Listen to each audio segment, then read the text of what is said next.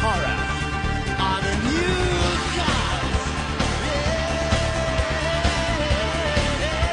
When times are comfortable, a place on you can score.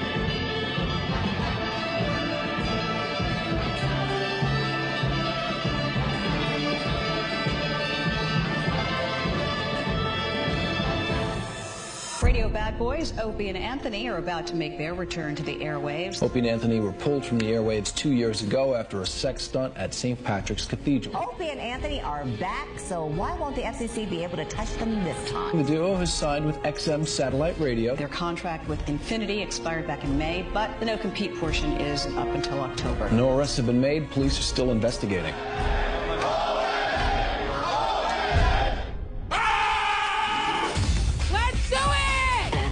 The blonde one, two so-called radio shock jocks. Our society needs borders, needs parameters. You dick!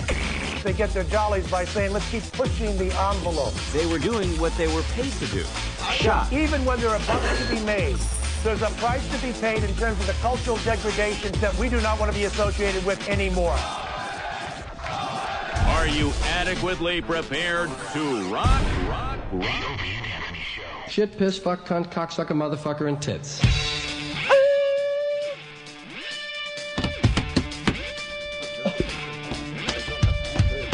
Bop, bop, bop. Everything seems to be working today. Really? That's a blanket statement to make this early in the program, Opie. Turn down the headphones a little bit, and I'm ready to broadcast. There we go. Welcome to the Opie and Anthony Show. This is the O&A virus spreading across America. It's getting so exciting. Every day, more people jumping aboard, Anthony, turning on their XM satellite radios. Welcome to you and yours for checking out the Opie and Anthony program. Welcome, brand new bunch of people who just got your XM radio and activated it. Brand new people every day, Opie. We are the true underdogs. We understand that. Mm-hmm. We were on top of the world 2 years ago doing afternoon radio in many, many cities across America. I remember that. And then we were yanked off the air. Yank. For a legal broadcast, by the way. Yeah. Oh, morally, it wasn't good. Oh, it was bad judgment. We understand that now. We learned. Some people were very upset. Very upset by our actions. And then our old company held us to our contracts, made us sit out for 2 years, took away everything we ever did, so we got to start from scratch. Brand new. Everything's got to be new. So we are the underdogs. We understand that. Mm-hmm. Eventually, hopefully sooner than later, this will be a well-oiled machine, Anthony. Well-oiled? Well-oiled? You don't like that? Well-oiled machine. A well-oiled machine, right. Oh, working out the bugs every day and adding bits every day. New faces and old faces dropping in the studio every day. We're slowly but surely building the new O&A show. And I can't be more excited than I am today.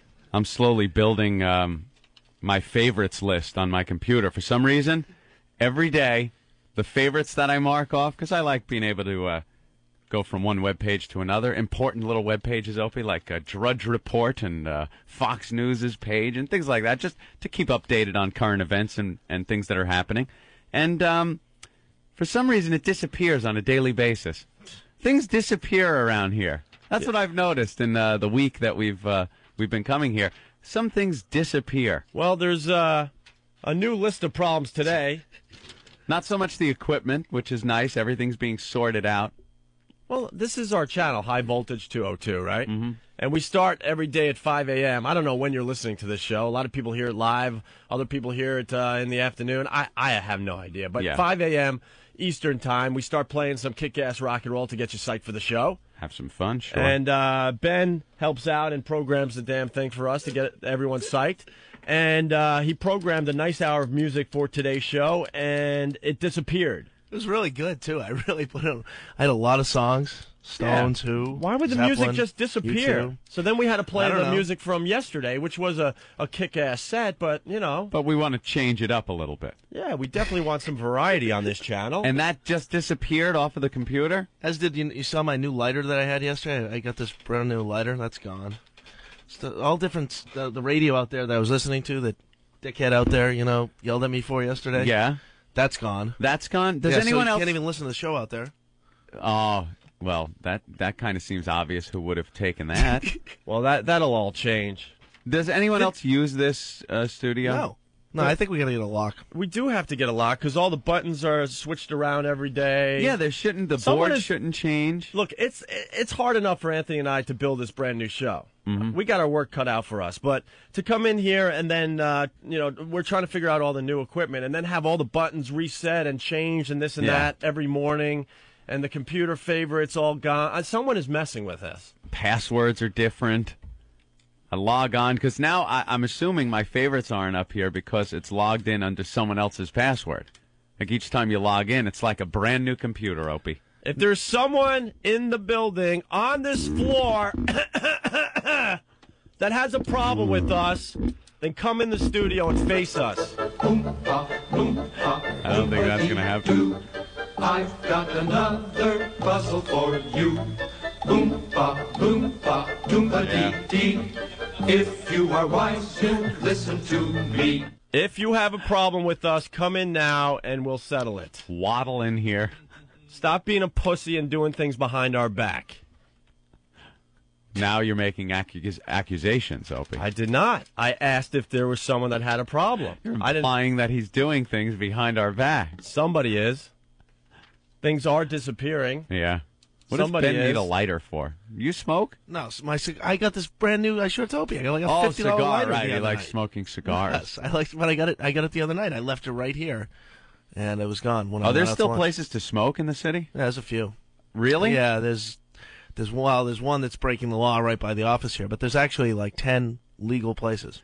I'm kind of, when Mayor Bloomberg here in New York City first came out with this smoking ban, Yeah. I was like, no, man, fight the power, man. If people want to smoke, they should be allowed to. Freedom, man. Now, I don't want anyone smoking anywhere.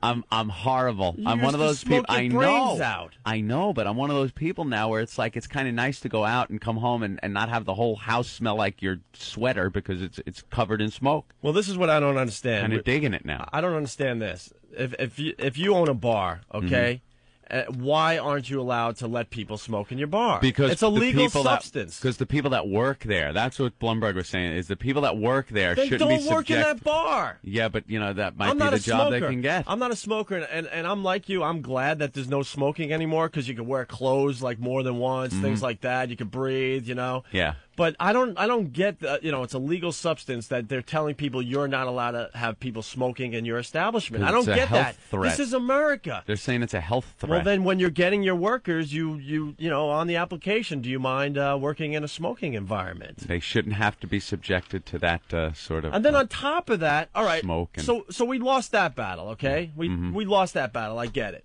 And I hate smokers and I hate smoking, but You hate smokers too? Well, yeah.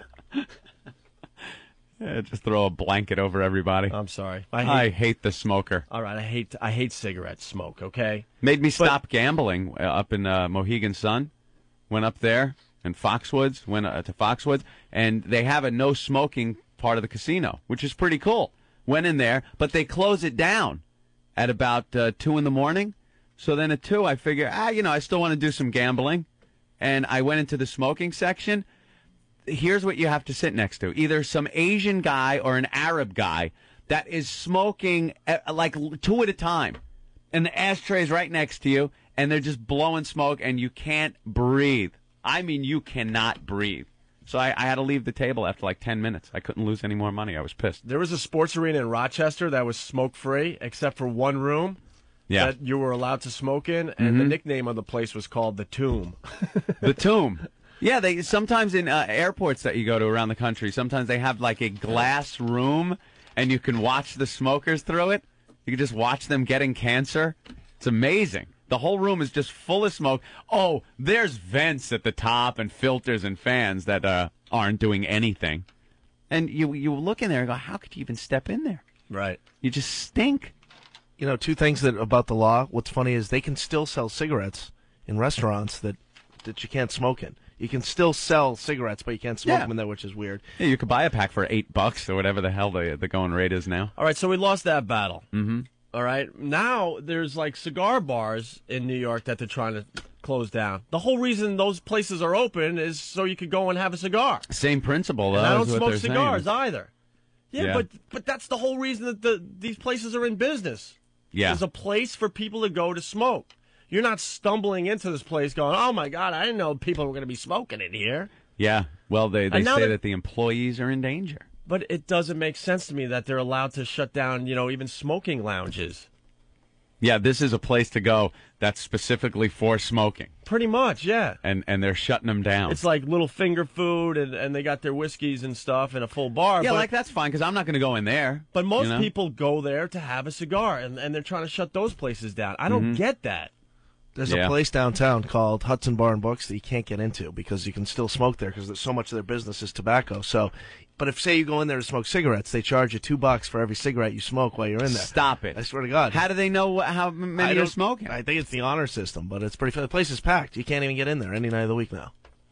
How do they charge you? Does somebody come up to you and say $2, or they give you a bill? There's a sign when you walk in, and then there's a sign at every table, and there's a sign at the bar and everything, yeah. Or if you bring in your own cigar, because they sell it all in there. I'm trying to figure out how they do it. I think it's the honor system, I mean, how do you keep track of everyone smoking cigarettes? I mean, people, Really? Them, yeah, especially in a crowded room. Wow, yeah. That's really weird. What's the justification of $2? I don't know. That's a good question. Is it costing them money for you to come in there and smoke? Well, because you're not buying the cigarettes there. God, that's hysterical. They should just allow smoking establishments. This is supposed to be America, land of the free. Oh, yeah. I'm sure they're allowed to smoke still in Iraq. Yeah. This is the Iraq land of... does seem to be a little more free than we are here, because you're not free to do a lot of things. That's really the selling point of America, has been for many years, is, hey, it's America, man. We're free to do whatever you want to do. It's a free country. Thank God we're free to do. And the truth of the matter is, you're really not free to do much of anything. No. You're free to adhere to all of the rules. That's what you're free to do. More rules every day. Every single day, there's more rules in this country. Every day, more rules. The second they notice that you're free to do something, they have to regulate it. I remember reading about a month ago, there's some kind of way to atomize booze, to make it like a mist, and you put this mask on and you breathe in the booze. I love that. It story. takes about 20 minutes to do a shot. You sit back. Now, 20 minutes to do a shot. I could do like 5 shots in 20 minutes. You're hanging out with your friends, drinking a few beers and stuff. So it takes 20 minutes to inhale this shot. And instead of going through your stomach, you're getting the effects like you would if you smoked something. It's a mister. It mists the booze. And immediately, well, we need regulations against this. This is horrible. No, why is it so bad? You're drinking it or ingesting it slower than you would if you were drinking it. Yeah, you're controlling your drinking. But everyone freaked out because it's alcohol and it's some new way to do it. So, well, no, we got to figure out a way. We got to see if this can still be picked up on the breathalyzer. We got to figure out if this is dangerous. We got to figure out if people need to be saved from this, if the kids are going to start using it. So we need regulation. You're really not free to do anything. Stop regulating. Yeah, You're please. driving us nuts. Are you free to, if you wanted to, on a whim, just go outside naked, outside your house, and sit on a lounge chair in the sun on your front property that you own with nothing on? A man can dream. You know something? You're absolutely not free to do that. No. You're free. Can you just go outside and in your backyard and start blasting off some rounds into a phone book in your backyard? No. You would get arrested. You can't discharge firearms within the city limits unless it's in a perfect spot. Let's go a little further. Are you free to take up arms against the government? Well, that's why we have that our old gag. right to bear arms open. Yeah, that's that old gag. Why don't you go outside right now and try to take up arms against the government and see what happens? Get a little militia together? Yeah, you and your cute little gun while they bring in the helicopters, you idiots. The Apaches and the tanks come after you. We need it because it's a deterrent to the government. Right, we need an armed society just in case we have to take the government out. Oh, really? You're going to use your deer rifle against a howitzer? Really? Do you have laser-guided missiles yet at your house? From my cold, dead hand. Oh, wait, I have Alzheimer's. From my cold, dead foot. Isn't that the saying? I forgot. Yeah, so you really, it's a great selling point for the country, and when the immigrants want to come over and become American, it's a great selling point. Hey, you're free to do everything. No. Slow down. Slow down, because you're really not free to do much of anything. Everything is regulated. Everything costs money. You can't just buy a car and start driving. In a free country, shouldn't you be able to take your money that you earned and buy a car and just jump in it and start driving? You should, but no. You need a license. You have to register it. You have to inspect it. It's got to, you got to adhere to all the rules on the road. And if you screw up, they could take all that away from you. I bet you in Iraq you could just find one of those old Toyotas and just start driving around. An old Datsun pickup with a machine gun in the back. You don't have to worry about registration. I'm driving, my friend. I'm driving. I am truly free, my friend. I'm driving. Insurance. You're free. Now, you Iraq. Think they got car insurance in Iraq? Iraq is a freer country right now than the United States of America. It's also like the Wild Wild West over there, but which was a great time in America too, from what I read. I think it was fun. You could just get your horse, You ride out west and pan for gold, Opie. And if somebody wanted your gold, they'd try to shoot you. And you shoot back at them, and if you kill them, you're out of danger for a day or two. There was a time, if you liked a piece of land, you just started living there. You would stake your claim. You know that river near your house? Try to, just build a house there on your own. Yeah. If you see a nice piece of property that you like right by your house, why not just lay down some walls and a roof on it and start living there and see what happens to you? Let's test this freedom thing today. Try that one out. Build a house on a nice piece of land by a river. Till the ground. And grow the corn. And screw going to Home Depot. Just start chopping down the trees and make your own log cabin. Call yourself Pa Ingalls. Right. And just build a soddy by the river. Hey, you could save a lot of money. Give it a try. See what happens in the land of the free. Take your buckboard into Sleepy Eye for some supplies and go back to the house you just built. Right. See what happens. See if there's someone waiting there for you. Hey, what happened? I just built my house by Plum Creek. I figured I'd live here. It's a nice plot of land. Yeah. It's a free country, isn't it? Oh, it sure is. It sure is. I think you'd have some marshals there. You think? Your goods would be out. And there'd be a big lock on the door of the house that you built. There's no real freedom like that in the way that, it was many, many years ago. They regulate everything. You're not free to do anything. You go to work. You have to go to work every day to live in this country. You can't not work and live in the United States of America. You can't not work? Have you walked around lately in the city? And look and see what it is. It's homeless people. They're dregs of society in this country. They're the outcasts, the people that you don't want around. You can't just do that. And you have to work. You got to pay your taxes. Right. That's not free. You make money and it's a 50% cut with the government. They're your partner. We're in it together, partner. That doesn't sound very free. I mean, of course people are going to say, well, look at the alternatives. Yeah, I don't want to live in Iraq. I don't want to live in a lot of countries that aren't free, but don't be delusional and think you live in this great free nation where you are free to do anything and pursue these dreams and hopes. No, you're really not. Food prices are out of control. Why don't you go collect your own food? Hunt for your own food. Why don't you give that a shot to see how free we really are? And what, you have to only be hungry during hunting season? Is that what it is? Yeah. No, I'm hungry. You know something? As you're driving down... I'm hungry right now, and I like bear for dinner. Right. I want a little tasty bear meat. I'm going to go out and get a bear today. You know something? I drive down the highways and byways of this great nation of ours, Opie, and a lot of times you'll see a deer on the side of the road.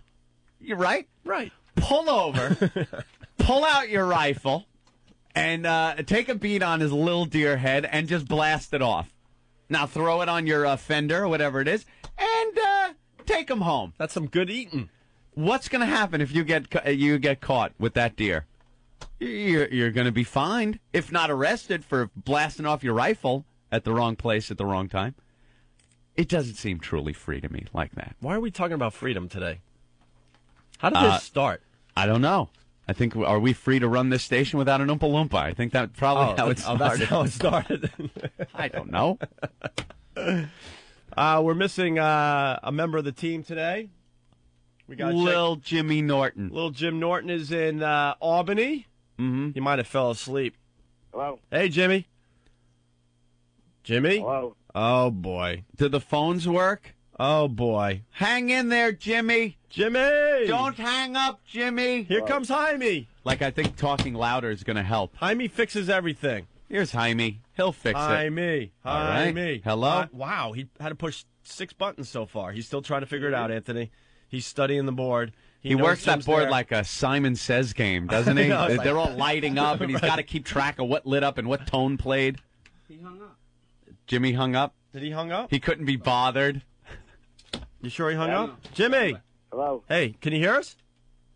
Oh, he's there. He's there. Hi, Jimmy. Hello? No? All right, here's today's problem. Are you screwing with us, Jimmy? Now, see, logically, this doesn't make sense. This goes back to what we were saying at the beginning of the show. Phones worked yesterday. Phones worked perfectly fine when we left the studio. Hello? Hello? Hello? Jimmy? Yeah, can you guys hear me? I can hear you. Yeah, what's wrong with you, man? We've been talking to you for like 5 minutes. I got clicked off. As soon as you said little Jimmy Norton's missing, it went to me. Yeah. See, I was saying hello, and there was nothing happening. Really? Yeah, we got you. Now, for some reason, we leave the studio, and when we're done with this show, everything is working fine. We've sorted out the bugs throughout the program of the day, and then when we come in the next morning, everything's screwed up again because somebody's fucking screwing with us. the board. Well, I think that if you want to solve the mystery, what you do is you go onto the computer and check the last sites visited, and if you see that one of them was Alcoholics Anonymous, you'll know it's Steve C., who's been sabotaging everything. That's not very nice. It's not. Look on the keyboard and see if there's a smidgen of chocolate. Maybe there's a little dab of chocolate, a little dollop. And if there is, go out and smack that 1970s vagina hair face and tell him to get on the elevator and ride it sideways and go home. Well, nobody needs him. He's here again at 5:30 in the morning just to cause us grief. Yeah. Hey, are you listening? Come into the studio right now. I want to slap your dandruff-ridden face, stupid. Oh, wow. Look at how brave you are from Albany. You could have said that in yesterday when he was 10 feet away from you. I was hoping he'd walk in and crack Ben for that. He really has it in for Ben. He does. Yeah, those two are going to go at it. So You're in Albany today, Jimmy? Yeah, I took the ride up last night. You want to talk about a smoke box? I was in Voss's pre-war Mercedes. My Mercedes. I think he bought that when Hitler was a union rep. He's the worst Jew ever. He is the worst. He has just turned completely against his people and everything they believe in and stand for. He's got tattoos, and as you know, that's not a thing that the Jews do. I believe it's not too kosher, Anthony. It's not kosher. He has tattoos, he drives a Mercedes, and he's dumb. Intellectually, he's a disgrace to Jews all over the world because they're typically very bright. And Voss is just... This is what he said to me last night in the car. He said that he was on stage at his last thing, and he said the audience kept applauding during his act. Applauding? They were applauding. They were applauding during my act. I was hungry after the act, so I went out and got some tortillas. Because all I had all day was a lean cuisine. What a moron. He pronounced silent L's. Yeah. You pronounce it silent L's. We're driving up and we're flipping around XM. I'm actually listening to a replay of the show, and we flip on the O'Reilly factor. Yeah. And Voss is not sometimes as dumb as people think. This is completely true. He goes, Bill O'Reilly leans to the right, doesn't he? Leans to the right. Leans to the right. That's a great assessment. Yeah, it's kind of the same way Christopher Reeve leans in one direction when you strap away to him and body check him. I wanted to bite his face. He really is stupid. Thank you, Captain Obvious. Oh, he leans to the right a little bit. And he was smoking the whole way up. He smokes in his vehicle like that, so you're in a gas chamber. I've never seen anyone smoke more than Rich Voss, by the way. Dude, he's just the worst human being. I mean, his fingernails are all messed up. How does he hold the cigarette with those little nubs he calls fingers? He dips his little fingers in glue and then maybe he should get some white gloves like the Oompa Loompa wear. He's got midget hands. He's got those hands like midget. You ever shake hands with a midget and it feels like you're shaking a muffin and some cocktail franks? It's just like that awful feeling in your hand. That's what Voss is like. He's got a midget hand. Little puffy muffin hand with those cocktail wieners sticking out of it. Because they don't bend properly, his fingers are straight like Hummel fingers. Yeah, they don't bend. They don't have regular finger joints. Ugh. And they certainly don't have any practice holding a pen or using a keyboard. To write new material? Awful, stiff little turtle feet fingers make me nauseous. Hey, a bunch of truckers said they're coming to see you tonight, Jimmy. Yeah, I'm in the Best Western. I hate it up here, but I mean the gig should be fun. Rich is out actually doing something right now, so I mean hopefully it'll be good. I'm just really tired. I was actually having a nightmare when you guys called. I was in the middle of some awful nightmare. Really? What was the nightmare? A room full of hookers and no money? No. What was the nightmare, that you actually had to work 5 days in a row for the Opie and Anthony show? Listen, I will be there with bells on Monday morning. No, actually, the nightmare was that Bob was talking to me, yeah, and I had just done a line and wanted to doze off but couldn't. I hate doing phoners. I really. No, you're good, bro. You're good. We'll pat you on the back. You're fine. You're all right. No, that's all right.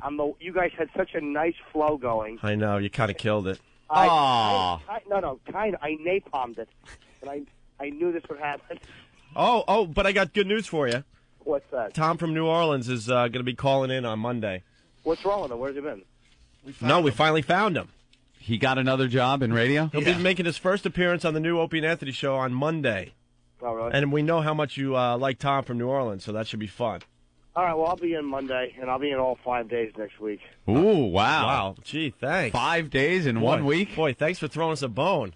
I'm going to do a whole... I'm in town most of the month. This is the only time I had to leave town was to do this gig. Look, Jim, we're just like you. I mean, our faithful listeners know Ant and I are probably the laziest guys in radio. Mm-hmm. Although we do put on a fine show. You certainly do. As soon as we build up enough material, we're taking that day off.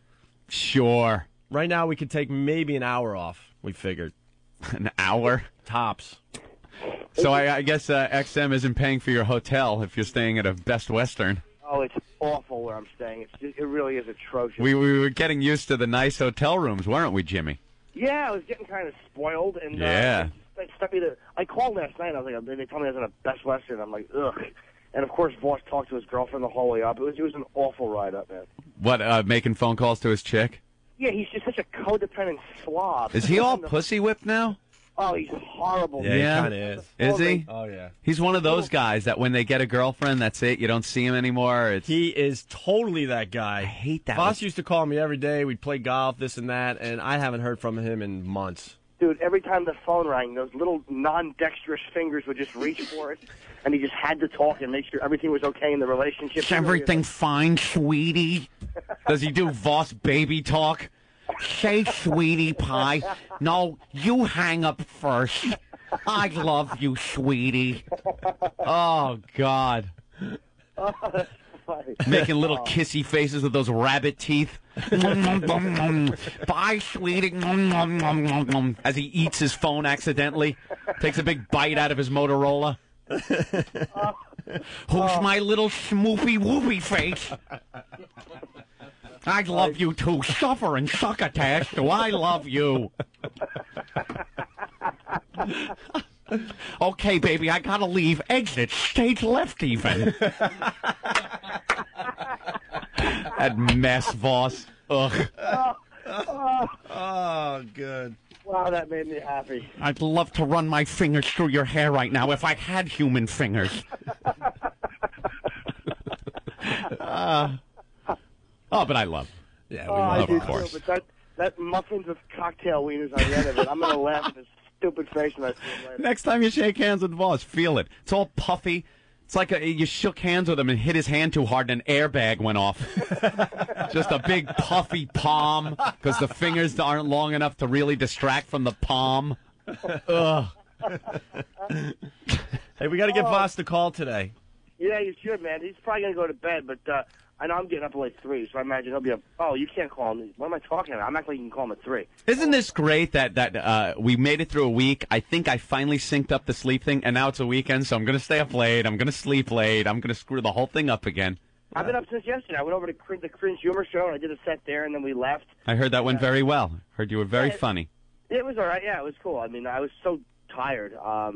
We just left, and we drove up here, and of course, it was just a miserable, awful ride. So I'm just going to go to bed and sleep for a few No hours. hookers for little Jimmy tonight? Dude, I didn't do anything last night. No prostitutes, no nothing. I just we stopped. We ate in a diner, some bad food. I ate in a restaurant. I bought an ice cream bar. Just a little fatso trying to put something in my stomach. No phone sex, no cyber sex. Dude, nothing. I didn't get any emails that indicated that was possible. So I checked my email, and you and I talked at like 5 something. You sure you don't have a fever? No, I feel okay. I thought I was nauseous. I was getting nauseous in the car. Oh, we got stopped by a cop last night because this XM car kit, which of course they forgot to send me. They sent me 2 radios, 2 units of everything, and no car kit. So I go and I buy one on my own, and we're on the way up, and I'm trying to install it, but I'm getting car sick putting it in because I can't even. Yeah, you can't look down as the car is rolling. Yeah, I'm horrendous. So I tell Voss to pull off, and he pulls off in this awful little road off the sawmill. And we're there, and a cop comes up because there's 2 creeps in a business parking lot. And I guess Voss is trying to show off on the phone with his girlfriend, so the cop walks over, And he's like, "Oh, can I see your license?" And the boss is like, "Why do I have to show you my license?" Oh, my God. What does he think? He's black? He really is awful. He spends too much time in the tanning bed. He's starting to think like this. Boss, don't be such a... Always confrontational with the police. He's never been like that. He's a worm with everybody. And I'm like, "What are you doing, dude?" And of course, the cop was finally okay with it. But he ran a check on us, and it was just very unpleasant. You know, I know why Voss would do something like that. He probably thinks he's so famous now from Last Comic Standing that everyone's going to recognize him? Everyone's going to recognize him, and the cop would go, "Oh, it's Rich Voss, and he's doing a bit with me. Don't put this in your act." Not only did the cop not recognize him, but the cop came over to me, and after he's like, "Where are you guys going?" So I tell him, "Palace Theater, Albany," a little plug. And I tell him that we're comedians. And he didn't care. He goes, "All right." He goes back to the car, and he comes out, and he gives us back our stuff. So Voss goes, "I'll bet you people at the station knew who I was." Oh, because they called in his license, and of course they must have heard Rich Voss over the radio. Yeah, and the whole department rallied around his innocence. Let him go. What are you doing, stopping that important man? He's a deluded sociopath, Voss.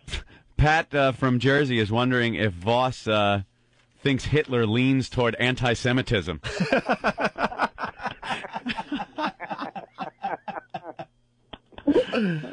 Very good, Bob. Well, my friend, we miss you today, Jimmy. Yeah, I really hated not coming in, but I'll see you guys Monday. We'll have a fine week. All right, well, have a good show in Albany. All right, thanks, boys. Maybe we'll wake you up later.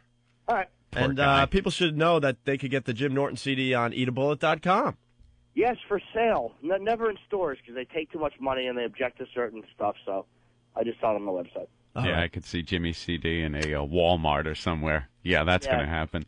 Yeah, could you just cover up, this or that, or just take that out? And it's like, why? My next album is going to be Repulsive too, so that should be my next album. Welcome to 1973. I'm tired, and I suck dicks on the phone. It's recorded in hi-fi. All right, Jimmy. All right, later, fellas. Thank you. Bye. There goes Norton. Put his album on the old Victrola. Voss. That would be a real treat, having to drive with him just smoking every 2 seconds in his 1973 Mercedes. Talks about his Mercedes like it's a brand new Mercedes, all nice. Dude, it's worse than that, because we went to Miami and we played the Doral during the hiatus, and that's where I broke my hand in a sand trap that he abused me about. But the guy, we rented a car, he smokes and talks on the phone at the same time and drives. With what? And doesn't pay attention to any directions. Is he a knee driver? Pretty much. Yeah. It is like his elbow, kind of like this. And it just must reek in there like cigarette smoke. And absolutely awful. All right, let's step aside. I was going to play something from one of our CDs, but what? Do we have time? I don't know. We're trying to make the breaks a little better. I have no idea what the schedule of this program is. I know what time I come in. I know what time I leave. Anything that transpires in between, not a clue. The beauty is we don't have to play commercials. Right. That is a beauty. Everyone else in commercial radio land, they're sitting through like a 20-minute commercial break right now. Mm-hmm. And we continue to talk. So we could play this. Sure. All right, we put out a CD called Demented World. The record company sucked. So not many people... Well, actually, we sold about 100,000 copies of this thing. Shyster from Restaurant Records, that the label that it's on. What a dick. We used to do signings for this thing where there'd be thousands of people up in Massachusetts. Thousands of people waiting online to buy the CD and have us sign it and hang out with us and stuff. And the shyster that ran this record company used to stand there by the table selling T-shirts that he had printed up. And posters. Demented World T-shirts and posters. And he'd be in a corner at the end of the appearance counting off these dollar bills, this huge stripper stack of dollar bills, and he'd be peeling them off, counting them, and we didn't see dime one out of that. No, we made no money off this thing. But I think me and Opie had to split a quarter per disc or something like that. Yeah. Split between the two of us. Yeah. And he was making all kinds of money, and he was still bitching. And then the second we complained about the fact that we weren't getting any money and he was selling all the T-shirts, he said, well, now that you're complaining on the air, I'm never going to pay you. I'm not going to pay you. This was after he didn't pay us. He didn't pay us anyway, but now at least a year and a half before that. But then he figured out a way to justify not paying us. Right. Ugh. We've had a bunch of dicks in our lives. It's one of those learning experiences that everyone has to go through, especially when you put out a CD, if you're a band or anything. You always get screwed that first disc you put out. The record company screws you, management screws you, and that was our learning experience, Demented World. We're very happy with it, very proud of it. When it first came out, especially a few years ago, 10 years ago, whatever it was. How old is that, man? It's 1997. Oh, my God. So if Infinity's listening, we did this material before we came to your company. That's Jeez. why we could play this. Did we do a Pearl Jam bit on it? We're trying to drag up all the stuff we did before we went to Infinity Broadcasting. Yeah. Because the paper said it yesterday. They're holding our archives hostage. Hostage. They got the O&A archives. Yeah, we can't play anything that we And they refuse to release it to the boys. So we could grab some earlier stuff. And we're trying to find some of the earlier stuff we did. But actually, this CD's great. Especially for people that are brand new to the O&A show, which there are a lot of Right. here on XM. We want to kind of give you a little taste of The where we CD came from. What ends we up did. on eBay every once in a while for like $100 a pop. I know. I found one up in upstate New York in Oneonta. I was in Oneonta and went to a mall there, and in the record store, there was a copy, so I picked it up. All right, so off our CD, Demented World, to make these breaks a little better until we figure it out in Washington, here's a track called Tourette's Whorehouse. Oh, yes. This is when you used to be able to do prank calls on the radio, matter of fact. Yeah, the good old days. Another thing you just can't do, even on satellite radio, I hear. Here's Tourette's Whorehouse. Good afternoon. Hi, the Nevada area, in about a week. I got your pleasure menu. Oh, could you hold on a minute?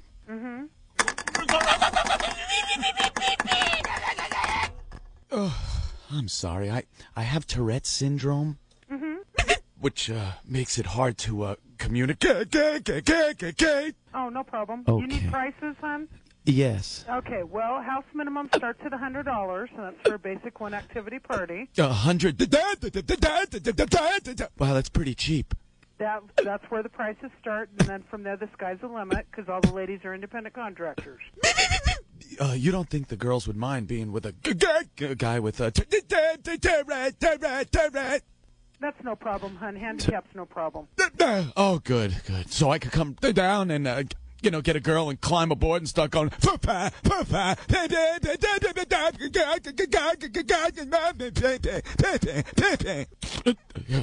Well, you have to come in and discuss that with the lady. Okay. So for $100, could I put my head between her? Could I do that? Yeah, I'm not allowed to discuss that on the phone. You have to discuss that with the lady, okay? I just want to warn you that when I get in the room and things get hot and heavy, I could get a little wild, when I get... Oh, is that okay? That's no problem, hon. Oh, do you take the MasterCard? Yes, we do. Could I bring a muzzle so I don't clamp down on anything I shouldn't? That's fine. Do you think a girl would mind if when I start she spanks me? You have to come in and discuss with the lady. Are they pretty women? Very pretty. This might sound worth your time, okay? This might sound like a strange request, but do you have any girls that aren't that attractive, babe? All of our ladies are very nice. I have jungle fever. You have any black girls? We have black ladies, we have Asian ladies, we have Oriental ladies. It just depends. I have to go now because I'm very busy. Do you have any? Do you have a dwarf? No, we don't. Not at this time. Because I saw a dwarf in a movie once, and it made me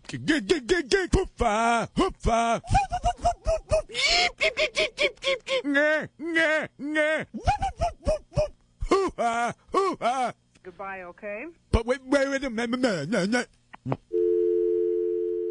Let's listen in on a show prep meeting in the Opie and Anthony laboratory.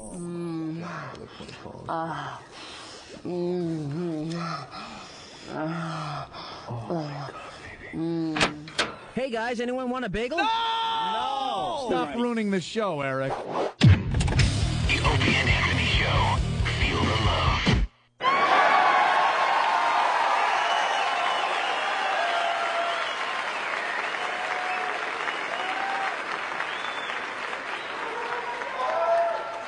Have you ever been in a serious social situation when you suddenly realize you have to pull the underwear out of the crack in your ass?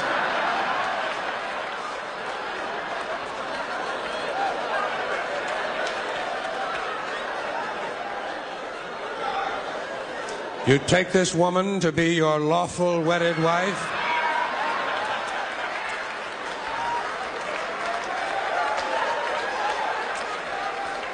Huh? Who, her? Oh, hell yeah. Well, it's one of life's little moments, isn't it? It's one of those little moments you have to deal with at the time. You've got to get in there and clear that thing out. You've got to rescue your underwear. There's a letter in your mailbox. That's right.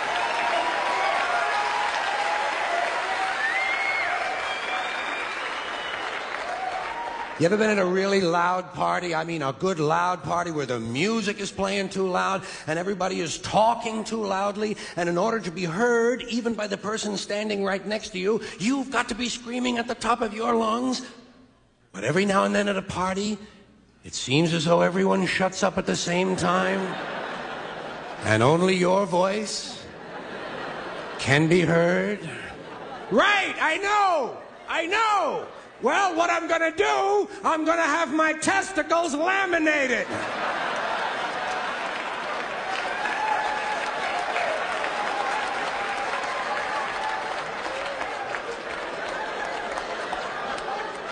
Life's little moments.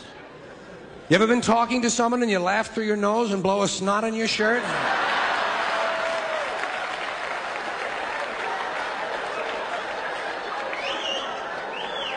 And you have to just kind of keep talking, you know, and make believe it's part of the design.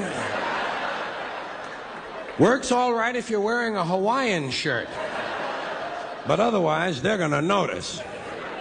Ed, you got a big snot on your shirt. Some guys are really cruel, you know. And some of these things are not even your fault. These little things that happen, you didn't cause the situation. A lot of times you're the victim. You walk into some situation and suddenly you're the one who's taking all the heat. Not your fault. Give you an example of the kind of thing I mean. Did you ever meet somebody and you go to shake the guy's hand and you suddenly realize he doesn't have a complete hand? And you got to make believe it feels great. Right? You can't go, ah! Ah! Ah! You can't do that. It's not even an option. You got to hang in there and say, hi. Hey, swell hand. Give me 3.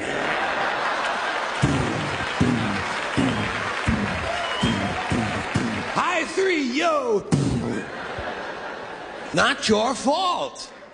You didn't cause that. You weren't even there when it happened to the guy. 6 monkeys at a turd throwing party. The Opie and Anthony Show.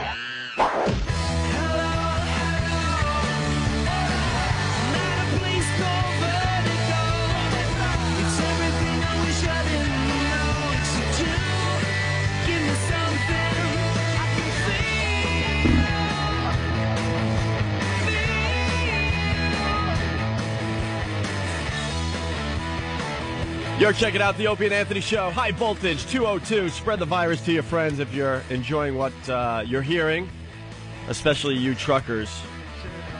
You're key to the spreading of the virus. We're getting email from nothing but truckers so far, Anthony. Yeah. Instant feedback. We got Kenny from Boston. I'm a smoker, and pretty soon I'm going to have to hide in a closet under a blanket to have a cigarette. I'm sick of this country telling me what's good for me and what I can't do. And what I can do, sorry. It's only a matter of time before we become mindless robots. And Chicago checking in, dead bent Opie, I want to shoot off my shotgun today. Oh. Get the rednecks shooting their guns. I know they have nothing but miles of nothingness around them. Who's going to care? Me? I want to wake my good-for-nothing neighbors up. Crinkle, crinkle. Yeah, we did that once. Shootouts. Yeah. You've heard of the shout-out. We like doing the shootout. Usually on those black radio stations. What, they have the shout-outs? Yeah, you call up and... Urban, Opie. It's called urban stations. Black people don't mind being called black. Really? They just don't like being called colored. Well, of course not. That's derogatory. Speaking of that, we have Earl making an appearance today. Earl's coming in? Yeah, he's actually up and awake. I'm in shock. Black Earl making his appearance on the Opie and Anthony show today. I'm coming in, and then we're going to go over to NEW. And go to work. Yeah, even though I got fired. He thinks he's being set up too, right? Oh, he's like, you're setting me up. I'm like, no, Earl, come on in, If you've ever seen the movie Office Space, Earl is like the guy with the stapler. The stapler? That's my stapler. Yeah. They pretty much fired Earl, but he comes into work anyway. He comes into work. He's so used to going over there to that station that he goes in every day and stays there for hours and hours. He used to work 50 hours a week. Mm-hmm. They cut him down to 10 hours a week. He still goes in for 50 hours a week. And they moved remember his cubicle was outside our old office? Yeah. And he had a lot of space back there. By the window, he had a window in his cubicle. They moved him to the old dump room.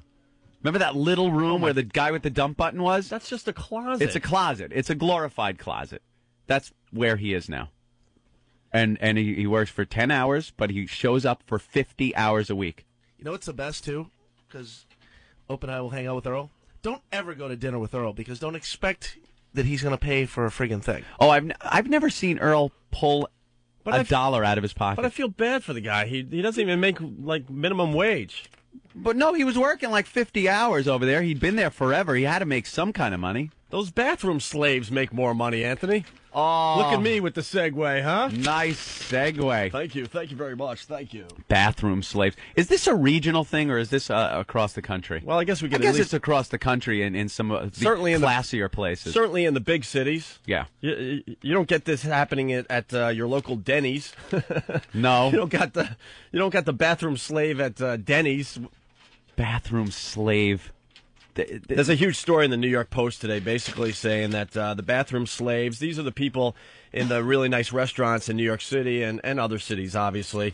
You know, when you have to go to the bathroom and, you're having that nice meal and you go downstairs or what have you and you walk in and there's the bathroom slave with the gum and the Tic Tacs and the mouthwash and the cologne and enough already. And it's not about, I don't care. Here's your $1, here's your $2, but it's not a convenience. No, it is not a convenience. It's almost extortion. It's almost extortion because you feel obligated. You feel like you're forced to give this guy $1 or you're the scumbag. If you just go in there, you take a leak, you want to just wash your hands and walk out, you're the scumbag. You didn't tip him $1 for standing there and watching you take a whiz. I know. First of all, I know how to wash my hands. Secondly, I haven't had to have somebody in the bathroom with me to help me out since my diapers came off last week. We don't need these guys. But I don't know who started that one? Who came up with the brilliant idea of standing in a bathroom, handing the people after they take a leak a paper towel, and expecting them to give you money? And that's the worst. You're at the urinal and you're taking your leak and you hear the faucet go on. Oh, and he gets the little paper towel ready for you. You're like, he's prepping it for you. You ever try to put your hands under the water he turns on and he like pushes you away to check the temperature first? Yeah. Oh, wait. Let me more hot water. I don't care if it's ice cold, it's boiling hot. Get out of my way. I don't wash my hands, okay? Yeah.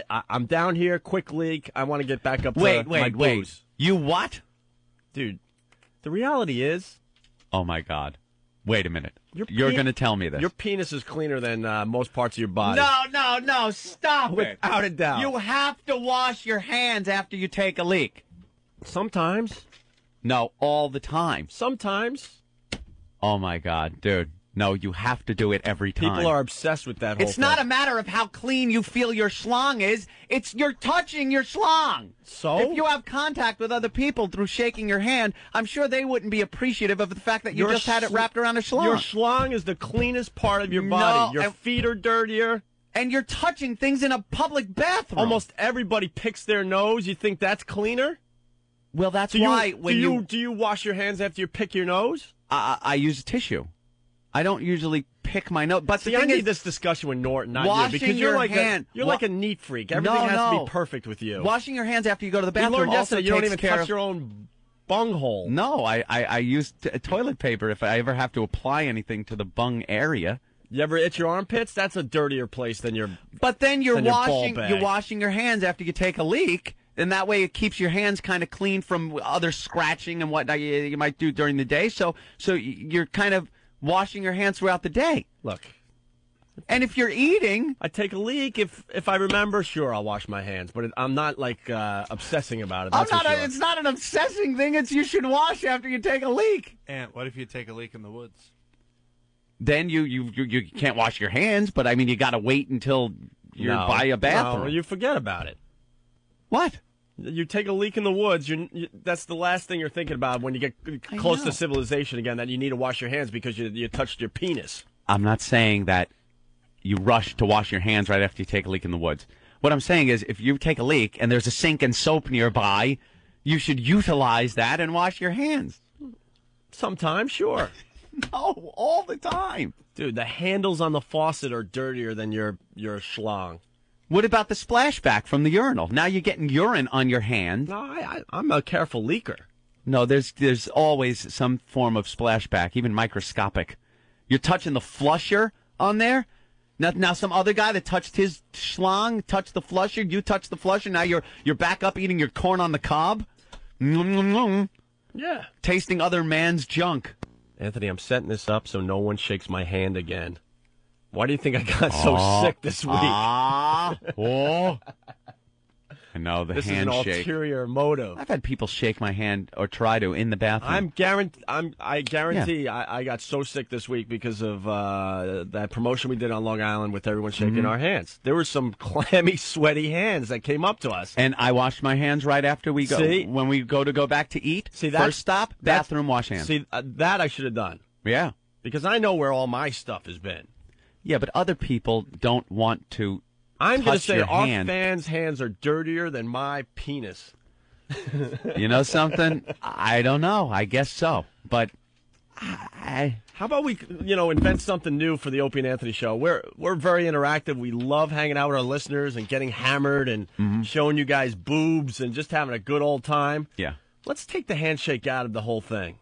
You want to do that? That whole fist thing I like. They bang the knuckle together Bang the thing? knuckle. That's kind of cool. Less contact. You don't have to feel the sweatiness of the other person. I don't mind shaking hands at an appearance or something because I'm not really doing anything. The two places I don't want hands shook, and people insist on doing this, is in the bathroom.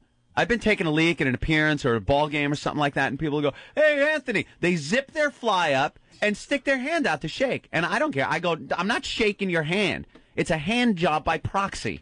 I don't want." The guy just had his member in his hand. I'm not going to touch it. Another time, no handshaking is when I'm eating. I'm eating like a sandwich or something. And someone will come up, "Hey, man, what's up?" and put their hand out. And I'll do the thing like, "Oh, my hands are all greasy from eating food. Hey, what's up?" and give them a wave. But the truth of the matter is, I don't want to then shake your hand that I don't know where it's been, wrap it around my sandwich now, and start eating whatever was in your hand by proxy. That's a blowjob by proxy. I've known you for 10 years. Yeah. I'm starting to think you're a germaphobe. I had no idea. There is a fine.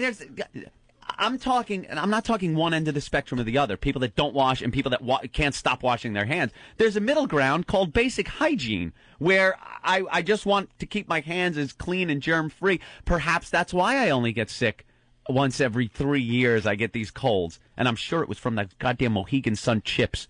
There was some Arab guy that was sniffling like he had the SARS. And the deal is pulling his chips off of his pile and giving them to me. Oh, did you say SARS? Oh. Nice segue. If we had our staff up to speed, we would be able to play Brother Joe's SARS song now. Well, they were out a little late last night, Opie. Did you say SARS? Out a little late last night. I love doing a radio show on delay. Well, we'll get to the SARS song from Brother Joe in a minute or two here when the guys wake up after they have their coffee. Dan in Cleveland, what's up, buddy? What's up, man? Hey. Hey, glad to hear you guys back here in Cleveland. Oh, cool. Anyways, I couldn't agree with you more, Ope. I mean, you take a leak, it's not like you got shit hanging off your cock. Oh, my God. There's too many people not washing their hands after they take leaks. Okay, it's an acceptable thing, all right? Wash your hands, you're out all night doing whatever. Yeah. But what's the like? You grab it, take a piss. What's the big deal? I mean, come on. It's not like you're sticking the other hand up your ass. It's not a big deal to you because it's your dick, you idiot. People don't want to touch your hand after it's had your dick in it. Don't be talking like, hey, man, it's not like I got shit hanging off my dick. It's your dick. I don't want to touch your hand that has been touching your dick. That's what it is. Of course you don't care. It's yours. All right. Thank you, Dad. That's it. Stink finger for everyone now. If I could touch my own butthole, I'd be giving everyone a stink finger, but I'm incapable. So you shouldn't be in shock. I'm telling you, if we took a poll today. Unfortunately, you're touching your pole and not washing. Most guys don't wash afterwards. That's why this whole bathroom slave attendant thing is ridiculous. And sometimes they intimidate people into not washing. Sometimes guys will take a leak and walk right out of the bathroom because they don't want to make eye contact with the guy that's shaking you down for $1 in the bathroom. Makes for dirtier people. That's why people are sick all the time. I question their motives in there. What other motives? I know their motive is $1. Why would you want to work in a men's bathroom? You think they want it for the view? I don't know, man. Perhaps if girls were in there? For the perks. Every job has its perks. Why don't they get some chicks in the men's bathroom? See, some hot girls that are handing this stuff out. They would get tipped like strippers. And then you could just turn around with your schlong hanging out. Hey, honey, how you doing? That's a great idea. I think there is a restaurant or bar in New York City that tried to do that. And they got shut down. Did they? Probably some more regulation. Oh, yeah, there's got to be some law on that. Some stupid, unnecessary law. Oh, yeah, what are we going to do about this? Turn around and say, hey, baby, what are we going to do about this? Let's go to Mark in How Queens. much for you to wash my schlong? Yeah. Hey, Mark, what's up? Hey, how you guys doing? You suck. Thank you, my friend. While I was on hold, I learned something. Opie prefers fisting. What? I didn't hear you. Opie prefers fisting. Fisting. Oh, you like the fisting instead of the shaking? Oh, yeah. hand. Okay. Yeah, that could get a little messy, fisting. That's funny, Mark. The knuckle bump. All right, thank you. You got anything else, sir? I went to this one restaurant with some friends out from London. They came to the city, and they went to the bathroom. They came running back, freaked out. It was like there's a guy just standing in there. Oh, they don't have that in England? Nope. I tried Jolly good. I tried explaining it to them. They refused to go to the bathroom. Should I wash your dick, sir? A little soap for your testes, sir? All right, so the story in the Post, we started this like 20 minutes ago. The bathroom slaves. Attendants got just $2 an hour at top eateries here in New York City. How much do waitresses make? Oh, who my also God. work off of tips? Hundreds. Right, they're working... they're working. Yeah, they make like a crappy money per hour. Oh yeah, but they live off tips. Same with these guys. Are these guys bitching that they're not being paid enough? Is that what I'm gathering from this article? Look, if the only job you could get is to be a bathroom slave, maybe perhaps you should have paid a little more attention in high school. First of all, I don't really feel too sorry for you. It says, talk about a job that stinks. Bathroom attendants at some swank city eateries take home less than $2 an hour in tips after paying for the privilege to clean up after patrons and dispense mints, a state study found. Anyone eat those mints? There's a company that... Bathroom mints. That's great. That's what I want to be. There's fecal matter floating around. No, they're all wrapped. Those are fine. Oh, it's the right. mints after you eat sushi or at a Chinese restaurant. Yeah, they're all wrapped, but people have been putting their hands in there, grabbing them after not washing their hands and touching their schlongs. So there's a company that sends all these people, the bathroom slaves, to all these restaurants. Yeah. Okay? They don't do that on their own. There's a company that hires you and go, okay, you're going to hang out at this toilet. You know what the company's called here in New York? Royal Flush. Ho, ho. You need a wacky horn. Oh, yeah, wacky horn. I don't have my bell either here. We don't have any of this stuff. They took everything away from us, and we're slowly building the Opie and Anthony show. Damn. The company does not pay an hourly wage and charges attendants 25 to 30% of their tips just to get in the bathroom door. Well, sorry. So all the tips that we give these people, Yeah. then the big boss comes in. You give them $1, they get a quarter. Yeah. The house gets a quarter. Yeah, exactly. There you go. They'd look pretty stupid standing out on a sidewalk with mints and towels, waiting to dry your hands on a sidewalk. They got to pay the establishment. That's where the bathroom is. Felicia staffed the ladies' bathroom at Tavern on the Green for 3 years, typically working 6 days a week to bring home $1,000 a month. Oh, $1,000 a month? I thought you were going to say a week. Up. $1,000 a month. Well, Time look to at get a what new you job. do. It's time to get a new job, maybe an education.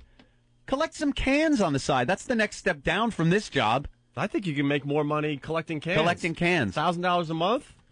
Do the math. You can definitely make more collecting the cans. This is the dumbest cause I've ever seen.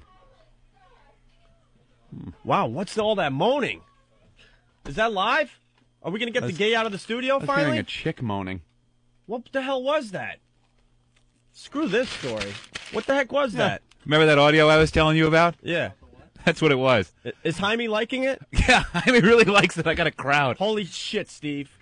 Your mic is so loud. Sorry. Now it's loud again? All right, now it isn't. Ben, when does the staff wake up? 7:30 maybe? I don't know. Eric's running on nothing. Okay. Well, he had to go to the comedy show last night. Oh, that was real important. Let's go to a comedy show on the first week of the radio show. What time did the comedy show let out? Eric, what time did the comedy show let out? What? Look at him, huh? What time did the Dude, comedy he's show totally let out of it. 1 o'clock in the morning. 1 o'clock. And then what time did you have to get up to come here? What time did you have to get up to come here, Eric? No. I came here right from there. He came right here from the Oh, my, he's shot. He is shot. But he went out to dinner with Big Kev here. They went out for Chinese food somewhere downtown. To what time? So when was the last time he slept? He doesn't sleep. He's the low man on the totem pole. He's making a great impression so far. Speaking of which, we love the gang of cringe humor, but we got more important things. I would have loved to have gone to that show. Dude, But, you know, I'm showing I had responsibility. I would love to stay out all night and party. You kidding me? That's right. I need a goddamn drink at this point. I did It's an been Opie. a week of stress.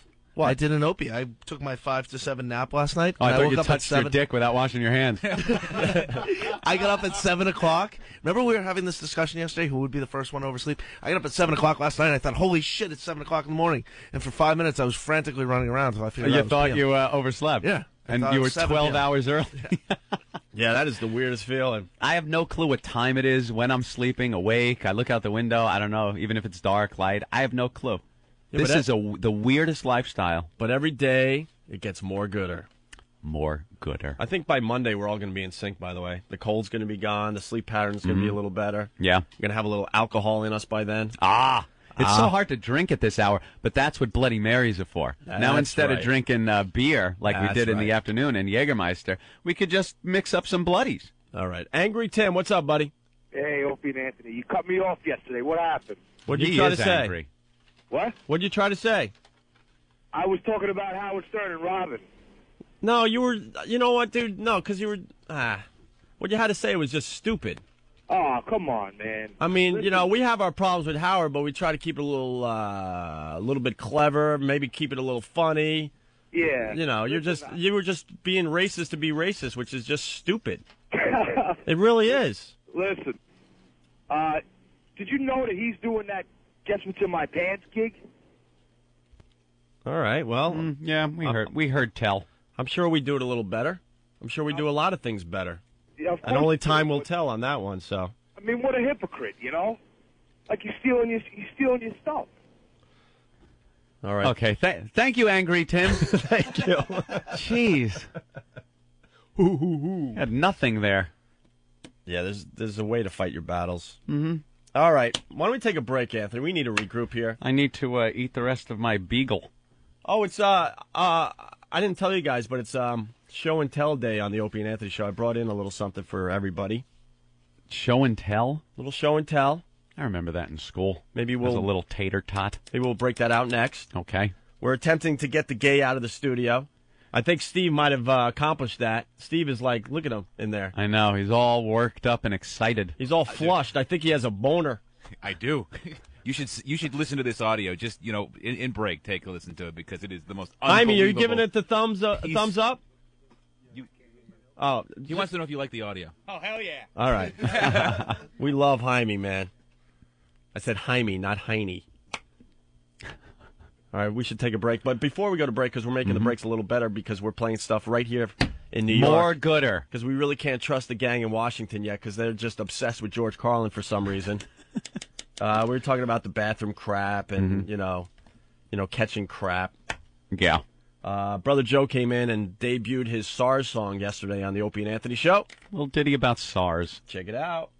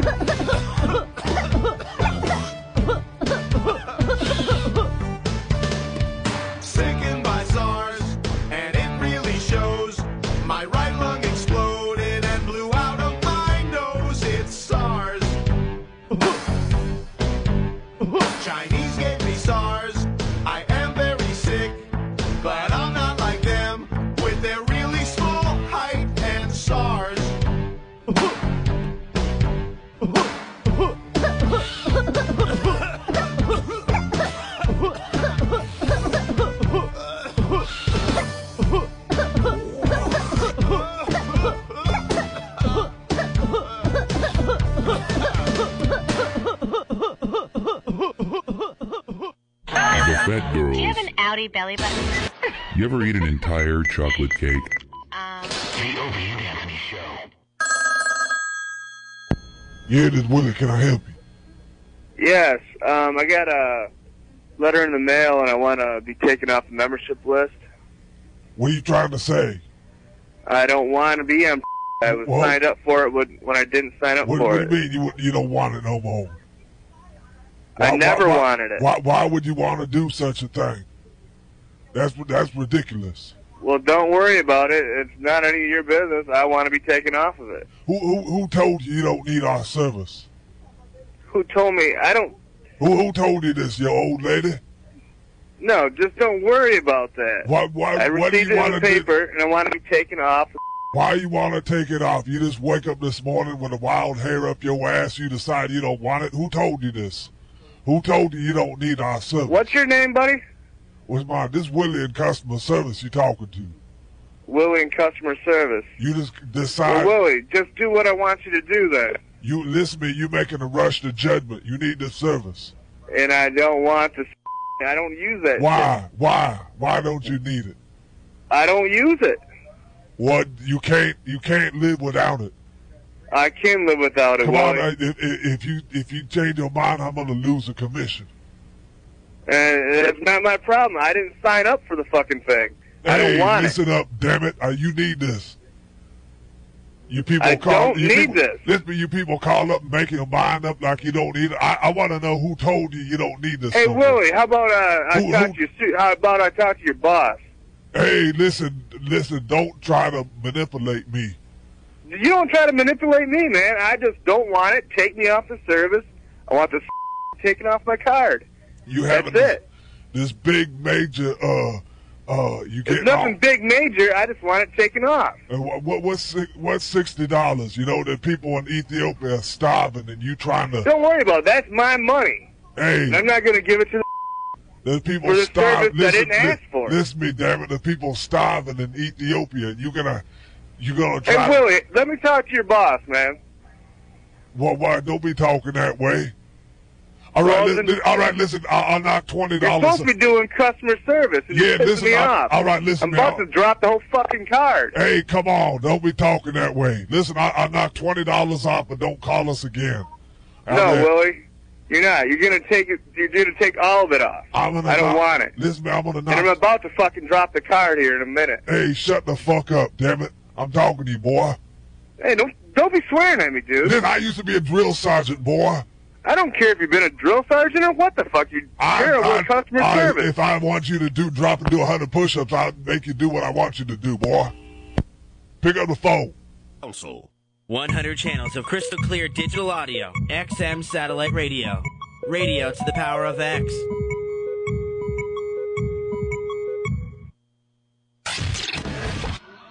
Did you just put a firecracker in my vagina? I just wanted to see what would happen. No. Get it out. Come on. What's the big deal? It'll be fun. Are you fucking crazy? What are you doing with that lighter? I'm coming closer. If you blow up my pussy, I'm gonna bludgeon you. Oh, stop. Relax. I'm just screwing around. Ow! Oh, my God. I'm so sorry. The Opie and Anthony Show. Everybody say, when you hear that call, you got to get it underway. Word up. It's the code word. No matter what you say, you know that you'll be heard. That's Korn. That's a great version of that song. It's the Opie and Anthony Show. We like to call it the O&A virus, spreading slowly but surely across America. Exactly.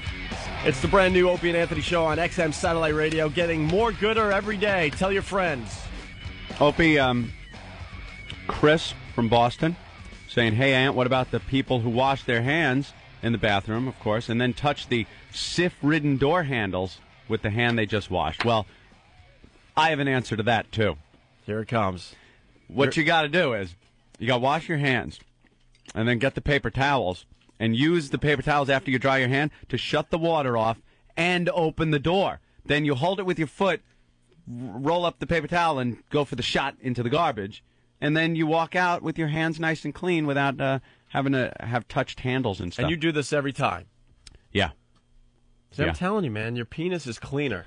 When you're in the restaurant, someone goes, did you enjoy your meal? Let's say it's the hostess or whatever, and they shake your hand or whatever. And then you open the door out of the restaurant. Yeah. That's dirtier than your own junk, man. It's the same thing. No, it's not. And you're just talking. You're talking from a.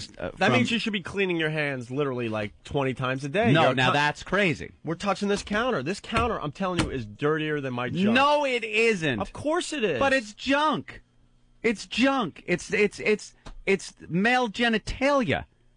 That's something you don't want to be touching. Perhaps technically it's cleaner if you took a lab swab and did all testing. I don't know about you, but I touch my junk all the time.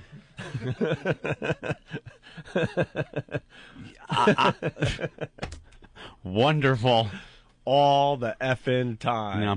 There's a way to get in and out of the bathroom, clean your hands, and get back to what you were doing without having touched everything. Too many things you have to do, though. Too many steps involved. So do you wash your hands before you go to the bathroom? No. So maybe you can get the bathroom slave to wash your dick afterwards. That's what I'm saying. They should have the girls in there so they could give you that little rub with some soap. Because then your dick's got to be dirty. Let's say hi to Nebraska. Todd, what's up, buddy? Hey, how's it going, you guys? Thought I'd try you guys out. Just heard the commercials on XM and signed you guys up. Oh, nice. Cool, man. What's up in Nebraska? Foggy right now. I'm driving on the road, truck driver. And oh, he's a truck driver. Here. Yeah, Foggy, where are you heading to? Going to Council Bluffs, Iowa to pick up a load of beef. No one cares. Pick up a load of beef, Opie. He's picking up a load of beef. Picking up a load of beef. All right. Are you a good buddy? No, I'm not one of those kind of good buddies. I was just testing you. In the old days, Opie, in the 70s, he'd have said, yeah, that's right, good buddy. But not anymore. We're learning things every day. I like this. It's like gay used to mean happy. Used to mean happy. You'd hear it on the, Flintstones theme song, We'll Have a Gay Old Time. You watch old Honeymooners episodes and they're saying, oh, be happy, be gay. means something different now, just like good buddy. Good buddy. All right, there. Keep her between the ditches, Todd. All righty. And if you like what you hear, and tell the fellow truck drivers, all right? I sure will. All right. You're key to spreading the virus. Yes. I'm convinced of that because we're getting tons of email from truckers so far. Oh, he's gone. Oh, what were I you wanted gonna to say? hear his horn. No, we wanted to hear guns today. Yeah, gunfire. If you're home or even in your vehicle, and you have your firearm with you, you have any type of gun, we want to hear it. We want to hear you blast off a round on the air, like Ted Nugent. Yeah. Oh, we got to get Teddy on the show soon. If you're in L.A., you could fire it off holding it sideways. Buck. Oh, Jesus! Put that away. Put that away. I was ready to grab it. Master Poe, we have a break in security in here. Had his junk in his hand without even washing it. Wow. Look at that. Nice. He comes right in. No, he's okay. He's all right. But we just want to make sure you're on top of things. I'm so Look at Master Poe's I'm so face. glad you frisked him on the way in today. Thank you. Master Poe rules, man. Wow, did you see the look Master I Poe know. gave? He came screaming in here. I like that. He's never met Earl, so what if we have him really give Earl like a thorough, like Give him the business? Oh, full body cavity search? Yeah, Earl doesn't get XM satellite radio, right? No, he doesn't. All right, have this is what we're gonna do. When Earl comes in here, Yeah. we're gonna go. Earl, look, it's procedure. It's an XM thing. We got Master Poe. He's got to check you out. Make sure you're cool. I'm sorry. Frisk him, do Yeah. like everything. Yeah, Ask definitely. him questions. All right. Look in his eye. Give him that intimidating look like you're looking for him to trip up. Give him the look he just gave Keith. That's Yeah. what I want to see again because that Can I was interrogate him? scary. Yes, you can on the air, right? All right, we'll give it a shot. We'll see what happens. Yeah, we'll send Kev out there with a cell phone or something. Keither the cop is in here today. Keither. Wow. Yeah, against the wall. Have him put Earl against the wall, frisk him, and then turn him around, look right in his eyes, and start asking him questions. I want them answered immediately. All right, Joshua from North Dakota. Hey, guys, I'm a big fan of yours. I was wondering if you were going to get Stephen Lynch on the show. I heard him on the show a long time ago and would like to hear it on the new show. Yes, Stephen Lynch is still a friend. And I think he's coming in next week, right, Ben? Either Tuesday or Wednesday. He's going to make his first appearance on the new Opie and Anthony show next week. Cool. He's got a DVD out called Live at the El Rey. And he thanks us on the DVD, Anthony. How about that? And he quotes me. Using my real name, Greg Hughes, a.k.a. Opie of the Doesn't Opie and say Anthony Greg Show. Opie Hughes? On WNEW Radio. As told to the New York Times, I said, Stephen Lynch, he's radio gold when you do a show like ours. To have someone like him is a rarity. Ooh. You want to hear one of his Nice songs? quote. We could seg into one of his songs real fast. But, Sure. but we'll come back. We won't take a break. Unless Are we running late on break, Steve? No, we're good. We're Or- good. And we're going to get the gay out, right? Oh, yeah. Are you almost ready with that? Oh, it's ready. Ooh. Nice. Should we spread out all this delicious radio, or should we... All this scrumptiddly-icious radio? If you want to take a quick 4 minute, Or should we just pile it on? Like a big tray. You slide down the cafeteria, they just ladle on a bunch of crap on the plate, or do you pick at it But one if at we a time? pile it on, then everyone's going to expect this every day. Should we Oh, just, no, Should we don't. just spread it out slowly? Yeah, we should spread it out a little. All right, yeah. Coming up, though, we're going to get the gay out. And there's gay people calling us. Listen, we don't mind the gay, trust me. What happened, though, we started this new show at XM Satellite Radio, and there was a major gay overtone. And we're all about variety here. Yes. We'll get dirty. We'll make you think. We'll make you laugh. We'll make you think dirty. We'll make you cry at times. We like to balance everything out. Make you cry. We're just like bridges of Madison County. That's right. We are Clint Eastwood topless. As he's taking his shower. That was the downfall of Clint right there, man. Right there. With his baloney tits. Washing up by the well. And what's her name? It was Who Meryl the actress? Streep, right? Meryl Streep is looking out the window. Dude, I got at this ancient Clint washing his body that looks like it's got doilies hanging off of it. And she starts touching herself. That was the last chick flick I've ever gone to. That was the last one. You saw it in the movies. Yeah, you had to go. It was one of Hey, those man. obligations. A guy has to go to the chick flick with his chick. I'm willing to admit it. I was a pussy early on in any relationship. Every guy's a pussy. They will do things that down the road they're not going to do. Last chick flick I went to was what was that one called? Love Letter. Oh, Who was in that one? I don't even know. I can't remember. Oh, it was awful. Was that another Tom Hanks movie with stupid Meg Ryan? No. Tom Selleck. Tom Selleck was in it. How do you know, Steve? It's on HBO every 5 minutes. Is it? What an awful chick flick, horrible movie. And that was when I was still married, so, I felt like I had to go. Ugh. Yeah. And I did. Didn't save me any money. Bridges of Madison County, I just sat there with all the other guys, all the other wimps, and we all had our arms folded like this is the biggest piece of crap movie I've ever seen in my life. They ought to just open up a bar. Who's believing that Clint Eastwood is hot with his baloney tits as he's showering off outside, and Meryl Streep is getting all wet inside, taking a peek from the second-story window? Can I put my film in your refrigerator?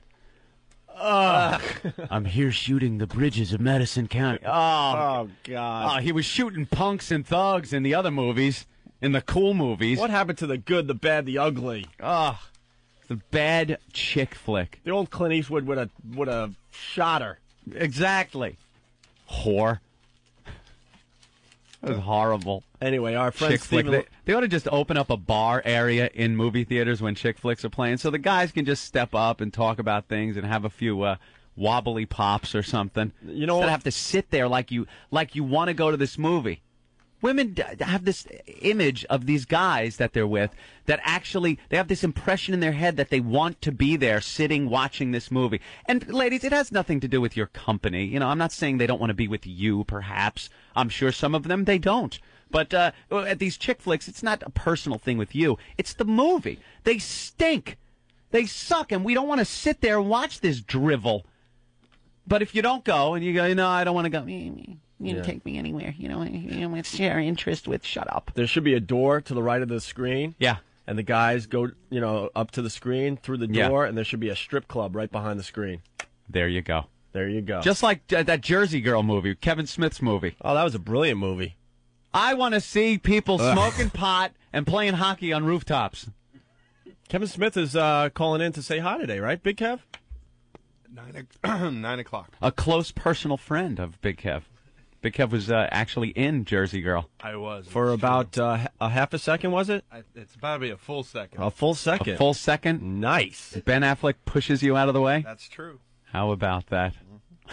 I didn't know we were hanging out with greatness today. Couldn't be in, Dogma. I couldn't be in one of the classics. I had couldn't be in Clerks. Couldn't be in Clerks. Failure. Picking out a video or something in the background. Yeah. You had to be the guy that gets pushed out of the way in the worst movie ever made. I wasn't in Bridges of Madison Couldn't County. be in the flying car. All right, so Stephen Lynch has this new DVD out. He's coming in next week. We're really excited. He's got new songs and all that. And any bowling tunes on that? No, he blew off the bowling song. He did? Yeah, but this DVD is great. There's a lot of Stephen Lynch classics and a lot of new material. Here's a song when I was just kind of quantum leaping all over the country. Yes. At one point, I started following Stephen Lynch on tour. Stalking him? I caught up with him in L.A. and then at the House of Blues on Sunset, and then he's Did you ever hear "Burning Down the House of Blues" by George Carlin? It's a great bit. We ought to play it. To everyone that just turned on their XM satellite radios, they're not getting it, but everyone else did. So there screw you go. 'em. But so I catch up with him at the House of Blues, and then he's like, "Dude, we're going to Vegas. Why don't you come?" So I did the road trip to Vegas, and nice. Did the tour with Lynch, and he's got a new song called Craig. Yeah, I want to play it off his new DVD, Live at the El Rey. Okay, mm-hmm. It's a little noisy. There's a little noise in the background, so don't be bitching about it. When the music kicks in, you won't even hear it. So shut up. It'll be just fine. Here's Stephen Lynch, Craig. So I was thumbing through my Bible recently, as I am wont to do, and I came across a passage about a guy in the Bible I'd never heard of before, and I was intrigued by this. In all my years and years of Bible study, I had never come across this gentleman, and he seemed to me relatively unknown to the public at large. And I thought, this is a guy I could write a song about, because not only is he kind of unknown, but he was kind of relatable in a way. He really was. He was like an everyman. He was the kind of guy you would hang out with in everyday life. So I wanted to write a song about him. And the best part is that he's related to someone else in the Bible, so you can kind of put him into context a little bit. So we're going to try out this song for you tonight. It goes like this.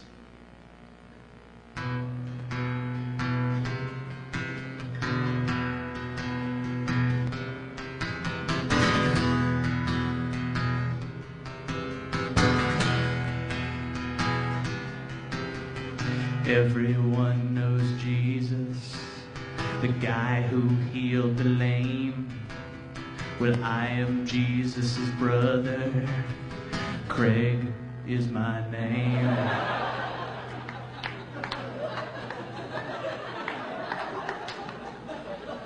Jesus is the Prince of Peace. Jesus is the Lamb. Jesus is the Son of God, but Craig don't give a damn. Because when Craig's inside, we'll party all damn night. I don't turn water into wine, but into cold Coors Light. I'm not my brother, I know, don't walk on H2O, but I got hydroponic shit that me and Judas grow. I'm fucking Craig. I'm fucking Craig. Yeah, I'm fucking Craig. Craig Christ.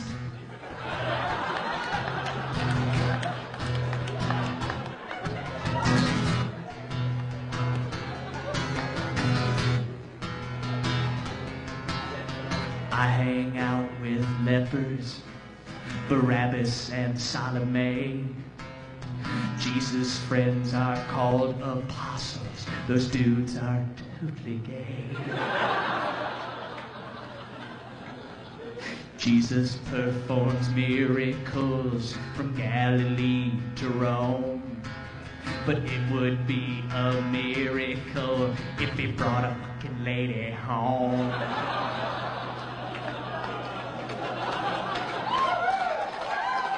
Because while Jesus is praying, fucking Craig is laying. Every lady in the testament, you know what I'm saying. I won't die for your sin like my famous kin. But if you got a little sister, then there's room at this inn. I'm fucking Craig. Yeah, I'm fucking Craig.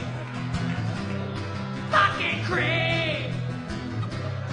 Craig Christ.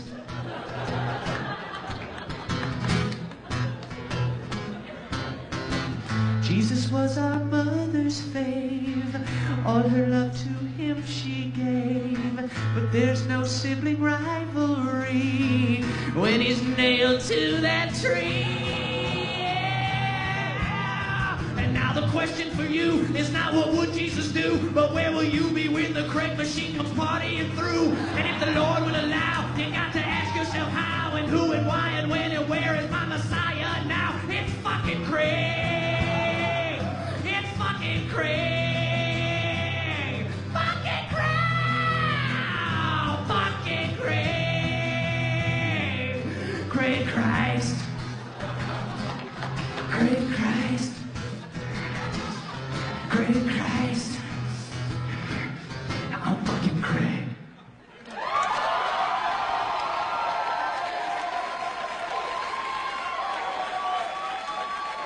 The Opie and Anthony Show. Socks first, then shoes. The Opie and Anthony Show. And here, as long as we're talking about theme restaurants, I got a proposition for you. I think if white people are going to burn down black churches, then black people ought to burn down the House of Blues. Huh? What a fucking disgrace that place is. The House of Blues. They ought to call it the House of Lame White Motherfuckers. Inauthentic, low-frequency, single-digit, lame white motherfuckers. Especially these male movie stars who think they're blues artists. You ever see these guys? Don't you just want to puke in your soup when one of these fat, balding, overweight, overaged, out-of-shape, middle-aged male movie stars with sunglasses jumps on stage and starts blowing into a harmonica? It's a fucking sacrilege. In the first place, white people got no business playing the blues ever, at all, under any circumstances, ever, ever, ever. What the fuck do white people have to be blue about? Banana Republic ran out of khakis? Huh? The espresso machine is jammed? Hootie and the Blowfish are breaking up?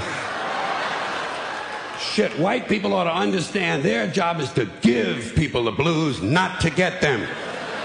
And certainly not to sing or play them. Tell you a little secret about the blues. It's not enough to know which notes to play. You got to know why they need to be played. And another thing, I don't think white people should be trying to dance like blacks. Stop that! Stick to your faggoty polkas and waltzes. And that repulsive country line dancing shit that you do. And be yourself, be proud, be white, be lame, and get the fuck off the dance floor. Now, I thank you. Hi, this is Tom Torbjornsen with America's Car Show Tip of the Day on XM Radio. Wayne from Fort Wayne, Indiana writes, I own an 87 Ford Mustang GT.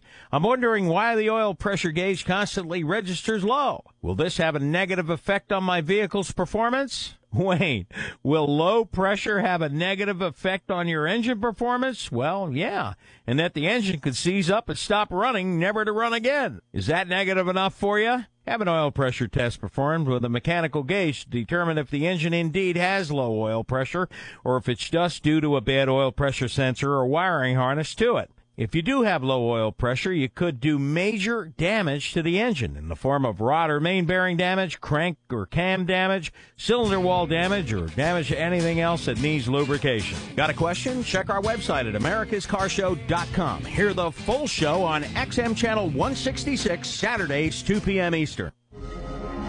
Spirit is invisible. It is soundless.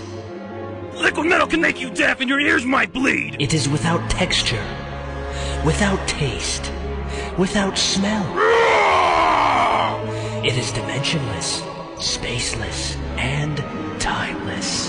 Channel 42! Ow, my throat hurts. Liquid Metal, one of 100 channels on XM Satellite Radio. XM 46. Moments after the Jimi Hendrix Experience reduced the stage to ashes at the Monterey Pop Festival in 1967, it was clear Jimmy's incendiary guitar playing had finally converted the American audience to his electric vision. Jimmy first took up the guitar in his early teens, religiously jamming to blues heroes Muddy Waters and Robert Johnson. The Jimi Hendrix Experience. Top tracks, XM 46. Drunk girls walking into traffic is funny. Wandered into traffic and bounced off the hood of a fucking bus. I can see my house from here. The Opie and Anthony Show.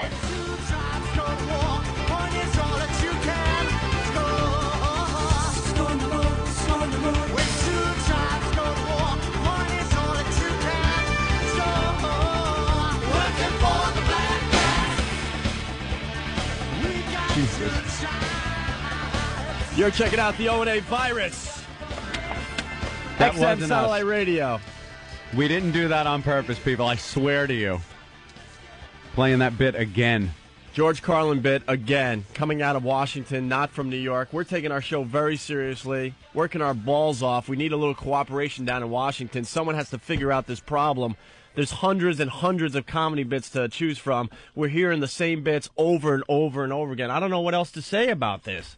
Kevin Straley, help us! I can understand if it was, the same Stacker 2 ad or something, time and time again. Right, but if we got a sponsor like a Budweiser would be nice, Yeah. and then Budweiser, wants to run their commercials, that's cool. then you hear that every time, and that's fine because it's a commercial. But if we have the option of playing different stuff, what a coincidence that one popped up after we were just goofing on the fact that that had been played so many times. We're getting our shit together up here in New York. Yeah. We're almost ready to really take this to the next level, but we need help in Washington. Yeah, those spots are a little repetitive. You got a FedEx box? FedEx box. It's our first FedEx to the show. Yeah, we actually got it. I heard who's handling the mail. Oh my We're gonna God, change that too. dude! Guess who handles the mail? Who? It's not even Eddie. No. Who? That's your cue, Steve. Wake the fuck up! He's got to go through like 1,800 steps to do it. They got to get it on my machine over here. I thought they got it on your machine. No, not that one. The growing pains of the new Opie and Anthony show. Ow. It is driving me nuts. Yeah. So, anyways, well, at least remember we had Eddie at the last place.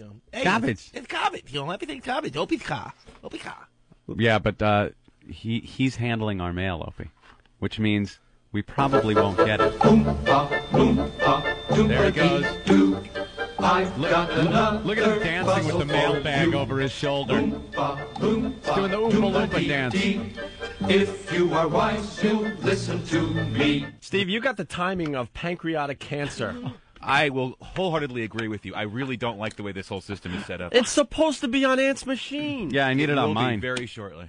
Mine. I hope you guys get a lot of sleep this weekend. I do too. So anyways, so we got it. Actually, Poe intercepted it, so at least we know we got it. Intercepted it. Yeah. Oh yeah! What is it? With the world. What is it? Oh, nice. Our new copy of Century Sex that we were talking about the other day on the show. Oh. Introducing Rose Agree. My name is Rose. Oh, God. Let me see that. To everyone that just turned on their XM satellite radio to our channel, yeah, we were talking about this. Was a classic video that we had at the old place that we would show to people. Yeah. It helped us bond with, like, guests that we weren't really feeling, you know what I mean? Yeah. It put us all on the same page. And that was another thing we weren't allowed to take from our office when we were showing the door. But now we got that. It says, who else but Loretta could bring you a show like this? 100-year-old pussy isn't something you find every day. Yeah, it's nothing you want either. I do believe they're lying, though. She doesn't look a day over 85. I would say she's in her, 90s. She's got those sunk-in corpse eyes. A body like E.T. Ouch. With those bony crypt keeper fingers. And, yeah, her body, everything has just gone south. Gravity over the course of the years has just pulled everything south. Look at I actually have that on DVD, and there's bonus material. Bonus material? I left it on the what, do they put her today, on the rotisserie in the bonus material? Next week I'll bring in the bonus material. They do an interview with her? Is that the way they want you to buy another version of the DVD? A director's cut? A director's cut with Does it have commentary? director's commentary? Here's where the old bag's getting hammered up the dumper. We had a hard time with this one. Look at her here. Look at this picture. She's making a face like, meh, like Edward G. Robinson. Meh, see? Meh. Oh, wow. Yeah, rail me. I like what she's getting it from behind there. Her udders are almost hitting the floor. Hitting the bed. She is. Hey, Steve, quite the looker. You think you could get a cut of this on foundrymusic.com or opieandanthony.com so we could share with our trucker friends? A very limited cut. We have to be very careful what we put up without restrictions. Well, you know what? You don't even have to put the vitals getting I can violated. put the actual box cover on, but I'll go through it. I haven't watched it in a while. Get a clip where it's showing her maybe from the waist up. Actually, she's getting pounded. Can you put the back cover up on the website? Yeah, probably. Because that'll take care of all your needs. All your needs, like you need that. All right. Add this to our pile of stuff that we're slowly getting back, Ben. Our first smut movie for The Office. How lovely. Hey, when's The Office going to be done? Remember when Ben said tomorrow? It was supposed to be done Thursday. Yeah. And I got in trouble for using someone else's desk by Shorty out there yesterday, so. No, I don't know when our office is going to be done. I don't know. I think that is really low priority. Yeah, this is where I've been the office. But we don't even really have a phone in here, so you got to, use cell phones to make calls to try and get. I like the office because, that's where I play my computer games and look at Century Sex. Right, and we can hang out and get imagine Century Sex on the nice big widescreen plasma television. Nice. Yeah. Let's say hi to Kevin. What's up, Kevin? Whoop. Kevin. Hey, what's going on? Hey, buddy, man. Hang on one second. No problem. We're just doing a radio show here. We'll hold on for as long as you need. Hey, let's christen the wiffle ball bat today. Christen the wiffle ball bat? Hell yeah. How are we going to do that? I got my chick. She's over. She's at her house. She's probably sleeping, but she said she'd do it. I thought her last night. Get out of here. Yeah. Is she in New York? I'm on the other side of the George Washington, Jersey. Ooh, you get her in here pronto. You think you guys could come in? Yeah. All right, hold on, all right? Hold on the line. We might christen the new wiffle ball bat today? Give that guy all the info he needs to get him and his chick here. Of course, Master Poe's going to have to frisk them. He's got his metal detector he's trying out on somebody out there right now. Is that what that sound was? Yeah. Someone's sporting some metal. This guy is saying that he's hearing the show in England. Paul, what's up? Hey, guys, how are you? Are you really calling from England? Yes, sir, I am. I had a little trouble with your screener. Apparently he wasn't understanding how it happened, but... How did you get the XM satellite in England? I had it registered in Staten Island. I was there a few years ago. Yeah. And I had it registered there, and I brought it with me overseas from the States, and it continued to work. And then I registered for your show online, and that's how I got it. Continues to work. Don't ask me how, but it does. I guess you're getting some kind of atmospheric skip off of the satellite signal. Jaime is saying this is impossible. It can only work over the United States and Canada, right? Not even Canada, supposedly. Our tech guys are saying this is impossible. I can't, I'm not a tech guy, so I can't explain it to you. I don't understand how that works. How can we prove this? I don't know. Can we hear the show in the background? Yeah, sure. If only an ambulance would drive by him. If it went dee-doo, dee-doo, dee-doo, dee-doo, we would know he was in England. Either that or a Bobby coming by, I could hear. We can't prove that you're in England, though. That's the problem. Because if he was able to get the phone number off of the radio, then he would be listening to the show. Well, we could call him back and see what number he gives us. Oh, yeah. what? I'm smart. Maybe we can call you back. And I'm going to give you guys my number, too, right? Yeah. Why would I do such a thing like that? See, now that's the first red flag that's popping up. He doesn't want to give us his phone number. I would want to give you gentlemen my phone number anyway. All right, Paul. Well, enjoy the show, okay? Enjoy the show in England. Oh, no problem. I appreciate it. Thanks, guys, for taking my call. On the new Opie and Anthony show, we spend less time with boring phone calls. Less time equals more gooder. That's right. So is Martha Stewart going to jail today? Finally? Jail. Stop it. Will she quit her complaining and just shut the F up? Do your time like a man. You got caught. You did something that a lot of people do. You took the pinch like a man. You didn't rat. She's whining and crying in the papers every day and on TV. Woe is me. She's going pretty much to a country club for what, 3 or 4 months, 5 months maybe? Yeah. No, I think it's like 3 months. It's like 3 months in it's not a prison. This isn't Oz she's going to. She's not going to have Schillinger tattooing a swastika on her ass and then banging her. Huh! You know, this is one of those country clubs. They go there. She's probably going to, and I know it's going to happen, she's going to be in charge of some kind of class on cooking and putting together baskets with flowers. And she'll get time off for good behavior because of that, and she'll probably serve a month and a half of her time because she's such a good human being.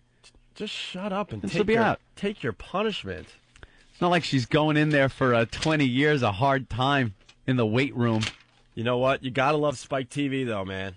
One of my favorite channels on TV. Spike TV Tribute. Chicks in Chains. Oh! In honor of Martha Stewart's first night in prison, Spike TV is broadcasting a marathon of Babes Behind Bars flicks. Nice.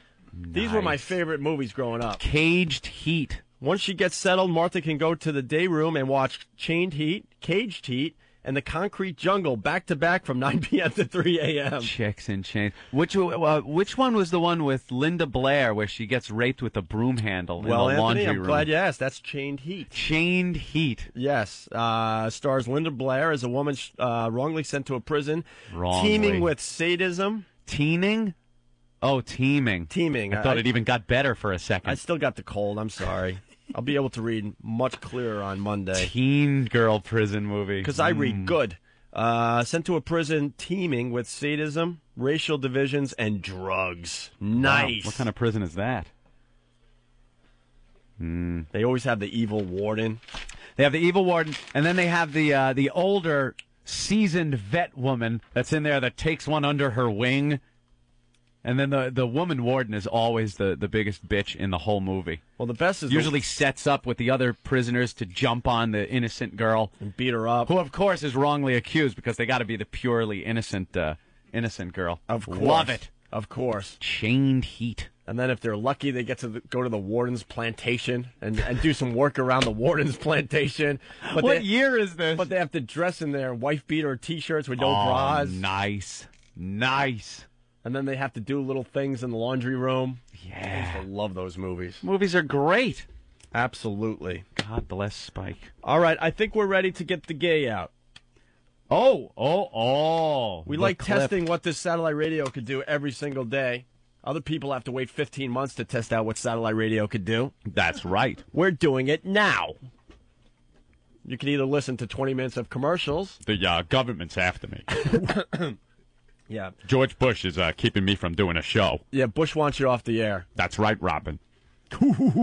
How much of an ass do you have to be to be? Hold on, bro. I'm making a good point. What Sorry. happened there, Steve? Sorry, I thought I was in queue. Ben, these are your guys. You got to wake them up. They need to learn how to sleep. Wake them up.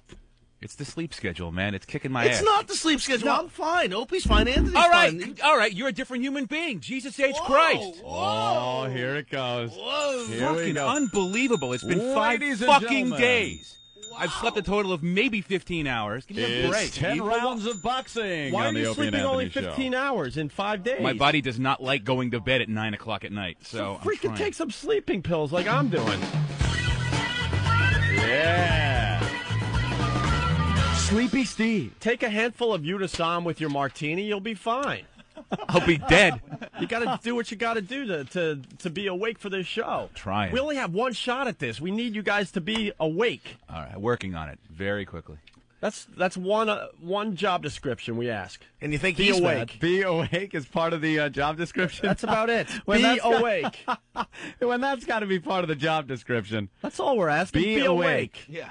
And Eric's out at comedy shows till When God a knows mirror when. is held up to your mouth, fog it. And Sex Bagel is so confident in what he's doing for our show that he stays out to 1 a.m. to check out a comedy show. You know, that comedy show last night, it was Cringe Humor. We love those guys. Yeah. The website's cringehumor.net, right? Hello? Yes. Watch the delay. Can they hear me? Oh That my is not God. why I went to the comedy show last night. Yeah, you had to go. Twins. So Why did you have to go to the hand out wow cringehumor.net stickers. comedy show? Because one, I was trying to build content for the weekend because we got the rights to broadcast the show for High Voltage and XM Comedy. Plus, I was trying to do stuff incorporated with Sonny Fox and XM Comedy to try to do a synergy thing to cross-promote. He's yelling at you. So go work for Sonny Fox.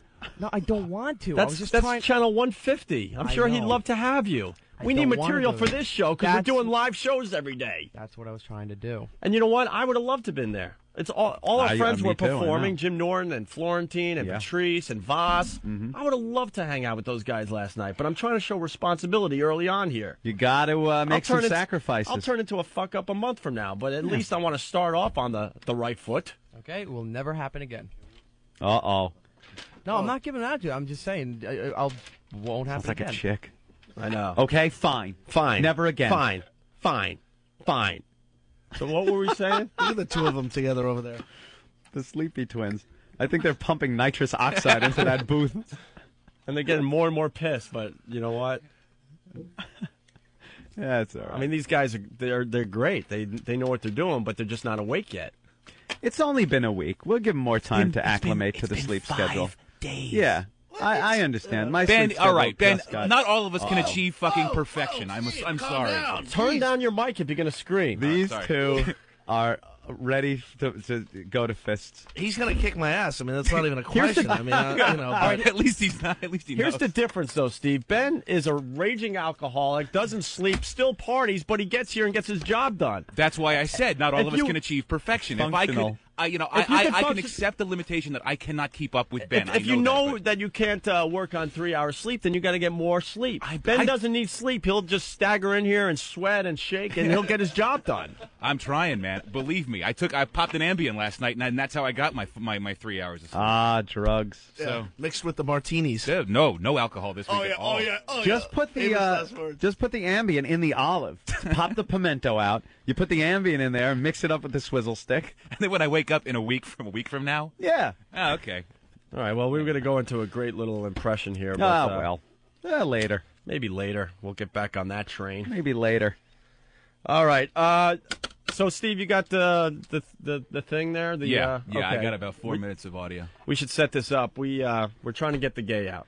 Yeah, the past few days we've been talking a lot about guys, and some sexual conversation has come up, and it usually turns into the gay zone. Yeah, we don't mind our good buddies out there, but we want chicks. We want chicks in the studio. We want the sounds of chicks. That's what this satellite radio is all about. Girls. Oh, we're clever and intelligent, but no one cares about that crap. Bring on the girls. We'll give you a taste of that from time to time, but it's all about moaning. Right. Something you just can't do on regular radio anymore. No, not allowed. And other jocks, very excited to be able to do that in 15 months. We get to do it now. Now. While they play their commercials. Now. Right? Now. And supposedly that girl's coming in to do the wiffle ball bat challenge. Did she get? You got her. You got her the address here and everything. Yeah. Yeah, no. Nodding really works on radio. No, I know. Well, not usually an indication of a positive response if you ask a Do we have question. lube? Do we have lubricant for that? We might have to. I don't know what that is. It looks like hand lotion. I don't think girls like hand lotion being put down there. Luckily, here in New York, there are places that are open 24 hours to carry that just stuff. grab some KY or something. Yeah. All right, and we got the rubbers. Where are all the condoms? Condoms. We got the plastic. There's gloves. a big box of them. They were. Yeah, I know. They're We're probably gonna in the office. That was the first present someone that sent us. Mm-hmm. All How right, so cool would it why don't be? we set this up because we've just been babbling like idiots for the last 20 minutes. Steve, what's this? What is this audio? This is audio that one of our fans sent to me.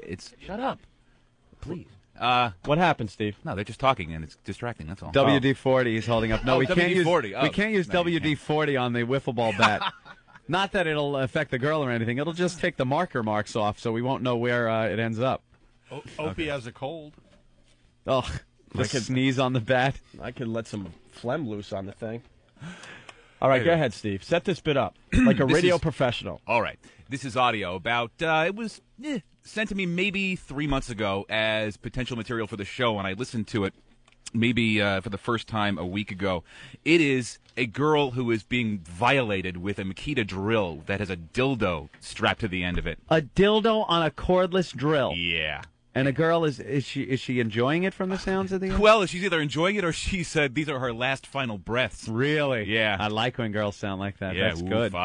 Very, very nice. Very good. All right. This is what satellite radio is all about, right here. Because you can't do it on regular radio. All right, let's take a listen to this. Oh, God. Yeah, I want the drill. Oh, please. Should I turn it on? Yeah. Oh, God. Oh, God, I want the whole thing. Oh, my God. Oh, fuck. Oh, God, I'm going to kill me with it. Oh, my God, I'm going to kill me with it. Oh, my God. Oh, my God. Oh, fuck. Oh, God. Oh, my God. Oh, I'm a filthy hypocrite. Oh, God, don't stop. Oh, my God. What did I just do to you? Treating me like a whore. How'd I do that? By using the drill on me. Yeah? Yeah. Oh, God, yeah. Oh, fuck yeah. Oh, fuck me with it. Oh, yeah. Oh, my God. Oh, my God. Oh, fuck me. Oh, my God. Yeah. Oh, fuck yeah. Oh, yeah. Oh, fuck. Fuck yeah. Oh, God. Oh, my God. I think you are. Oh, my God. Don't stop treating me like a whore. Please. You know what you are? Oh, my God, yes. Oh, God. Oh, yeah. Fuck. Oh, please. Please fuck me. Please fuck me. Oh, my God. Oh, my God. I think you're done for today. No, please. No. Please, just a little more. Just a drill on me a little more. The drill? Yeah, just a little more. After you don't like the drill? No, I want the drill. Please. Yeah. Only one orgasm? Oh, yeah. You promise? Uh-huh, I promise. Oh, God. Tell me when to turn it on. Oh, God, turn it on, please. How fast? Full. Oh, fuck! Oh, God! Yes! Oh, that's it! Please don't stop! Oh, my God! Oh, fuck yeah! Oh, my God! I'm filthy with... Oh, my God! Oh, my God, yeah! Oh, God, don't stop! Don't stop! Oh,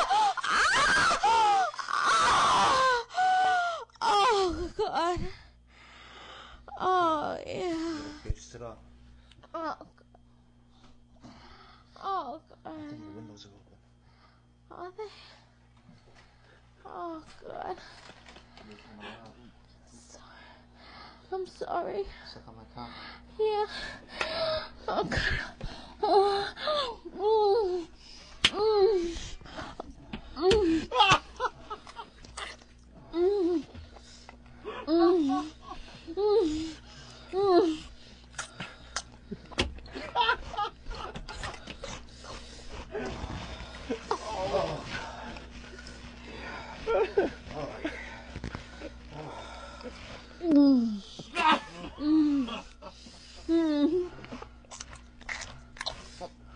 Come on my face.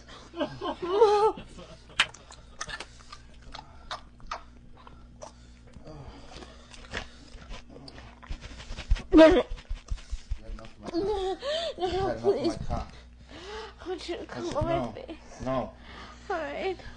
Holy S! Is this legal? Studio is clean. I think we just got the gay out. Oh my God! Holy S!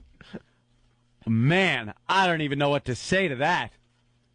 You shouldn't Wow. be able to broadcast that. No, I am offended. I'm on the side of the FCC. I'm calling we the need FCC. to be stopped. Wow. Geez, somebody's asking if they used a regular drill bit on that drill. I am stupefied. But everyone's happy again. Look, everyone has smiles on their faces in here now. Oh, my God. Jared from Boston, today I learned that my mother thinks the drill bit is very inappropriate, even for my age, and I'm 23.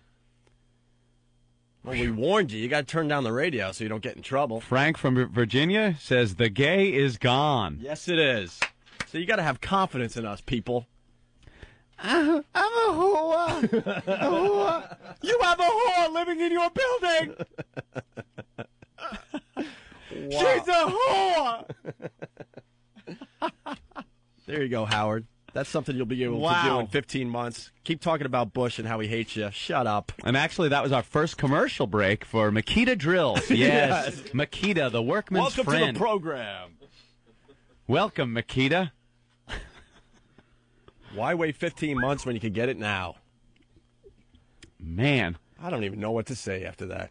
All they needed was a little duct tape over her mouth, is what someone's saying here. But no, that was something. She was loud. Jeremy. Screaming. What's up, Jeremy? How you guys doing? I tried the same thing with the Makita bandsaw, ended completely different. Yeah, I'm sure. Saw her leg off. All right. All right, boys. Catch you later. Thanks, Jeremy. Let's go to David in Oklahoma. What's up, David? Not much. You guys rock, man. I'm going to have to go home and go buy a drill now so I can call up my wife. That was awesome. Can you imagine all the people that decide to wait to turn on their XM satellite radios for this weekend? Whew. You got to be kidding.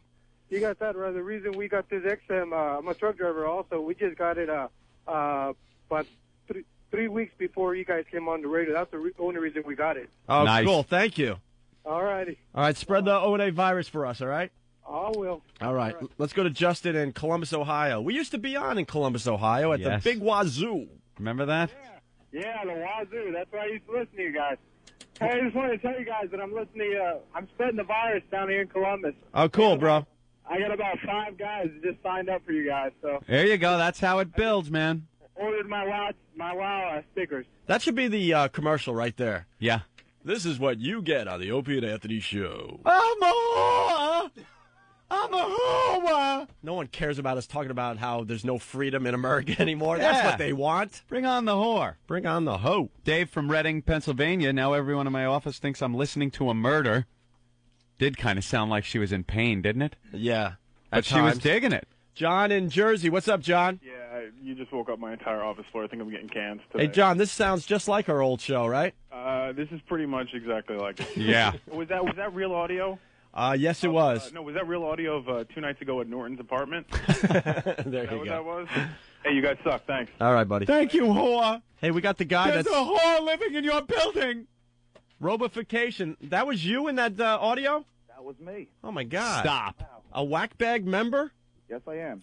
Whackbag.com? And who was the other person in there? Well, she's my ex-girlfriend. ex-girlfriend. She's my ex-girlfriend. We recorded this, maybe 2 years after we broke up. On video? Well, there's video coming. Wait, you videotaped that? No, we're going to. Oh, okay. I thought maybe that was Wait, audio she's your from a video. ex-girlfriend, but you guys get together to do this thing every once in a while? Yeah, Man, she's a good egg. Now and then, and, That's a good girl. What a good egg. What were you recording it into then? Just a tape recorder? No, no, she had headphones on. I had it hooked up to my computer. Oh, so you recorded right into a computer. And what did you make the little thing, the dildo on a drill bit? Yeah, I took a Makita drill. Yeah. And congratulations on your first. Our little sponsor, Makita. And what, you just threw it on into the chuck? Well, yeah, I cut a little hole in the back of the dildo. It was like an 8-inch long. This thing was thick, though. It was unbelievable. Yeah. And I stuffed it on there, and I couldn't believe she liked it. How fast did you get it going? Oh, I had a full speed. Full speed. Full speed. And that's when she was screaming her head off. Dude, my windows were open. I can't believe the cops didn't come to my door. What does she look like? And what does it look like down there now? Is it all twisted in a knot? Oh, God. All beat up and twisted. No, she's all right. Yeah? She's all right. She's really not into the pain thing, so I was really shocked. I don't know. I'll send you a picture of her. Yeah, you got to send a picture because we got to know what she looks like. She got that annoying accent. Oh, I've been hearing that a lot. Yeah. I'm a whore. A whore. Matter of fact, after we were done, she herself said, "I can't believe how bad my accent is." Yeah. So. Because that's what everybody was paying attention to, her accent, not her screaming. Did you fulfill her wish at the end of that audio? Oh, what, coming on the face? On her face, yeah. Oh, I always do. All right, thanks, buddy. You guys have a good one. All right. Ramification totally hooking us up today. I don't even know if that's legal, but George from Philly. Okay, now I got to stay at my desk for a while. Keith in South Jersey. I wonder how that sounded outside my van parked in the middle of this used car lot. Parachute rigger Rob. Dude, my wife's sleeping in the other room, and I have no idea how I'm going to explain this to her. Adam from Rochester. Hey, a-holes, you're going to get me fired. Make the horse shut the hell up. Chris from Boston. Hey, guys, where did you get the audio of Martha Stewart's first night in prison? Good one. That is a good one. What else do we got here? John, this sounds like outtakes from my cousin Vinny. Huh? I don't get that one. See, maybe I should proofread.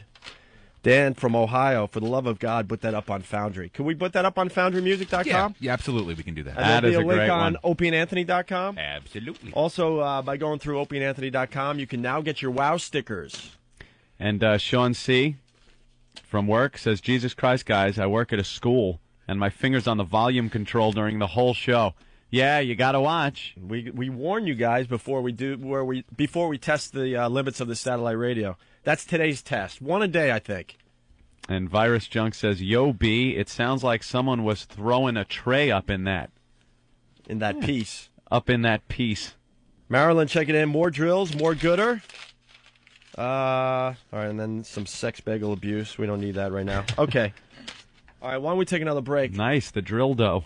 We're playing Very some good. tracks from Demented World, a CD we did before Infinity Broadcasting, so we're allowed to play this stuff. Sure. As we slowly but surely get our show back to where it used to be. Mm-hmm.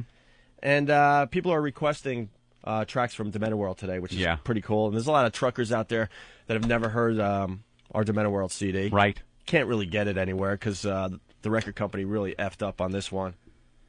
You know, why make a lot of copies of a CD that a very popular radio show did? Sure. You know, Why bother? We still sold about 100,000 copies, but it goes with what we just did. Remember the bit, Hi Mom, I'm in porno? Oh, yeah. Love this one. Basically, for Mother's Day, when you used to be able to do prank calls on the radio, can't do it anymore. The FCC has cracked down on that one too, Anthony. Yeah, too much fun. We had daughters calling their moms at work and playing little games, and this game was called Hi Mom, I'm in porno.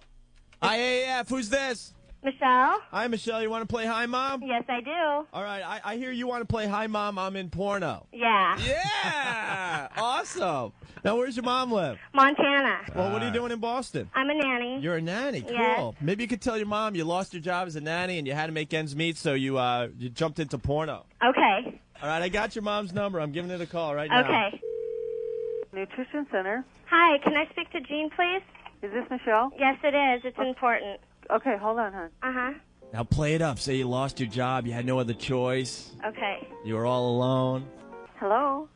Mom? Yes? I have a problem. I lost my job. Why? Because I just wasn't doing it. I couldn't cope with it, you know. I thought you said it was going great. It was, but things just fell apart. I'm having really hard times, so I didn't tell you sooner because I was too scared to, but and now I got a different job, but I don't know how to tell you this. What? I'm doing porn movies. No. Yes. No. Mom. No. Why? It's too late. No. Mom. No. You hold on. Okay. Oh my God. Holy Jesus, I think she believes you. I'm shaking. Michelle? Yeah? Where can I reach you? I have like 3 days to get out of here. So You don't do that. What?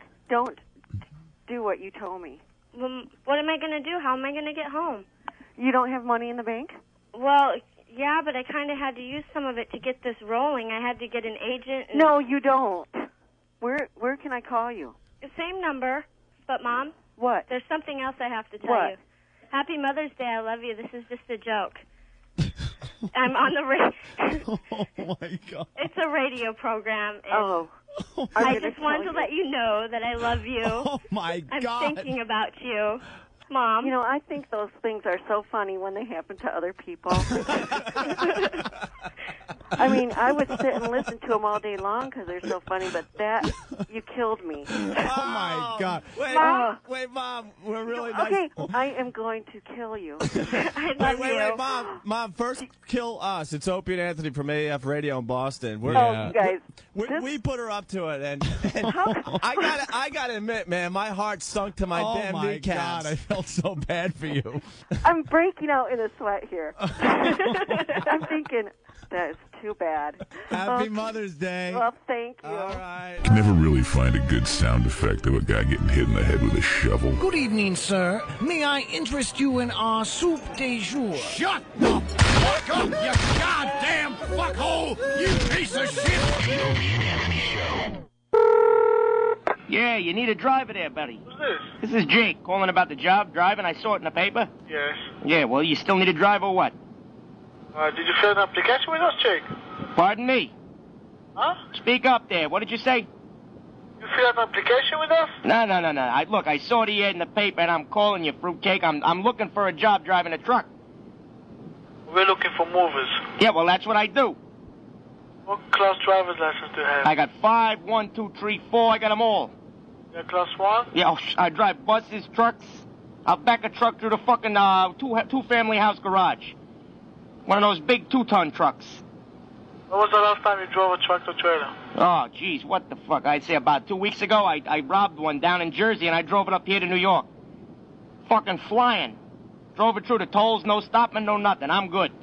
I see. Why don't you call back on Monday? Hey, I'll tell you what. I come in, I'll take you for a test spin. How's that? We go out and we take the truck around the fucking block. I speed, I pop wheelies, I'm good, baby. Go back on Monday around 10 o'clock. All right, can I get you? I want you. You sound good. You and me, we make a team. You drive with me.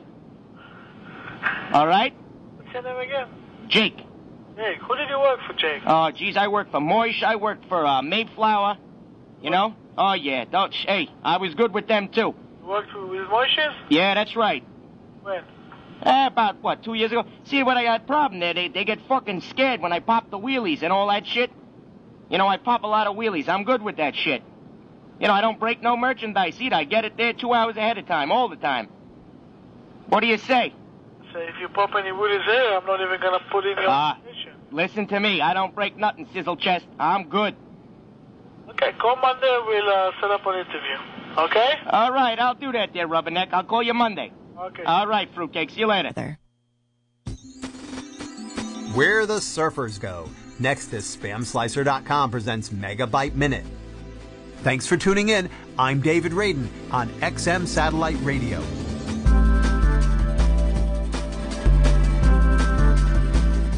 Many people want to know where internet users most often surf. CEOs, marketing and advertising companies, as well as parents could use this information to their benefit. It might help when deciding where to place ads or what might be seen by children while using the web. In a study performed by Hitwise, a web tracking firm, numbers show that the category with the most traffic is adult-oriented websites. With over 18% of the pie, adult entertainment even beat out the search engine category for the #1 slot, besting Google, Yahoo, and MSN Search all together. I'm David Radin. More at megabyteminute.com.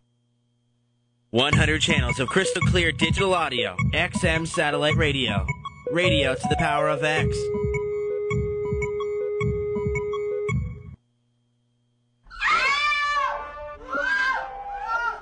Shut your mouth! I said shut your fucking mouth! I masturbated so hard, I almost broke my vagina. The Opie and Anthony Show.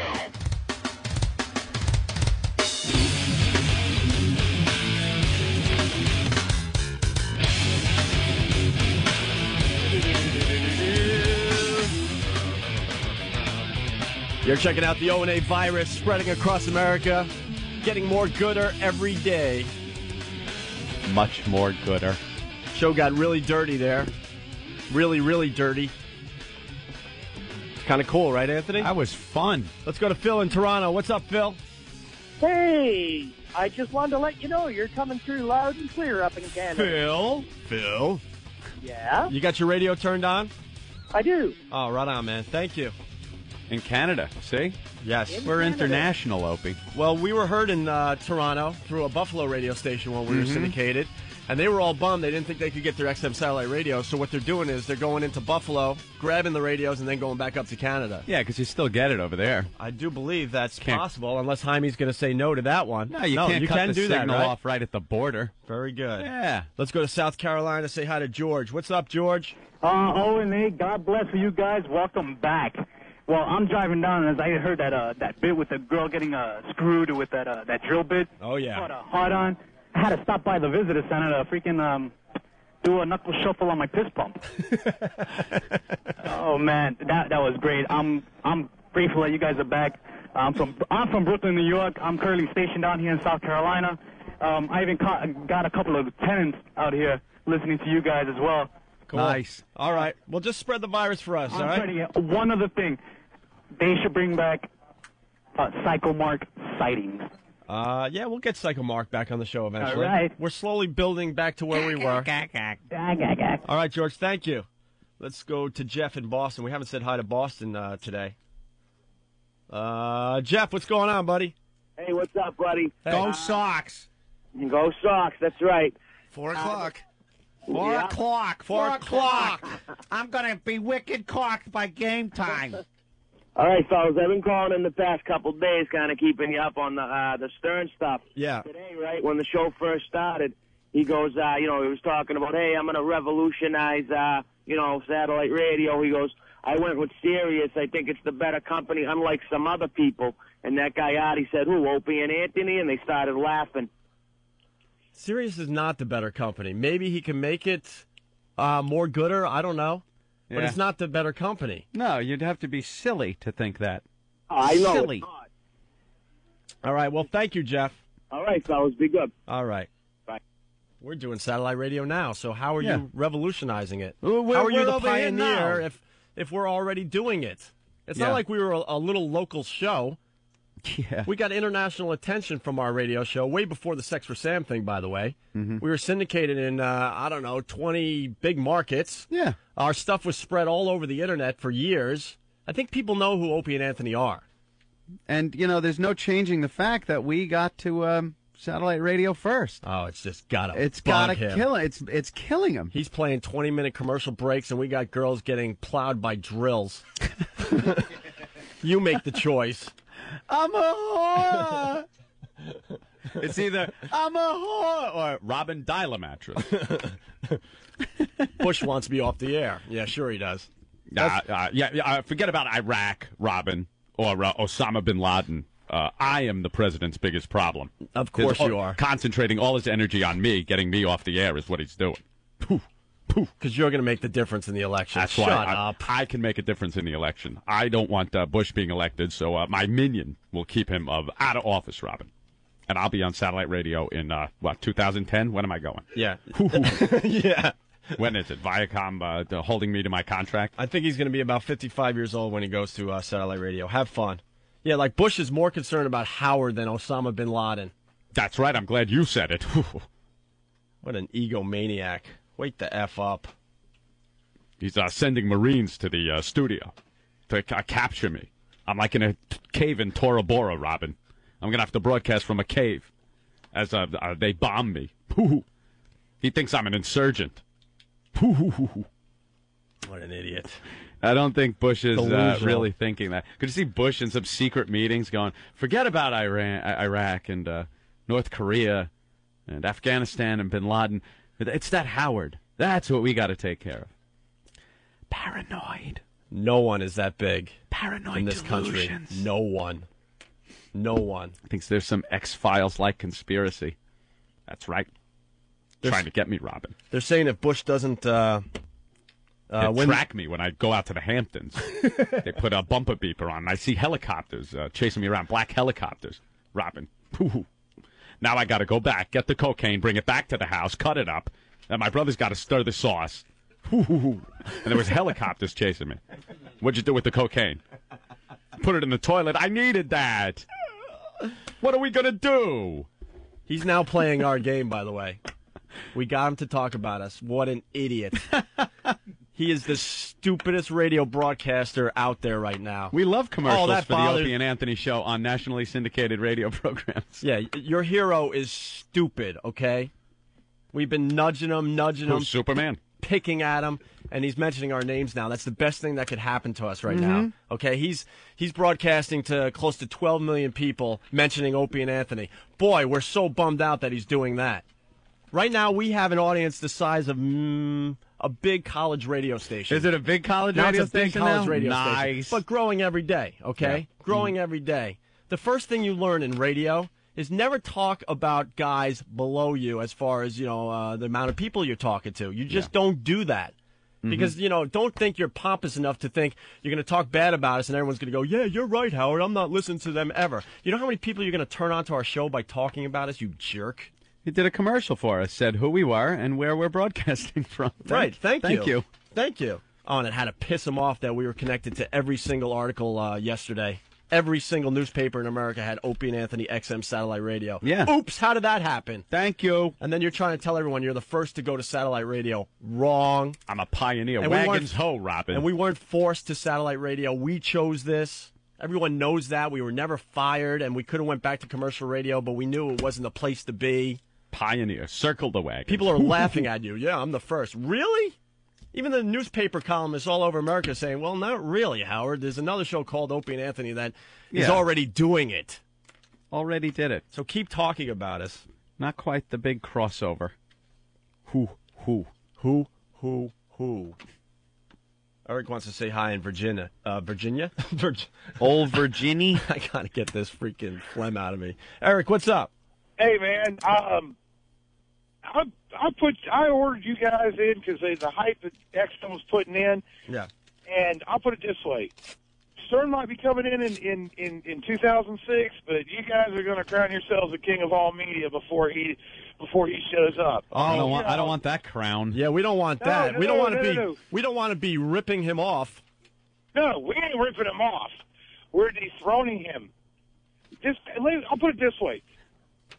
I've never heard anything like this on any of the programs. I mean, I've listened to, the guys out of Charlotte, guys out of Indianapolis. Charlotte. You know his nemesis out of Chicago. And I swear, no wonder he's afraid of you guys. All right. Well, he definitely was afraid of us. It's a fact. He put a gag order on us when we worked for the same company. The company protected him, and you know what? The company can't protect him anymore. The company can't force us not to broadcast anymore. Mm-hmm. We were silenced for 2 years. They fucked up our show. They took everything away from us. They stripped us clean, and now we have to rebuild from here. Hot. And we're going to do that. We're up for the challenge. Hey, Joe, what's going on? Hey, how you doing? Hey. Yeah, I wanted to tell Howard Stern that he should get ready for the same shock and disappointment that his daughter went through when she couldn't complete her task. I don't know that one. I have lots of stories, but I don't know that one yet. I don't know that one either. Well, whatever. All right. So what do we got going on? Oh, Lindsay Lohan. Yeah, have you noticed that there are semi-nude pictures of Lindsay Lohan all over the studio? They've been getting thrown around. Apparently she likes exposing her breasts. There's a picture of her, I guess, taken by the paparazzi when she's in a car trying to hide her face. And she's covering up her face. But not her nipples. Yet her boobs are just pouring out of her dress. And I must say, lovely. Very nice. Very lovely. She's got some big cannage. Anthony, I don't want to be the buzzkill today, though. Yeah, what? She's getting chunky. Yeah, I saw something She's in the... getting really chunky. She's got, like, thunder thighs. In the National Enquirer? They got the latest pictures, and she's got some big-ass thighs. There's a picture working. of her from that movie that she was just in. What's the name of that movie there? Kev? Kev knows everything about movies. Could be Mean Girls. Mean Girls. Mean Girls. That was the one. And she's in a little skirt, little short skirt, and looking really good. Really good. And then there's a picture of her now walking down the street, like the Enquirer likes to get. And she's wearing a skirt, and you can see her thighs. And, man, they're kind of adding on some pounds to those thighs. She's got a big belly. Maybe she's doing Shallow Hal, too. Oh, there you go. No, she's just putting on weight. She's eating better. Hopefully by the next movie, though, she'll get that bulimia thing down. The actresses have it pretty well down in Hollywood. And some people like to criticize this, but I don't. I think it's kind of a good thing if they could keep it in control. When they're off and they're not filming, they eat and they hang out and do whatever they want to do. And when they want to get in shape for a movie, they do the bulimia thing. I'm all for a finger every once in a while. Right. You eat, you stick your finger down your throat, you puke it all up. And then before you know it, those pounds melt away, as does the enamel on your teeth, as they rot away.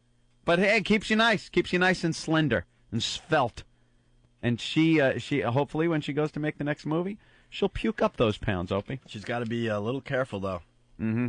Well, I think as she gets older, it's going to be out of her hands. It's one of those chicks, because, she did that movie when she was 17 years old, They cross a line, some of the girls, and you could tell she has the potential to be a big girl. And she crossed over a line, and all of a sudden, she's putting some pounds on. Usually that line is 20 years old. 20? Is it 20? You leave the So they go through the teen years, you leave the teen years? You leave the teen years, and the metabolism changes, and if you're not careful and taking that finger every once in a while, you start getting a little pudgy. It could be problems down the road. 20? That doesn't leave you much time. I know, I understand. And then it's all downhill from there? All downhill. Jeepers. Jeepers creepers. And then you were telling me earlier about Tatum O'Neal, Anthony. Oh, my God. What a sickly, hot, disgusting story. It really is a hot story. But it's sick. Why? Because she was very young at the time. She's got a book. Tatum O'Neal wrote a book, and it's full of scandal. Her father, Ryan O'Neal, huge drug fiend, back in the 70s, early and mid-70s, when Tatum was just a little tater tot. And, oh, what is that? Bad News Bears music? I got to tell you, I saw her at a filter show here in New York a couple years ago, Tatum, Yeah. and she had a little thong in, and she looked fucking hot. You know what it is, though? 2 years ago, she was a crackhead. That's what she says in her book. A crackhead. Another thing you could do to melt away the pounds, by the way. Crack? Yeah. If you don't have a finger handy, get a crack pipe. But do you ever see a healthy-looking crackhead? You can see healthy-looking bulimics. They just look skinny. The crack kind of does a little more than just melt away the pounds. It's a bitch on the teeth. I need some crack. I was suck your dick. You had a crush on Tatum O'Neal. Well, when I was a little kid. See, I thought you had the crush on Christy McNichols. You guys used to give me hell saying that I had this thing for Christy McNichol. If back we had in the O&A archives, I could break out a tape and prove that you once said on the show. No, never. That you had a thing for Christy McNichols. I will deny that forever because I never thought Christy McNichol looked like anything but a dyke, and not even an attractive one. She looked just like her brother Jimmy McNichol with a worse mullet. That's what she looked like. Little Jimmy McNichol. It's better than Florida Evans. What? No. Nice. Anthony, I got a question for you. Yeah. Who's hotter, Jimmy McNichols or Christy McNichols? Now I got to pick Christy McNichol All to right. keep it out of the gay zone. All right, Of course, Christy McNichol's better than a guy. I was just testing you. But little test every once in a while. But Tatum O'Neal was the cuter one back in the olden days. And I'm talking when I was a little kid. So, I was always more attracted to girls my age than I was older women. Because I hear guys when they were growing up going, oh, yeah, I used to be into Jeannie from I Dream of That Jeannie. was me. Now, I watched Jeannie convinced that a boob was going to pop out. I had no concept of that it was on tape. I thought it was like Really? a live show and that there was a possibility that a boob was going to pop out. Yeah, that was never going to happen. Well, I learned that later. As a kid, though, I never looked at them as like sex objects. Them, Marianne and Ginger, it was never a thing like wow, they're hot. Because at 10 or 11 years old or 12 years old, I would look at girls that were also that age. And, I thought they were cute and whatnot. Not looking at grown women, it was like, that's a woman. I had no attraction to that. It was like your mom or something, or your mom's friend. Your mom's extremely hot friend. But I wasn't into that, so I was into the little Tatum O'Neal thing when I was that age, and not Christy McNichol. Used to watch that movie. What was that one where they were in camp? Little Darlings. Oh, Little Darlings. Little Darlings with Yeah. that dyke from Sex and the City. Cynthia Nixon. Cynthia Nixon was She in was that in one. that? Yeah, she was a little kid in that She one. was the little flower child. Right, the little hippie chick. Was she a lesbian in that movie? Because I don't think I ever saw that she was movie. too young. Oh, okay. Too young. You never saw that one? She Where wasn't. they were in camp and Christy McNichol and Tatum O'Neal had a bet who would lose their virginity first. It was like porno for a kid. That was kids' porno, where if you were a kid, that was your version of porno. Because they're talking about sex. Mm-hmm. Christy McNichol loses it to Matt Dillon. To Matt Dillon. I forgot it was Matt Dillon. So what's up with Tatum O'Neal? Well, she wrote a book with some bombshells in it, as they like to call them. Do you know that when she was 12 years old, she was involved in some drug-fueled orgy that involved Melanie Griffith, who is just another Hollywood whore? I'm convinced she was just a hooker in L.A. and just got lucky. You think she was a hooker? Yeah, man. You hear the stories about her, over the years, and it just seems like she was selling her body and somehow, turned it into acting. When she was 14, she hooked up with Don Johnson. 14. And Don Johnson was doing things with her. It was the 70s, Opie. What a different time. Whore! Tatum will reveal that an actress girlfriend of her father, Ryan O'Neal, fondled her when they were playing dress-up, and that she was molested by a male friend of Ryan's when she was 12. The incident occurred during a trip to Europe with her father and several of his pals, including an 18-year-old Melanie Griffith, and a man who she says was Ryan's drug dealer. During the trip, Tatum walked into her father's hotel room only to find him in bed with Melanie. Hooah. Hot. She was all pissed off at that, so she took a bunch of drugs. She went to the dealer guy and started doing drugs because she was pissed off to find Melanie Griffith in bed with her father. So she passes out doing the drugs. Little 12-year-old girl can't handle her drugs. Passes out. She wakes up, finds herself naked in bed with the dealer touching her, with the drug dealer. In a sick twist, Ryan gave Melanie some money to take Tatum O'Neal on a sightseeing trip to Paris, but the innocent outing morphed into an orgy of drugs and sex with Melanie and Tatum and some guys. One thing led to another, and they were all partying, doing drugs, and it turned into an orgy, and Tatum writes that she not only witnessed the threesome, but joined in and made it a foursome. 12 people. 12. Somehow the 12-year-old managed to return from the trip still a virgin, only to lose her virginity to an older stuntman not long afterwards. A stuntman. Tatum also writes that Ryan smacked her after she was nominated for Best Supporting Actress for Paper Moon. I think she was 8 or something like that. What a life. And her father's just smacking her around, physically beat her. So I guess that's why she decided to marry John McEnroe to get away from the violence. Tatum also attacks McEnroe. She turned into Well, the tennis racket doesn't hurt as much. Right, it's got some spring to it. It has a little give. She turned into a needle-using heroin addict during her marriage and lost custody of her 3 children. She writes she somehow survived her marriage to McEnroe, who, like her father, beat her in violent rages. So these girls, I don't know, they kind of are attracted to that kind of thing when it happens with their father. Due to steroids.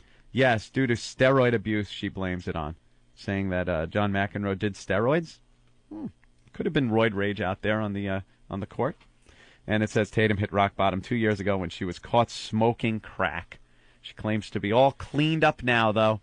And, boy, all those years gone by, I remember watching her in the Bad News Bears when I was a kid, and she was just an adorable little kid. With Walter Matthau. Turned into a crackhead. Maybe it was the beers that Walter Matthau gave all the kids. Where they allowed kids to drink beer in movies. The good old days. The good old days. Man, you could not get away. And that was a kid movie. You couldn't get away with it. I guarantee they'll remake that movie someday. And they are remaking Oh, they that are? movie. And that scene will be, with soda pop. Whoa. With Billy Bob Thornton. Really? Oh, Billy Bob Thornton? The whole yeah. handing out the beer thing is going to be cut from the new version. They will not have the kids Because they really drink know what beer. to do in Hollywood to make movies better. Yeah. They will not have the kids drink beer. Any other casting from that movie? I don't know any other. Any of the that little one's still floating who's around. playing Tatum O'Neal's part? I don't know. Hey, Anthony, do I have time for show and tell? Show and tell. Yeah. I encourage people to bring in stuff from time to time. And then get up in front of the class and talk about it? What kind of a lame idea? What kind of... who was the first teacher that decided she hadn't prepped for class and came up with that brilliant idea? That's what that was all about. Look, I can't bother writing any tests or lessons or anything. Just bring something from home and talk about it. Look, I know I got a hot date tonight, and I'm going to be really hungover, and I'm going to do some blow and have 2 hours of sleep. It's show and tell tomorrow, kids. That's what they want to say. Just bring something from Just bring home something and in. talk about it. I can't be bothered. It'll take up half the day. Little bastards. Talk about grandfather's little freaking gat. You know, when I was a kid, and I believe it was first grade or second grade or something, the teacher did a project where we all planted vegetables in the little milk cartons. Remember that? And watch them grow. And they would die before they reached maturity because they're in little milk cartons. Well, my uncle had a garden, and I took it out of the milk carton and transplanted it into the garden. And when it was done, I brought one of the vegetables into my teacher for show and tell to show her, like, wow, this is the vegetable I planted. And you know what it was? The plant? It was a cucumber plant. So I just come into class with this huge, and I picked the biggest one. It was this big, giant cucumber, and I gave it to her. And I remember her laughing when I handed it to her, and I just thought she was pleased that I brought her the cucumber. And you think back now, of course, it's like, oh, here's a little kid bringing her this huge phallic dildo. That's not the best uncle story, though. Oh, well, my uncle was very into gardening in the 70s, my Uncle Joe. Just tell that story really fast, because that's very an into amazing... Well, it was story. a short time after my parents split up, so it was just my mother living... I was living with my mother and my brother and my sister. You know, my father booked out to California, and my mother took in my uncle at that time as to be, I guess, the man of the house or something, rent out the room, make a little extra money. You needed a father Rent figure. out the downstairs. Yeah, like my Uncle Joe is going to be the father figure. Goddamn hippie. He's a goddamn hippie. And he was into gardening. So he planted what he told my mother was a basil oregano hybrid. Planted in the backyard. Just in case you need about 25 to 30 huge plants worth of basil oregano hybrid. And my mother was fine with this. So my father comes to visit us. Little weekend visit? One weekend visit, yeah. Did he go and play catch at the schoolyard? No, but with my father, the divorce visits were all about taking me to the local bar, sitting me down, him drinking, watching the ball game or something, and me, drinking a Shirley Temple or a Coke, and thrilled that I could open up peanuts and throw the shells on the floor. And playing Defender in the corner? No, it was before video games. Oh. It's like, yeah, I know. Well, it was like 1972, something like that. Dude, people think we're in our 20s. Yeah, right? Okay, Weren't yeah. you playing your PlayStation 2 in the... I was playing Glaxon. Yeah. I was playing Halo. Yeah. No, it wasn't even whack, whack, whack, whack. Not even. No. There was nothing to do. I do remember playing Lunar Lander. So I guess there was some kind of... And Pong. They had Pong games. Ooh, what a thrill a minute that was. Remember when you played Pong and thought it could never get better than this? This is the This coolest is the thing future. ever. I'm playing a game on my TV. Blip, bloop, blip, blip, doop, blip, bloop. Great thrill a minute. It was fun for 10 seconds. Let's make the paddle bigger so we can pretend we're playing tennis. Put a goal in it, and it's hockey. Right. Now I'm playing squash. It's a wall in the middle. Flip the switch. Right. Big switches and... Oh, God, those games were awful. It was all we had, though. All right, so where were we? So my uncle planted these plants, and they grew. You know, obviously they were pot plants, and they were 10 feet tall, planted in these huge garbage pails in the backyard, and they took up our entire patio area. And my father comes to pick us up and just lays into my mother and says, "What are you doing? Do you understand? If the police see pot plants growing in the yard, they could take the kids away from you. You will go to jail." And my mother just looks at him, puts on the face like, excuse me, it's a basil oregano hybrid. To which my father was just like, yeah, fine, I'll go back out to California and not deal with you. But he was growing huge plants. Yeah. He cut him down with this big machete and hung him in his apartment. The whole house smelled like pot. Smelled like pot for years. It probably still does. And that was my uncle's contribution to us growing up, and probably started my brother on his long road to smoking weed. Another one. My brother tried it once in Huntington. Hence the timing when he comes in to do our show? Mm-hmm. Yeah. Hence Joe's impeccable comic timing on the microphone. He knows. Could be pot-induced. He knows I'm kidding. I love him. You know that. The neighbors were growing pot across the street from our house. Yeah. In Huntington once. There was a little wooded area, and I had just found out in school, I had learned about pot, and, you know, when the guy comes in and the cop, and he shows you the drawings and all the stats about pot and everything. And I was in the woods across the street, and I found pot plants growing. And it was my brother and his friend Lloyd that lived next door growing these pot plants. Hello, Lloyd. Lloyd. And I took him and pulled him out of the ground, and I run, and I go, "Mom, look, I found marijuana." She goes, "Oh, wow, okay, well, just take it out back and, step on it or whatever you want to do. Destroy it. Destroy it." So I took it out back on the patio, and I'm just crushing it into the ground, into the cement. And I look up at the big living room bow window looking over our backyard, and there's Joe standing there looking at me with, I swear, a tear in his eye as he's watching me crush the pot plant. And then later on, I see him outside where I was squishing it, on his knees, picking up these little tattered remnants of pot leaves. He looked like Richard Pryor. Looking for the crack and the coke in the carpet. Looking for the crack. Yeah, and he went inside and tried it in the oven and tried to smoke it. Nice. I was a little dick when I was a kid, man. Just a buzzkill. All right, you guys ready for show and tell? Show and tell. Brought this thing in today for you guys. What have you brought for the class? Got to take it out of the bag. Want it to be a surprise, everybody. Oh, no. Okay, now I'm on to it. No, you're not. I could tell from Ben's reaction. Ben hasn't seen anything yet. I figured out what it was. he I didn't knows. see it, but I can figure out Oh, what it is. no. Oh. We need dramatic music. All right. Okay. Oh, God. Okay, just put that away. It looks like it's paler. God, I can't look at the face. Hey, we should go put that on what's-his-name's desk. No. It looks like him. No. Looks like Andrew Jimmy. Gore said he was coming by to take this back. I know. Oh, I can't look at that. Pull it away. He gave me this 2 years ago. It's been tucked in my closet for 2 years. It's a pickled punk. He needs to take this back. It's what they call in the carny business a pickled punk. It is a fetus in a jar. And that one looks like some kind of deformed fetus, because most of them in the carnival days for the sideshows were these deformed fetuses, and they would call it little devil boy if it had horns, or, a tail, it would be monkey boy. And that one's got this big oblong head. Here, pass it around. It looks like, you know what the head looks like? It looks like alien head. Well, it's got little eyebrows and stuff. Oh, don't pass it anywhere near me. Look, you know what?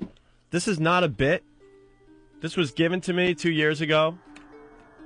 And I really want to return it to its owner. Disgusting. I don't want this anymore. It has caused nothing but problems. Thought he was in Albany. Oh, don't look directly into its face. You don't know what that'll do. So is Andrew Gore coming by to take this back, please? Put it down. Oh, just get rid of it. No, you don't can't. Don't look at its ass. No, you can't just get rid of it. I'm not. This is not a bit. I understand. You feel this is the it's part like of the program tiki. where I'm being dead serious. You feel it's like the tiki from the Brady Bunch. Yes. And it has to be brought back to the cave like Mr. Hanalei said. Yes. And Opie feels the same way. Like this fetus in a jar has to be returned to its rightful owner. At the time, I thought it would be a cool conversation starter. I can't look at that thing. And it needs a tan. I was severely wrong. Don't shake it because I think the top leaks. And I got to give it back to its owner, which is Andrew Gore. Ugh. No bit. No jokes. I don't want this thing anymore. But you can't just get rid of it. I have to hand it back to him. I don't know how you wanted it in the first place. Is he around, Ben? I'm serious. Call him up. He's supposed to come in. You don't mix it up with your coffee. Is he coming in? Talk to Steve. I don't...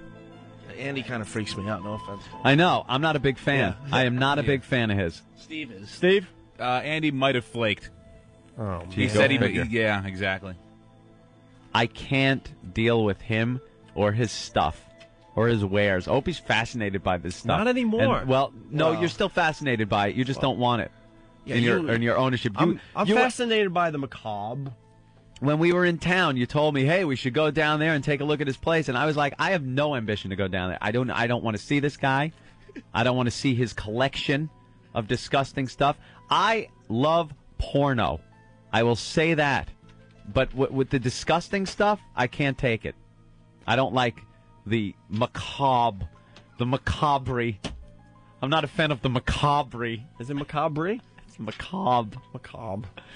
The corn on macabre. I'm not even trying to make a joke. I just don't want that anymore.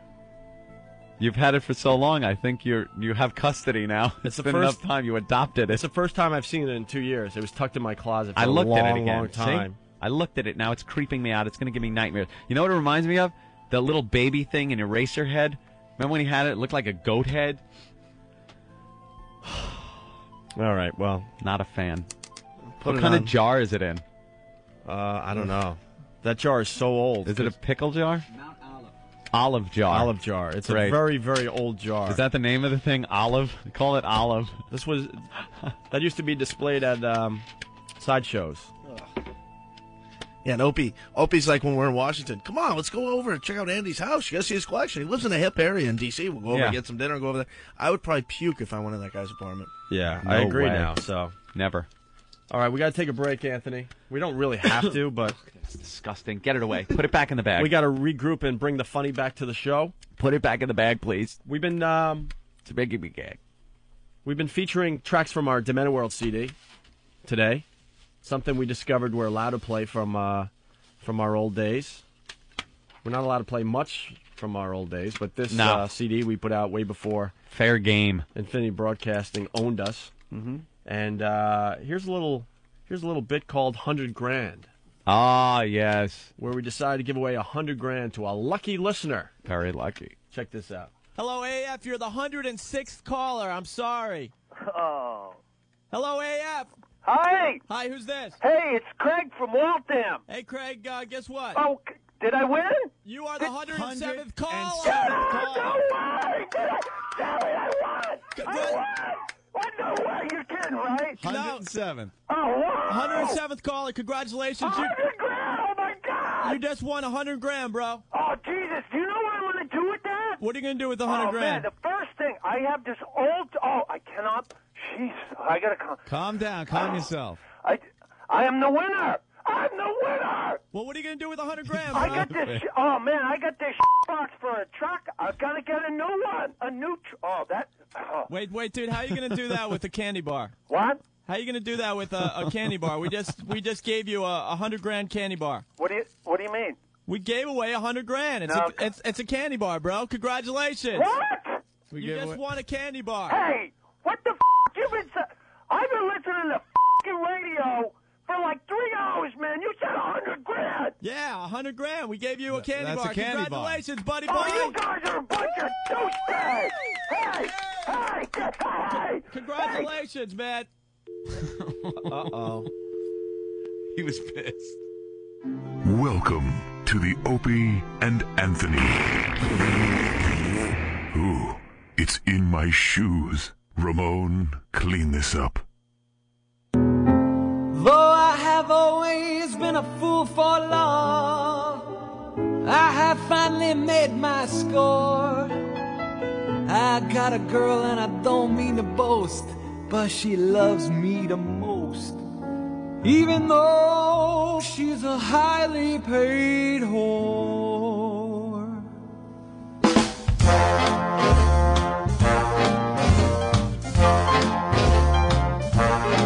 She'll give head to a chic.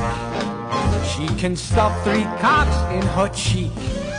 But she comes home to me. She'll do the groom and the best man. She'll slap your ass in the back of a van. But she comes home to me. She could fuck 9 guys in a row, but still have a 10th for me. And I'm the only one who gets to kiss them lips, unless you pay an extra 50. So mister, don't you fall in love, 'cause I'm the only cat who doesn't wear a glove. Since her heart belongs to me, she has a throat that just won't quit. She can take all of it. I'd still have room for your balls, but she shops in the malls for me. She'll say 12, then call back and say 1. But I don't care, I know it's just work, not fun. When she blows you, Jack, don't you think she's not thinking of me? She'll go down on a yak, lick a horse's nutsack, but strictly for the cash. And it's only me who doesn't pay a fee to watch her put a water bottle in her gash. Put a water bottle in her gash. She'll let you suck her nips till they're leaking, but don't you dare try to go antiquing, 'cause she does that with me. Her pussy's sweet as honey, but when she moans, it's just for the money. Unless she's sitting on me. Oh! She'll jam your asshole with a mouse, but she won't do it in our house. Tough luck, Jack. She knows that don't fly with me. She might eat your wife's box, but she won't tell you where you left your socks. She rolled up and down your fat brick, but it was me who took her to the Meg Ryan flick. She's got a face full of nuts and a mouth full of cock. She's done see Larry King, 4 new kids on the block. She blew the Winnipeg Jets right after a game, but they never got to know her actual name. On your face she will piss, on your chest she might poop, but she won't prepare her famous vegetable soup. That's simply reserved. Oh, she'll bite you, she'll spank you, but she'll never thank you for free. 'Cause baby, comes home to me.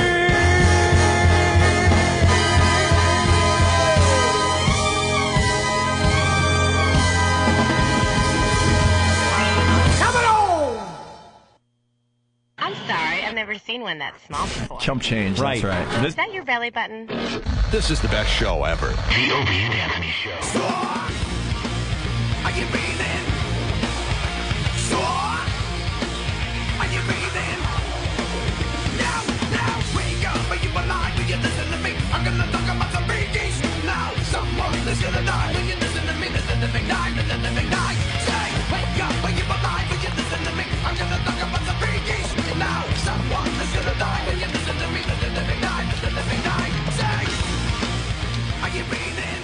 is the O&A virus spreading across America on XM Satellite Radio. Thanks for checking us out. Thanks for turning other people on to this mess. We really appreciate it. Getting more gooder every day. Much more gooder. Gonna hit our stride soon. I can feel it. I feel it. We got Frenchie outside. We got Black Earl outside. Earl in the building. Making his first appearance on the new show. We got a real celebrity calling us in a few minutes. Kevin Smith wants to say hi and congratulate us on going to satellite radio. Very, very cool. Shell out more money to him for the latest Clerks. What is it? Clerks X? Clerks 10, yeah. Clerks 10, Clerks X. 10th anniversary. I already own Clerks on DVD. I enjoy it. Not like this. Oh, of course not like this. Now I have to buy it again. How many times are they going to make you pay for the same movie? For the same movie. You really movie. figured out from the beginning to where it goes in the end here. You buy it in the movie theater. Right. You go in and watch the movie in the movie theater. Sometimes twice because it was such a good flip. Such a good movie. You're buying it on cable. You're paying your cable bill, and you get it on cable television. Well, and maybe even just throwing it on the pay-per-view. Right. Pay-per-view, you might get that, punch that up, sure. Couple extra bucks. You buy the DVD. Well, before that, you go on vacation, you're in a hotel. Oh, look what's on TV. There you go. Gotta, rent that. Might have to rent that one for the night on the still in theaters section of the hotel television. Then the DVD comes out. You got to get it on DVD. Perhaps before you even buy it, you rent it. Right. Maybe once. Oh, that's right. We forgot the whole Blockbuster You angle. rented at Blockbuster. Oh, my God. So how many levels are we up to? I don't know, but a while after that, you decide, God, that was a good movie. I think I'll buy it for my DVD collection. So you go out and you buy it. And you think it ends there, right, Anthony? You would think it ends there, Finally but no. ends. It never ends. You probably spend close to $100 on each movie at this point. Right. At least the good movies, the blockbusters. Probably $100. And it's not over yet. Just because you own the DVD doesn't mean it's over. Because now they put out a more gooder DVD. One with the commentary and interviews and making of, and behind the scenes and docudrama. Special edition. Special edition, director's cut. Digitally remastered. What? Now you have to buy it again. Again. I am so tired of this. They're brilliant, though. They figured out a way to make you pay for a movie multiple times. To buy the same stuff over and over and over. Imagine if you could do that with Just go to jail, bitch! Sorry. You could do that with a wrench. Just selling a wrench at Sears. You buy a wrench and they put out the same wrench, but it's a special edition wrench, so you buy it again. It would never work. But with DVDs, I gotta get this. I gotta get it again. It's special edition. So I'm buying the same stuff, and I'm the worst. I will just go out and buy it. I heard, what was it, Goodfellas. I own Goodfellas. I watch it many times. They put out a special edition. I had to get the goddamn special edition. Clerks now, Kevin Smith is putting out a special 10th anniversary of Clerks. Does anyone really enjoy the extras, though? In general, every once in a while there's a good one that comes out where you have to check out the commentary and the extras and all that. But in general, it's usually crap. I'm very into the behind-the-scenes stuff, but I understand what you're saying. A lot of people don't care. They show the stills of the costumes they're making. Who the F cares? Man, let me tell you, the Lord of the Rings DVDs, there was so many extras, and some of them really good. They did a really good job on documenting the filming of all those movies. So the documentary part was really good. If you're into knowing how the special effects work and everything, they had separate sections on just the special effects of the movie, which was great. But, yeah. There's a section of photos and costumes and storyboards. They're little sketches. I don't want to go through the storyboards of the entire movie and watch a sketch of every shot. You know, that's not really entertaining. Need not be on the DVD. And now, the latest thing that I bought is the Star Wars DVDs. This Lucas should be shot. He's changed things around. He pops in new scenes. He takes out old scenes. What happened to the original Star Wars, where you look back with a little bit of nostalgia? Sure. You remember going into the movies and seeing it for the first time. So, I want to see it like that. So the special effects look really fake these days.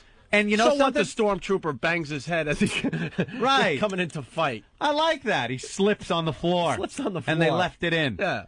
You know what? I like that. And the special effects, if you look back at the time and realize when the movie was made, you go, wow, that was really good for the time.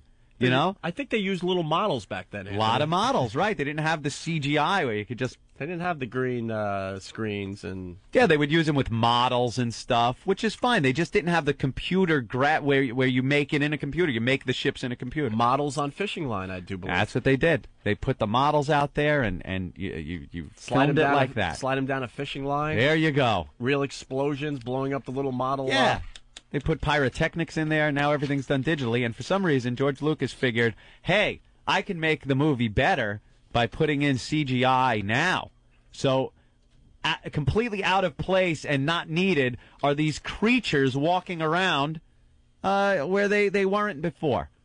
I want the Star Wars I remember watching. That's what I want. Oh, leave George Lucas alone. Kevin, how are you, buddy?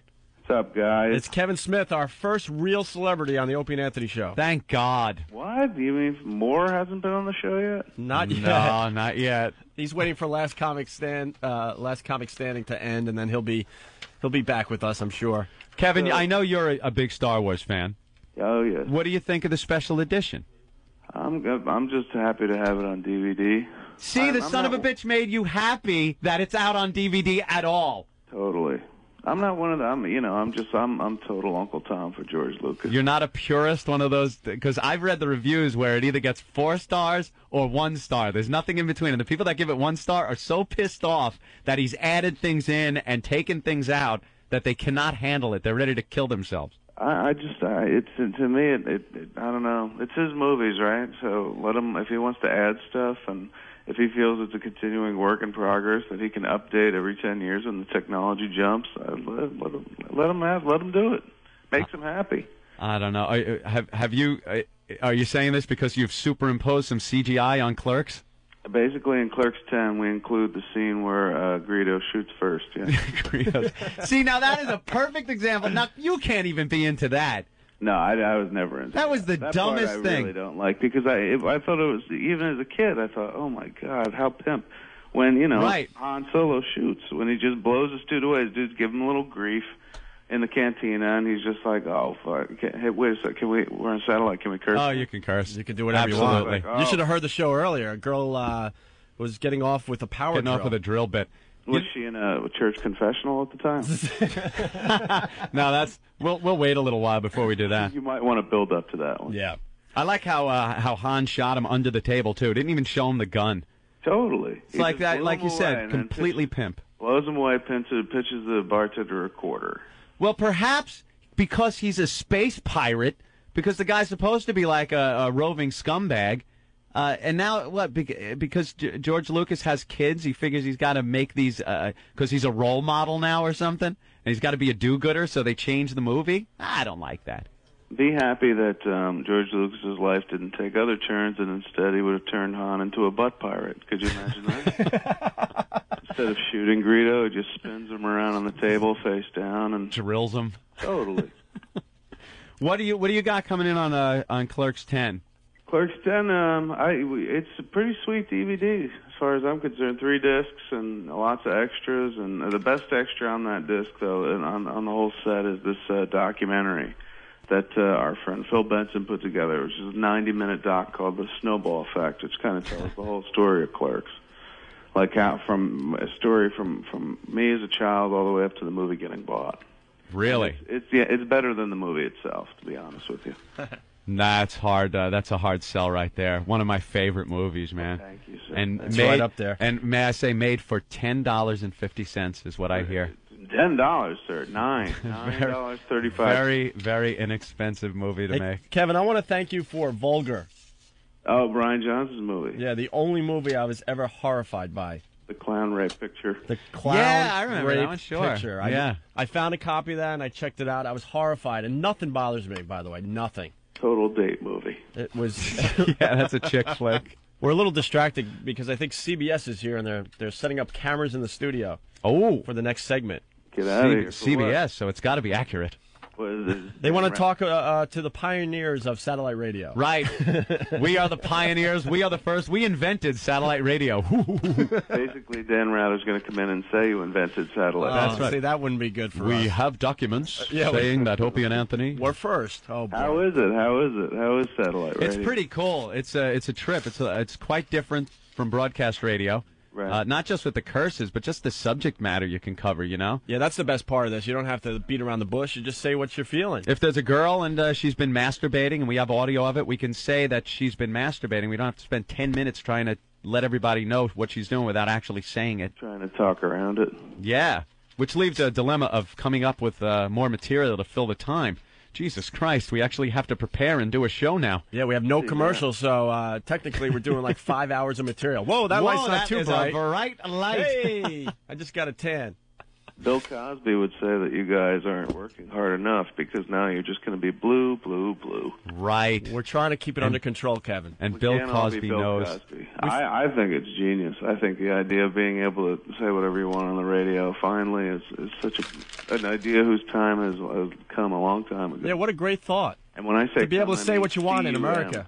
I mean C-U-M, cum, not C-O-M-E. Right. Because on satellite we can talk about cum. And but then, we also had clever breaks today, Kevin. It's all about balance. there you go.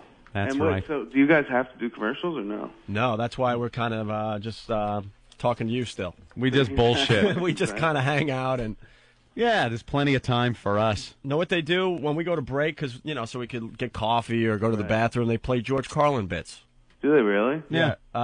Washington doesn't know funny yet. See what happens? We're in New York, and then when we take a break, they take the show in Washington, and they just don't know funny yet. They think George Carlin is the only funny human being ever born. George Carlin's hysterical, by the way. Of course, but when you hear the same bits every break, it's a little old, He's a god. He's a total god. Only made one bad movie in his life, Jersey Girl. Oh, Jesus. I got to ask you, how pissed were you when Gigli came out and just got trashed? You had to see something in the cards there. You sit there I was going, well, America will ignore the bad movie and embrace what I felt was a good movie. Right. But, and I was partly right. Like Gigli made $6 million, we made 25, but I don't know. It sucked because that movie could have done like at least $50 million. Yeah, it just had this pall over it because the same two people. And I like how you completely dropped J-Lo from any of the commercials. Like she wasn't even in it. It was such an albatross around the neck. You sucks. couldn't believe it. It was like Germany for the next 60 years after the Holocaust. Yeah. No matter what they did, people were just like, yeah, but you did the Holocaust, remember? And you're like, ugh. Yeah, it doesn't matter what comes out of Germany. It's just like, yeah, but try to live past the point of the Holocaust. Exactly. Totally. Like, look, we got this little kid's amazing. Yeah, but Bennifer's in it. And you're like, well, but George Carlin's great. Yeah, but Bennifer's in it. Yeah, but it's Ben's best work. Yeah, but he's half of Bennifer. You couldn't escape it. And then people would just trash it for the sake of trashing it. The really gratifying thing is when you read reviews, and not, from critics, of course, because they dig in on their position and stay there. Yeah. But, like, from people who on our website who would be like, fuck Jersey Girl. And then 6 months later, like, you know what, dude, I rented Jersey Girl. It's actually pretty good. And you're like, thanks, Mom, thanks. Yeah. Getting pissed at the message board geeks. Yeah. All right, Kevin, you're going to come in and hang with us, it's all about. Yeah, I'm going to pop in. I think in November I'm actually going to be in New York. I'm going out to New Jersey. This I love. I'm going out to New Jersey for to receive an award from the New Jersey Educational Association, the NGEA. Wow, what did you do? I was a product of the public school system that made good. So they're going to give me an award. Isn't that great? You get honored for something like that, and I couldn't even go back to my high school and get my diploma. They won't. Like, I want to get my honorary high school diploma from my high school. And all Anthony has to do is a gym class. I just have to make up like some gym credits or something. So I'll do some pull-ups or He just has to climb the rope a few times, and he gets his diploma. And they play won't let him some do it. dodgeball. I don't know, anything. But they wouldn't even entertain the idea. A few more credits. What was the problem? You didn't want to go shower at the shower time during? I was kind of one of them. I was not the get in a room and get naked with a bunch of my pupil mates in school. It wasn't like the thing I really wanted to do. No, I'd rather be out back smoking pot. You weren't digging the big parachute? You wouldn't participate in the big parachute thing? I think it was a little later than when they brought the big parachute into gym and had us flop it around. Oh, no, boy, that was a lot of fun. It was. I hated gym class. I was never into sports or anything when I was in school, so I just never went to gym. I hung out back and smoked pot, and they never gave me a diploma. I think I've done okay without it, and I maybe if I make a contribution to their high school radio station, maybe they'll give me a diploma. I just feel left out. Now you're playing the game, dude. That's a little money, right? You got to grease somebody, right? Did you lose points when you didn't shower in school? No, I hear though that they did take grades off of some people. Totally, I'd lose points, and I didn't want to shower. My dick was tiny, so I'd lose points left and right. And then you do that thing where like you quickly after gym you run in, you just throw your head under the sink. Wet your head, yeah. The only guys that wanted to shower were the ones that had the big hogs. Totally, you're so right. Or the gay guys. I would think. If I was fucking hung huge, I would so be in the shower every day. Soaping it up, being like, look, but, you know. With porno star shaved balls. Absolutely. Just like showing it off, making sure the water's nice and warm so it gets extra hunky. Oh, now there's a girl in here. I know. We can't talk dirty anymore. What an attractive lady that's in here. Because when it comes down to it, we're really like nice guys and behave when there's a woman around. Isn't that terrible? No more. We're not talking about the sluts that come in here. We're talking about a lady. A lady that comes in. No more of that wow stuff.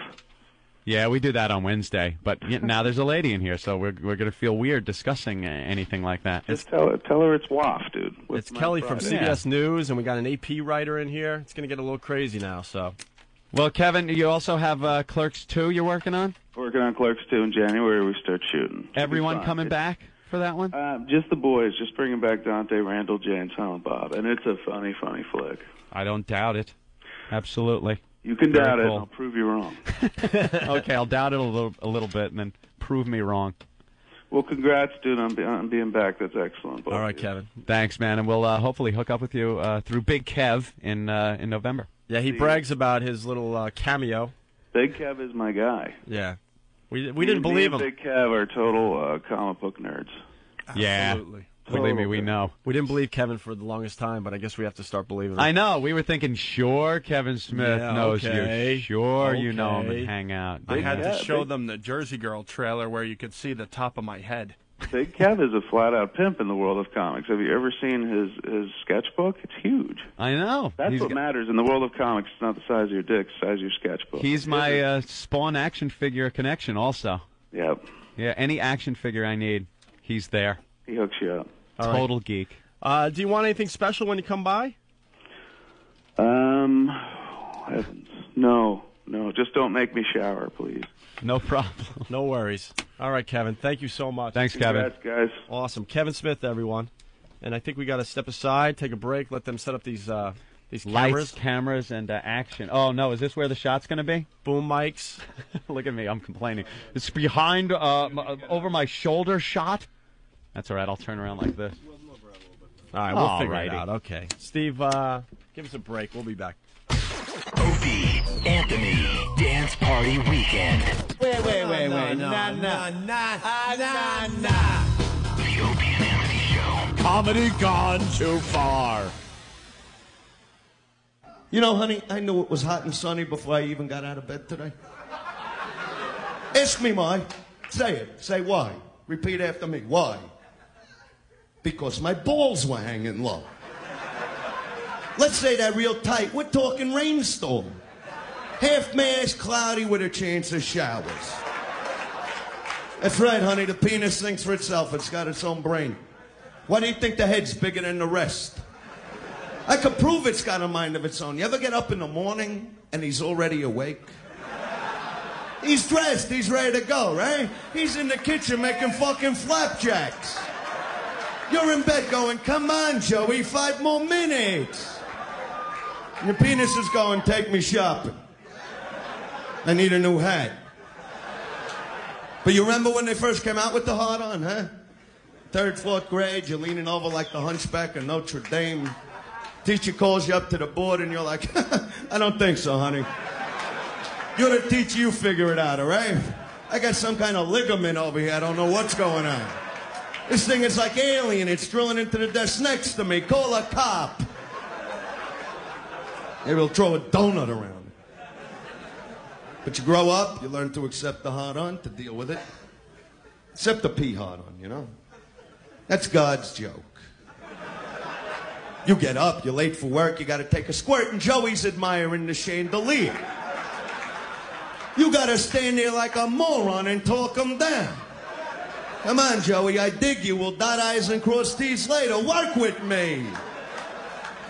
Yeah, the morning hard-on. I'll put that up against that Ginsu knife any day. It'll slice, it'll dice, it'll pump your car up if you got a flat tire. See what I'm saying, Carol? Heather. The Maverick Minute from Maverick Business Consulting.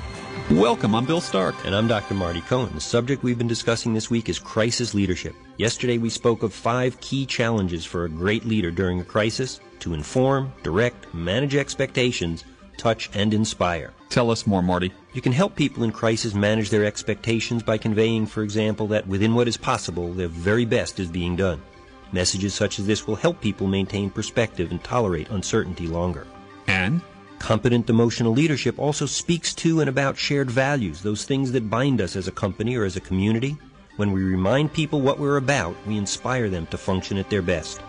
And in order to do all these things, a leader has to be highly visible and visible often. Speaking of crises, Doc, we're out of time. Join us tomorrow for more about effective crisis leadership. Maverick LLC, we make change possible. Log on at maverickllc.com. 100 channels of crystal clear digital audio. XM satellite radio. Radio to the power of X.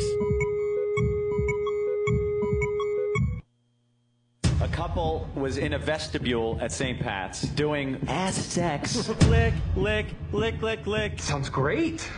Complete whores. Opie and Anthony got this couple to have sex in New York's St. Patrick's Cathedral. Desecration against the church is disrespectful. It's a true sacrilege. It was just a joke. Opie's fault again. How can we blow up our lives today? You rocking sex. Uh-oh, we're in it again. They hire people who are artists to do a certain thing, and then when they go too far, they suddenly wash their hands of them if they feel the heat is too heavy. Opie and Anthony should not have been fired. Technically, we didn't get fired. They probably shouldn't have hired them in the first place. Exiled radio hosts. They had been fired in Boston after announcing that the mayor was killed. Another prank. And I go, Anthony, I got a great idea today. We're going to tell the whole city of Boston that the mayor died in a fiery car crash while he was on vacation in Florida. What do you think? Oh, my God, is this a bad one? Oh, it just gets worse and worse. Everything just went right down the crapper. Can I just say fuck? Yes! The duo is signed on with XM satellite radio. Thank God. Yeah, we'll make it work. Oh, what a glorious day. It's all about me. I play golf with old guys. I am a grinning idiot. Hey, it's Opie and Anthony. We're back now at the new climate of radio. Ho, ho, Opie. Thank you. You don't go to CNN for dick jokes. Don't come to O&A for hard-hitting news. Я обожаю Opie and Anthony. 私は Opie と Anthony 毎日聞きます。 Opie's хуй большой и красивый. I don't know. Your mom's box. Opie and Anthony Show. We stink.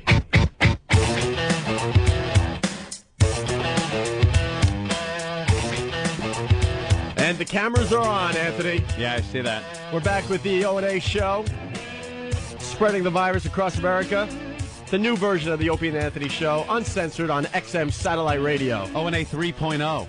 See, I'm trying to give them good sound bites because they're filming right now. They got the boom box over the boom mic over our heads. Not too distracting. A lot of people saying Kevin Smith sounded like he was smoking pot. He sounded really tired. Did he call from LA? For him? Yeah, he was calling from L.A. Oh, see, what a trooper. It is early. He was calling it like 3 in the morning then. Especially for him. Not bad at all. Doesn't seem like a wake-up early kind of guy. Not at all. Is he Big Kev, big friend of Kevin Smith? What's that? Is he an early morning kind of guy? Do you know that, being definitely a close not. Personal friend? Definitely not an early morning guy. No. We totally believed you were lying, though. That's what we thought. I hope you learned a valuable lesson. While we're giving these guys our A material. It's so distracting. They got lights in here. A very cute reporter, Kelly from CBS News. She's going to interview us afterwards. You know they're just going to show the board, our faces, a few mic things, quick shots like that. Me nodding a few times. And then it goes back to whatever they go back to. I bet they want me to do this, push a button so it looks good for the TV. Ooh, do that. That was a good one. That was a good one? Like push the slider up, make believe I'm doing something? Okay, I got to tell you, you have to stop tapping your pen. Why? Because yesterday, I'm driving home listening to the rebroadcast, and I was like, what is that sound? What? And I turn it up, and it sounded like someone shuffling poker chips from the World Series of Poker. Just you tapping the pen. It's driving people crazy. It says, enough tapping the pen. F you, Opie. Stop tapping the pen. All right, take all my pens away. You'll just fidget with something else. This is not what they wanted, though. I'm just talking. I'm commenting on the instant feedback. They're here to hear us say fuck. I know that. It's uncensored radio at its best. This won't have any sound to it. Well, it'll just be us. The cameraman just raised his eyebrows like, yes, we got what we wanted. We got it. And, of course, they'll cut out everything else, and all you hear is, hey, fuck. Make us look like idiots. I know how this goes. Because that's what satellite radio is all about, being able to curse. That's right. There, I gave them that soundbite. They could use that. That's why we're here, to curse. We're glad we're on satellite radio because we don't have to be responsible anymore. All right, that's another one they'll use. All right. Give them a good one. Give them a good one that will make people go, oh, see? I told you they shouldn't have given him a job. We're not responsible for what you hear, and the FCC stinks. Oh, that's a good one. There's no one regulating us, no FCC regulating this show, and we're fucking glad. And we can do whatever the hell we want now. Oh, this is all the stuff that's going to make it now on television. All the good stuff. We're pioneers in the industry. That's right, Robin. We invented the satellite. Not just satellite radio, the whole satellite.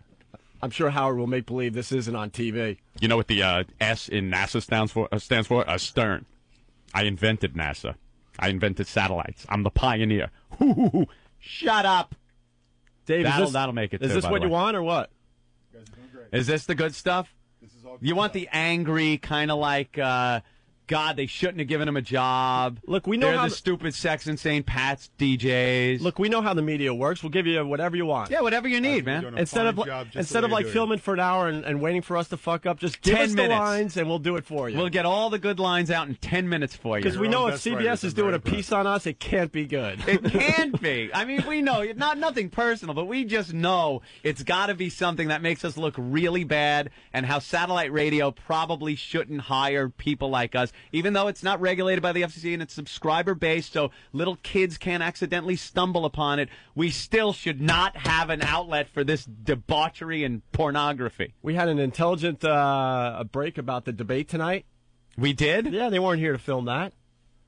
They just want us cursing and losing our minds and showing that we're really stupid. Maybe we should tell you what the wiffle ball bat's for. No, that might be a little too far. Yeah, look it's at a Kelly's wiffle ball face. bat. No, it's we just play wiffle ball ball in here. Yeah, we play wiffle ball in the halls during our breaks. Yeah. That's all. Shut up, Anthony. You're gonna ruin it. If away, all bay at bay. That's right. Yeah. And Kelly, you're gonna interview us in a little while. Little later. You got tough questions. Going to ask you a couple of questions. I want them answered immediately. Yeah, you got hard-hitting questions? Sure, why not? She's like, I don't even want to be part of your broadcast. I did not want this assignment. I'm not on mic. If I could be out of the studio, I would be. We understand. You've done a good job during your life to get up to this point of being a correspondent on CBS, and she doesn't want to ruin it by being on our show. I understand that completely. Yeah. I don't want to ruin my... Well, I don't have any credibility. Who am I kidding? God, I stink. Hey, no, look. we're not going to play the drill, though, Kev. We don't even know what that means. Big Kev's just trying to get us in trouble. I know. What is that? The what? I'll ask. What? The drill dough? Uh-oh, she's making her way toward the mic. This is where we ruin it. This was a clip we played earlier. It's something that could not possibly be aired on broadcast radio, because there are rules and regulations the FCC has set up for broadcast radio. It is... Watch the reaction shot. They're zooming in for the reaction shot as you say this. It's a Try clip. to make this sound good. It's a clip of a gentleman with his lady friend in a closed bedroom, I would gather, alone, having a little sexual encounter that involved a cordless Makita drill and a what would be called marital aid, I guess you could call it. In the old days, they used to call them marital aids. We're keeping it clean for her. Yeah. And we're gentlemen. And it's the sounds of the drill and the guy coaching his girl and the girl enjoying the device that the guy had put together for her. And, wow. It's something that could not possibly be broadcast on regular radio.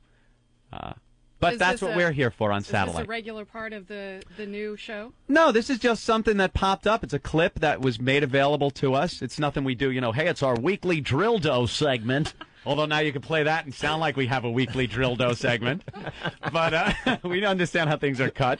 Give us a week and it'll be a regular segment. A weekly drill dough segment. Yeah. No, and it's just something.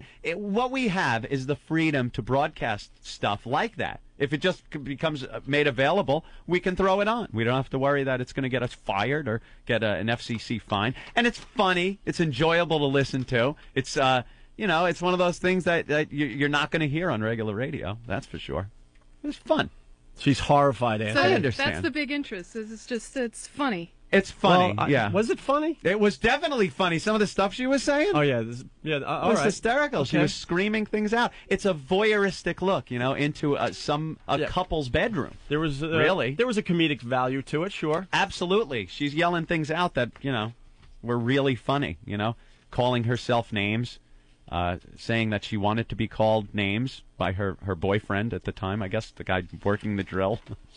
And it's funny. It is. It's very voyeuristic. It's kind of a look inside a closed bedroom, So that's interesting, I think. I think it's something. I definitely wanted to hear it. I thought it was entertaining. The audience seemed to enjoy it. Yeah, they really did. We got a lot of positive feedback on the phones and the internet. I feel like a complete piece of shit sitting here now, trying to justify this awfulness. I feel like I'm in the principal's office right now. Don't you? I have that same feeling. I feel like she's the principal and we're getting scolded for what we do. She's dressed all sharp and nice and everything. And there was someone that was dressed just like her that fired us in Boston. Yeah. I'm having flashbacks. I remember that. Well, it's kind of a nice I'm just curious look. because it's not something that, I haven't heard you guys. I don't listen to Howard Stern either, and I'm just, So it wouldn't be curiosity factor. It wouldn't be your cup of tea. Probably not going to wake up early like and no. But the thing is, see, you say something like that, and then people get the impression that that's all we're doing. The whole show is playing, a girl moaning in the bedroom. It was a 4-minute clip that was really funny. But that's just part of what we're doing here, and part of the freedom that we get now to broadcast things. It's it's a piece of the show. Yeah, and it's it might not be your cup of tea, but people seem to like it. That's why we're here, because people do like it. You're not into like kind of peering into people's private lives a little bit and getting a little taste of what people do behind closed doors, like that. Not so much. And if I'm going to, at least I want to see it as well as hear it. I don't want to just hear it. Like the Paris Hilton video. Have you seen that? Actually, I haven't seen that. No? Oh, it's a great video. See, that's another kind of peek into people's private life. People like butting their noses into other people's private stuff, and it's kind of fun. It is. I got to admit, I'm kind of into that too, like knowing what's going on and hearing people when they don't think they're being heard. Stuff like that kind of intrigues me. Yeah. Doesn't get you though? Not really. I think you're just saying that because I think that's basic human nature. Yeah, I think it's just part of basic human nature to kind of want to. I know. Turn off the camera and we'll get the real answer. To kind of want to hear stuff like that, but that's just it's part of the show. Yeah. What's the other part of the show? You guys are on for what? 4 hours? Yeah, 4 hours. Wow. Like Opie said, we did do some talking about the debate. Anything that's in the news. They talking about you're wasting your time. You're wasting your time. Am I? Yeah. Should I just turn around and go fight the power, man? We like to talk about things in the news openly. We like to talk about pop culture. The sports scores. There you go. But a girl is drilling herself as we do it. Yeah, when she's using the drill dough. We like to spice it up a little. That's a joke. You got to turn on the drill dough. This is not going to turn out well. We were going to talk about how Harrison Ford and Callista Flockhart's relationship is going. So, little things like that. How she's 39 now and ready to turn 40, and Harrison's going to, He's 62, and she wants a kid. Trade her in like he traded that bag of sand for the golden head. And Oh, there we go. Hey, she laughed. Steve actually hit some music on cue. Let it be known, Kelly from CBS News laughed. Yeah, there you go. And how they're making a new Indiana Jones movie, and he's 62 years old. And I believe he's going to be playing one of the skeletons that fall out of the wall onto one of the characters walking by, because he doesn't have that young indie look anymore, does he? You know, shit like that. I'm sweating. I know. I know how this is going to turn out. We know how this is going to end. We've seen it before. What do you think of Howard Stern going to Sirius? It's great for the industry. Yeah, it really is. It's a boon to satellite radio. He's got 12 million listeners, and he does a good show. That's not the problem we have with him. And, he's going to turn on a lot more people to satellite radio. Mm-hmm. Works well for everybody involved, except broadcast radio. It's a coup. Who's going to lose big. It's a coup for the industry. Mm-hmm. We were a coup for the industry. Oh, is that a quote from Greg Opie Hughes? Well, if the camera was on me, I would industry? say it. No. It's a coup for the industry, and I mean, we were a coup. We got a lot of headlines when we moved over to satellite radio, and now with the announcement that Howard's following us, Anthony. Following in our footsteps. Following the pioneers. That's also a coup, obviously. Yeah. She's horrified. That's okay. So girls have been horrified by our show before, Opie. She won't be the last, that's for sure. All right. Yeah. What other questions do you have for us? I have a few. What do you say to the people who scream about indecency on the airwaves? They really need to get a life. Yeah. They have a choice. Yeah, even on broadcast radio, it's gotten to the point where indecency it's not even indecent anymore. Things you used to be able to say on the air on broadcast radio even a couple of years ago, now all of a sudden are off limits. It's just gotten so tight. The FCC doesn't even know where to draw the line anymore, so they just impose these huge fines for the littlest thing that they deem indecent. And they're things that usually are well within FCC guidelines. We've had fines thrown at us. No company's ever paid a fine on us, by the way. That's right. But we've had fines thrown at us by the FCC for things that are completely fine and well within FCC guidelines. But now they're cutting back so far because I guess they feel that's what people want, because a small group of people make a loud noise, that they have to take it away from everybody. Millions of people that enjoy this type of radio, they have to take it away from. So, it's gotten so tight that people are scared to do anything on broadcast radio anymore. And that's why satellite radio is going to just explode now. Because there is an audience for this type of radio.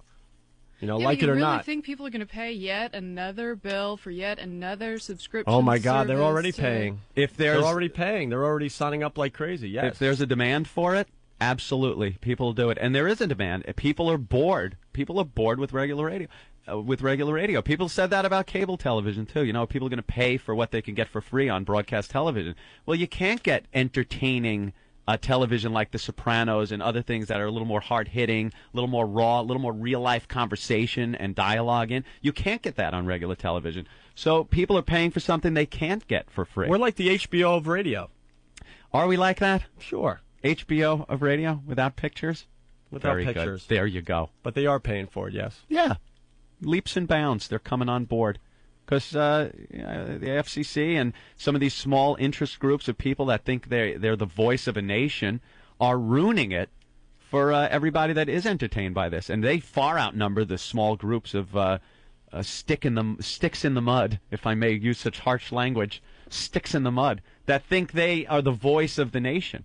What they need to do is do their own parenting, be more aware of what their kids are listening to, and allow the adults in this country to be entertained as adults. I'm not talking about putting porno on at all hours and just giving them free reign, but there is adult-oriented conversation that includes adult-oriented subject matter without being pornographic that should be allowed, even on broadcast. I'm not even talking just satellite, even on broadcast.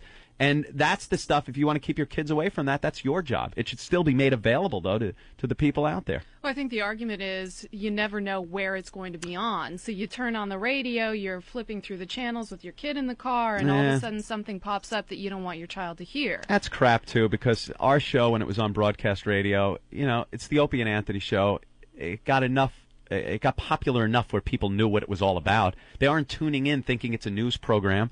They know it's an entertainment program aimed at adult men, and that's what it is. They know, you don't let your kid listen to it unless you think you can handle it and are fine with that, I'm not into the whole I accidentally hit the radio with my elbow and heard this conversation.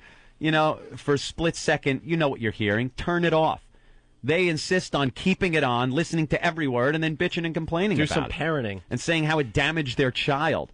I don't know one kid that's ever been damaged by hearing something adult-oriented on the radio. It just doesn't happen. They might laugh. Will there maybe be an embarrassing moment for a second between parent and child? Might happen. I'll even fess up to that. But you know something? That's life. That happens when you're walking in Times Square and see a billboard or something like that, It just happens. It's part of life. You can't get rid of it. We can't put SpongeBob and Bob the Builder on 24 hours a day, and it's going to be a perfect nation because the kids are safe now. You'd have adults shooting everybody, going crazy. So, that's where I stand on that. I don't think it's indecency going on out there. I think it's people getting carried away thinking that everything is indecent. Small group of people. Really need mallets put over their head. I think she's satisfied with that. That was they won't use any of that, though. I know. They won't use any of that. We need the patriotic music under that. They'll use this. Out of Rock! Fuck the FCC, man! Yeah. You just wrecked it. I know. They're going to use all those, and it's going to be awful. At least the fans of the show will know what the real clips were. Everyone else is going to be like, they're degenerate animals. They need to be taken off the air. Yeah. How do we start regulating satellite radio? Yeah. Do you think that's going to happen? If you air this cut up the way we think you're going to do it, yep. Oh, it will cause a movement. Okay, I'll give you some credit. But don't disappoint me. I'll try. Okay. No, but seriously, do you think there will be a Could you say, but to... XM-ly? Oh, sorry. I'm teasing, of course. I'm teasing, of course. I think they're going to have a hard time regulating this at this point. Yeah. Especially with us, because you have to tell XM Satellite Radio that you want the Opie and Anthony show. Our listeners are paying an extra $2 to hear this. To hear this mess. Oh, my God. It's subscriber-based. It's very hard to regulate. It's very hard to have that argument now that you accidentally hit it and your kid accidentally heard it. And I don't want this coming into my house or my car. That was always a big thing. These are public airwaves, and I don't want it contaminating the interior of my minivan and house. You're paying for this. If it's in your car, in your house, you know it's there. And with our show, it's even more so because you have to subscribe to this program. If you're stupid enough to get the system and subscribe to this and be offended, then there is something wrong with you. Step on the gas pedal and aim for that pole because you're really screwed up. All right. Mm-hmm. Somebody wants to explain the show to the report. This is not a good idea. Oh, letting the listeners explain? Oh, my God. We had complete control of this, Anthony. Remember the last time we relinquished control of this program to another individual? What happened? We got 2 years off. Yeah, we got canceled, and we sat out for 2 years. Mm-hmm. Hedda, what's up? Hey, what's up, man? O&A, I want to explain to her what O&A is about. I hope you can do a good job. I don't get up at 6 o'clock in the morning to get a job, but I get up to listen to O&A. It's like being on drugs. I don't have any money, but I find money to pay for O&A. That's all she needs to know. We are drugs to the unemployed. How about that? You're performing a service. Absolutely. We are drug dealers. Thank you, Hedda. Hedda, you described it perfectly. Thank you. Thank you. You Hedda out and get a paper and get a job, you bum. All right, we're going to step aside, take a little breather. All right. All right. Did you get some good footage? Oh, yeah. Look at these guys. They're so happy. I know. My boss is going to be really happy. I got what they wanted us to get. I was just kidding with, the rock and FCC stuff. Could you cut that stuff out? Thank you. All right. Go ahead, Steve. We're screwed. The only way you're getting a date is with a bottle of chloroform.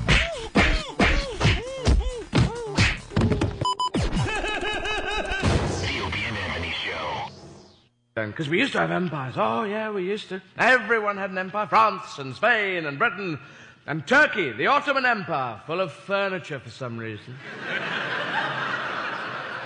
And the Austro-Hungarian Empire, famous for fuck all.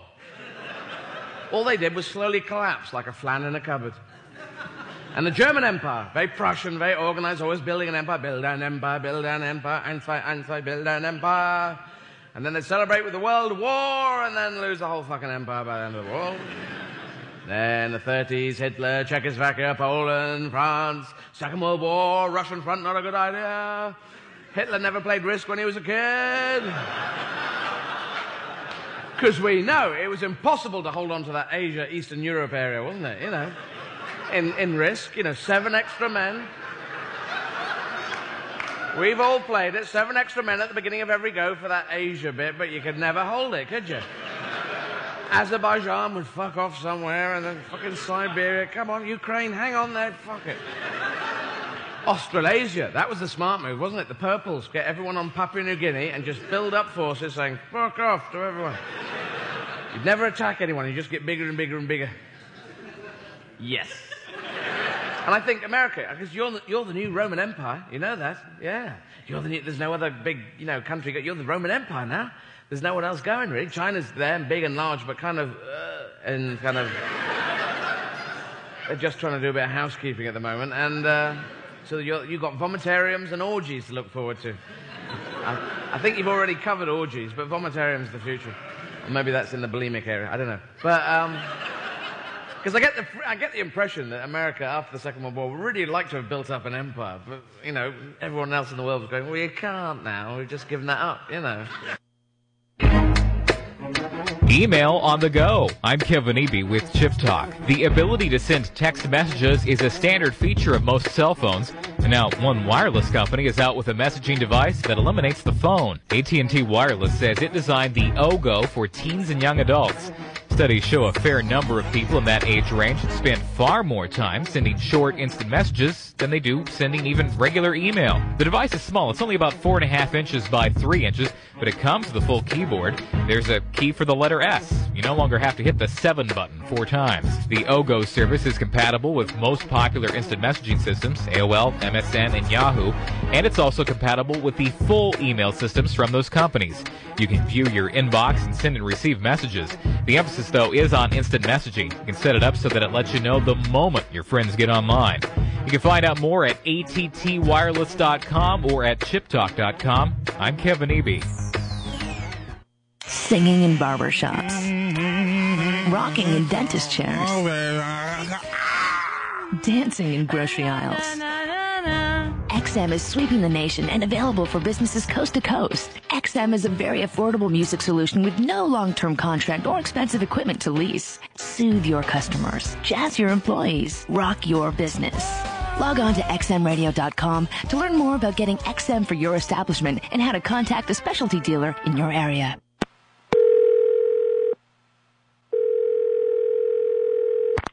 Thanks for calling Liquid Metal. A representative will be right with you. Liquid Metal is criminally hard music and offensive.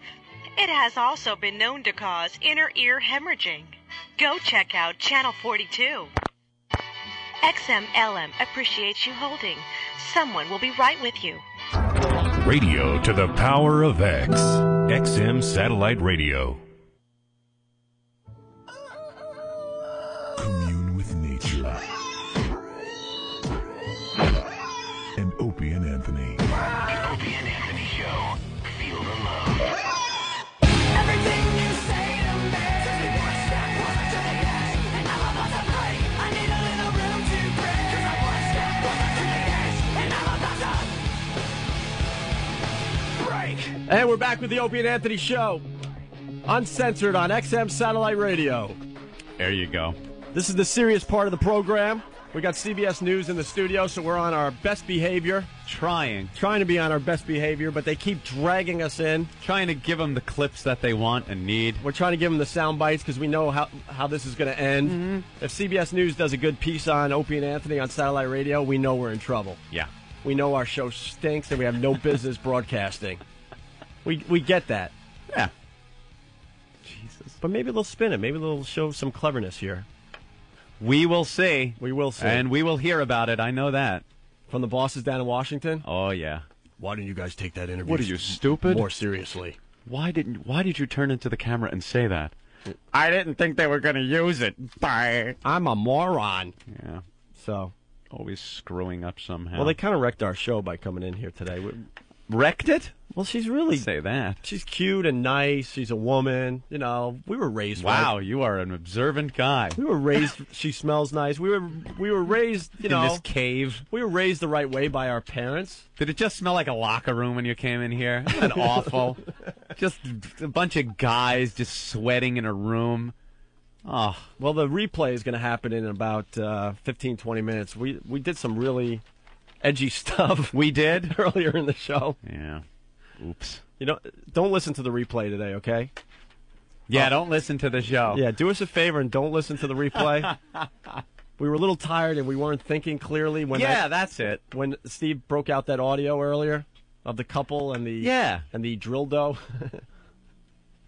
Now they're getting the other shot from Opie's other side. Yes. And now I got the straight-on view. Isn't it a shame that they can't get the picture of the VU meters anymore? You know those little stick meters that they show on every single broadcast of every single radio story? You got to zoom in on the board. We don't have those anymore. It's the future. Now you have a digital one on a computer monitor. Kelly, are you done? Are they just like rolling B-roll now? Oh, she got it. Was that it? You got what you want? She got what she wanted. Did you get a golden nugget? Who else have you spoken to about satellite radio? Anyone good? Anyone else? You guys are the experts. Yeah. Well, we are the pioneers, Anthony. We invented it. Who?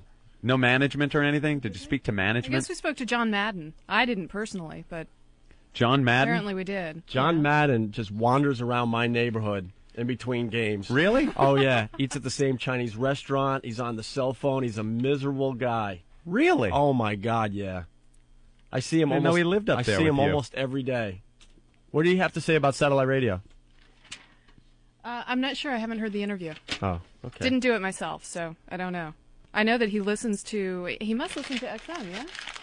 Yeah, because he doesn't fly. Yeah, because XM Satellite Radio is the better of the two companies. He definitely listens to XM Satellite Radio. No, he does. Nice sell, Opie. Good he one. does. All right. Now I'm completely distracted. I know. What would you guys be doing if I weren't here? Well, there was a girl that was going to come by to say hi to the wiffle ball bat.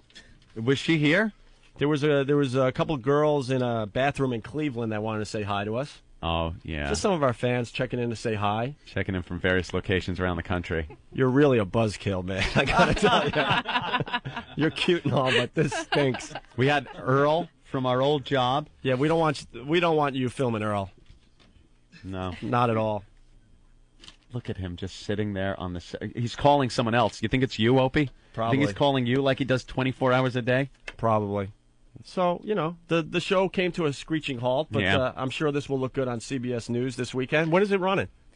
It airs tomorrow night, Saturday night, but it's... 1 in the morning? Only on the West Coast. Only on the West Coast? It's a West Coast show, isn't it? Yes. Yeah, it's because of sports. On the weekends, we have a West Coast evening news show tomorrow. Oh, it's only on. So no one's going to be able to see it? They'll see it on the internet. On the internet? All right, you guys got enough footage. We thought this was a national interview. Damn. How's my family supposed to see this? Thinking I'm actually somebody.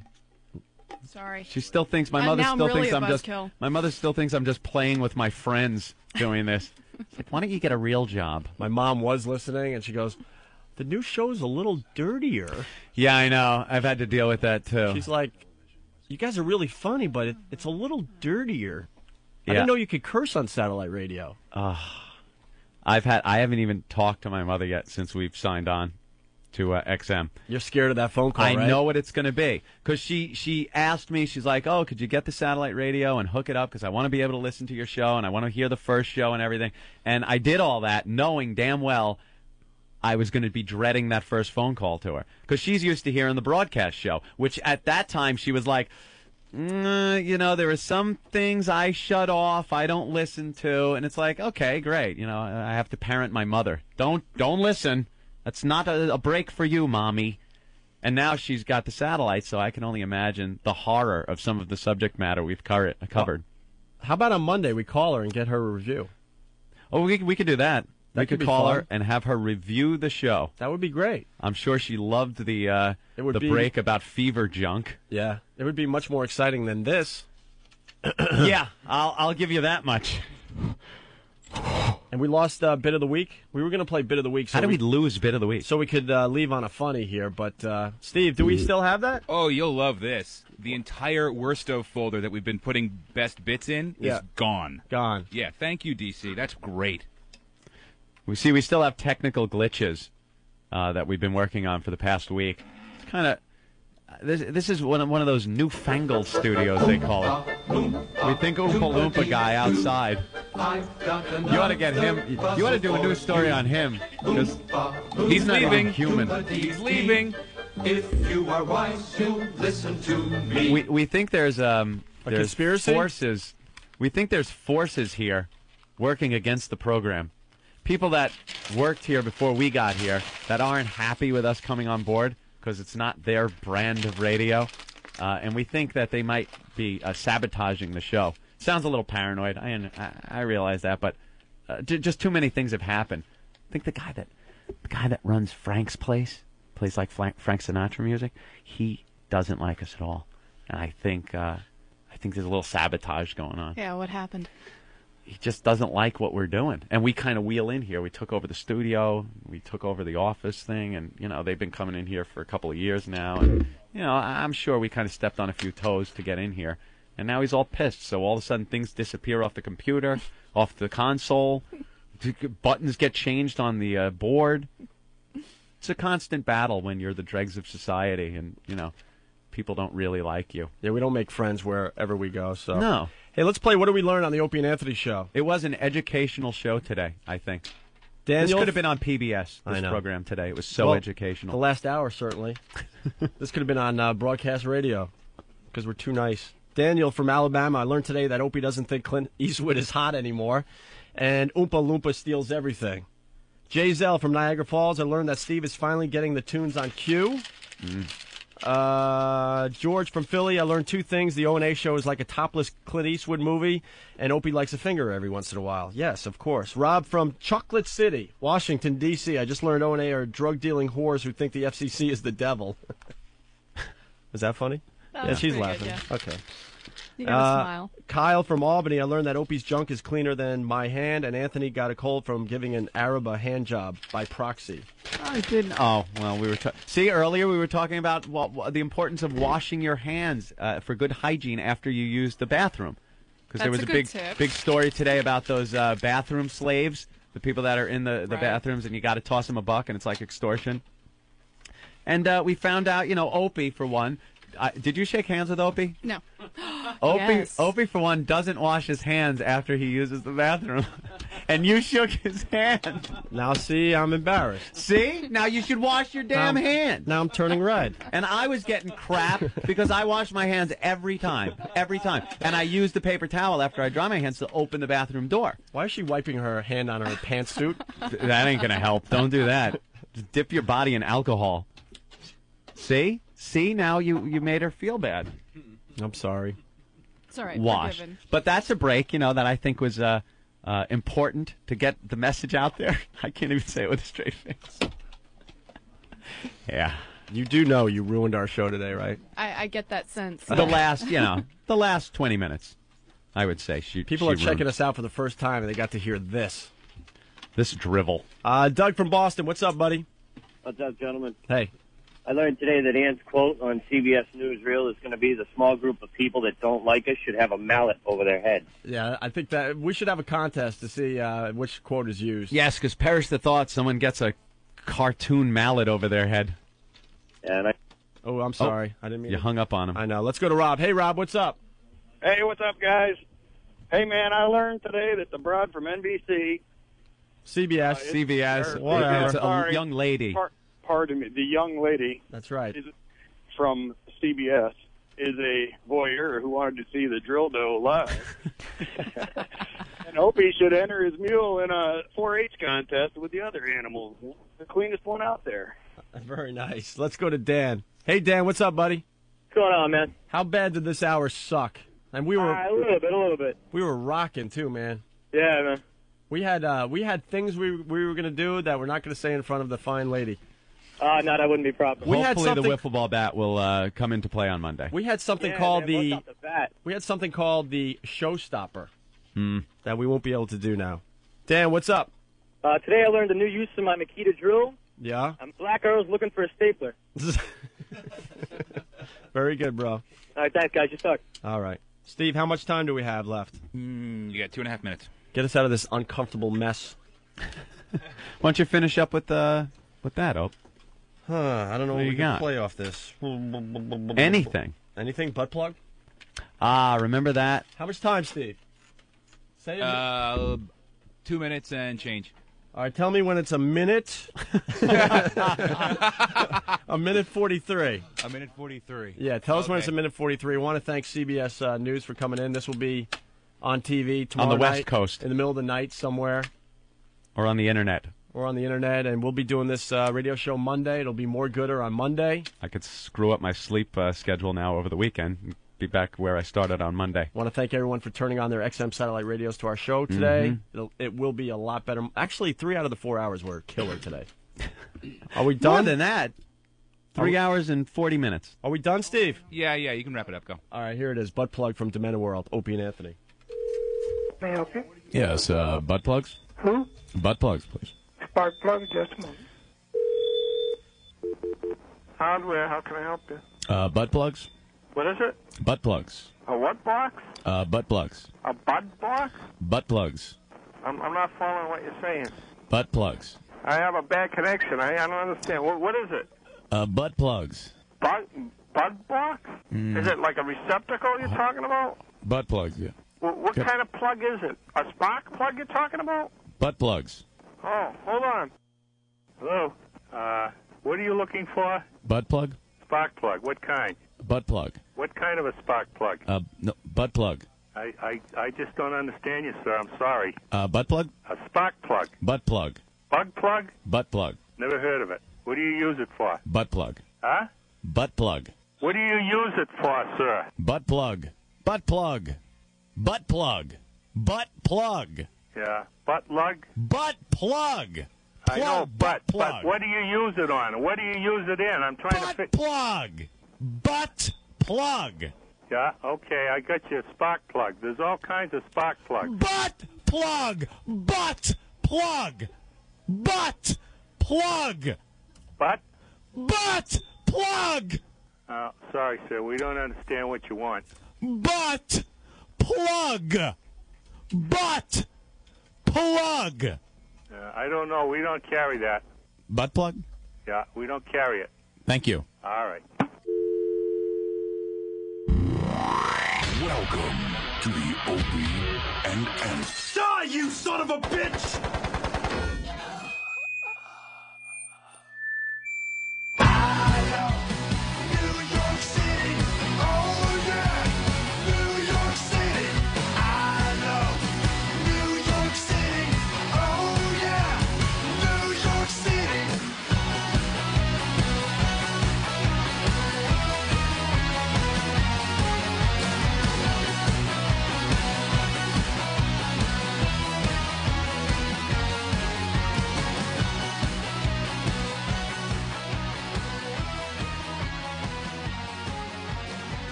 Went to Cancun for vacation about a year ago. Made a big mistake while I was down there. I loaded up on jalapeno dip and chili. Wash it down with a gallon of Mexican water. Yeah, before I went parasailing.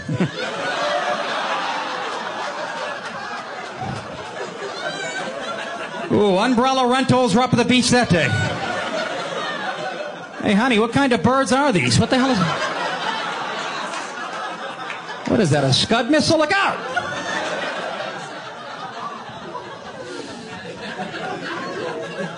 Nobody told me Cancun was located a quarter mile from the sun. First day on the beach. I don't need that sunblock. I'm no pussy. Give me the butter.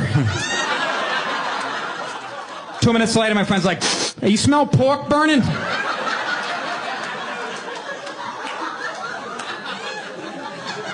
I knew I bought the wrong sunblock. On the bottle had a picture of a black guy putting two white guys out with a fire extinguisher.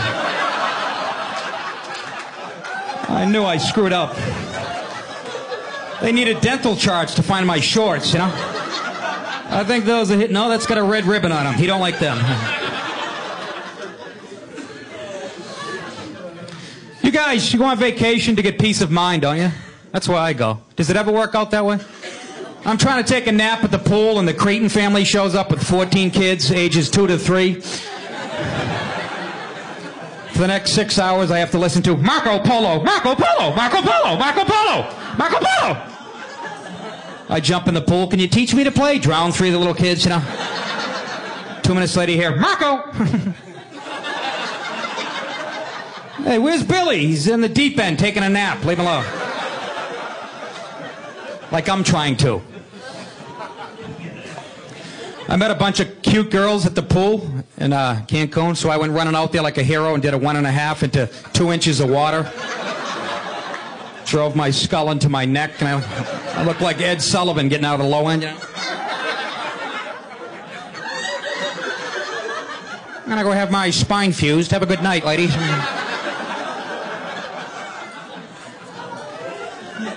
I met some girls from Europe at the pool. I could tell they're from Europe because they didn't shave their bikini line. That's not a pretty sight in a woman, is it? This one lady looked like she had buckwheat in a scissors lock.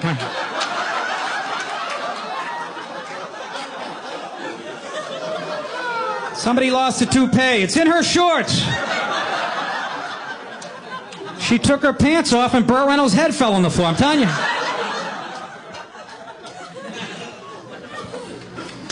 So, 100 channels of crystal clear digital audio, XM satellite radio. Radio to the power of X.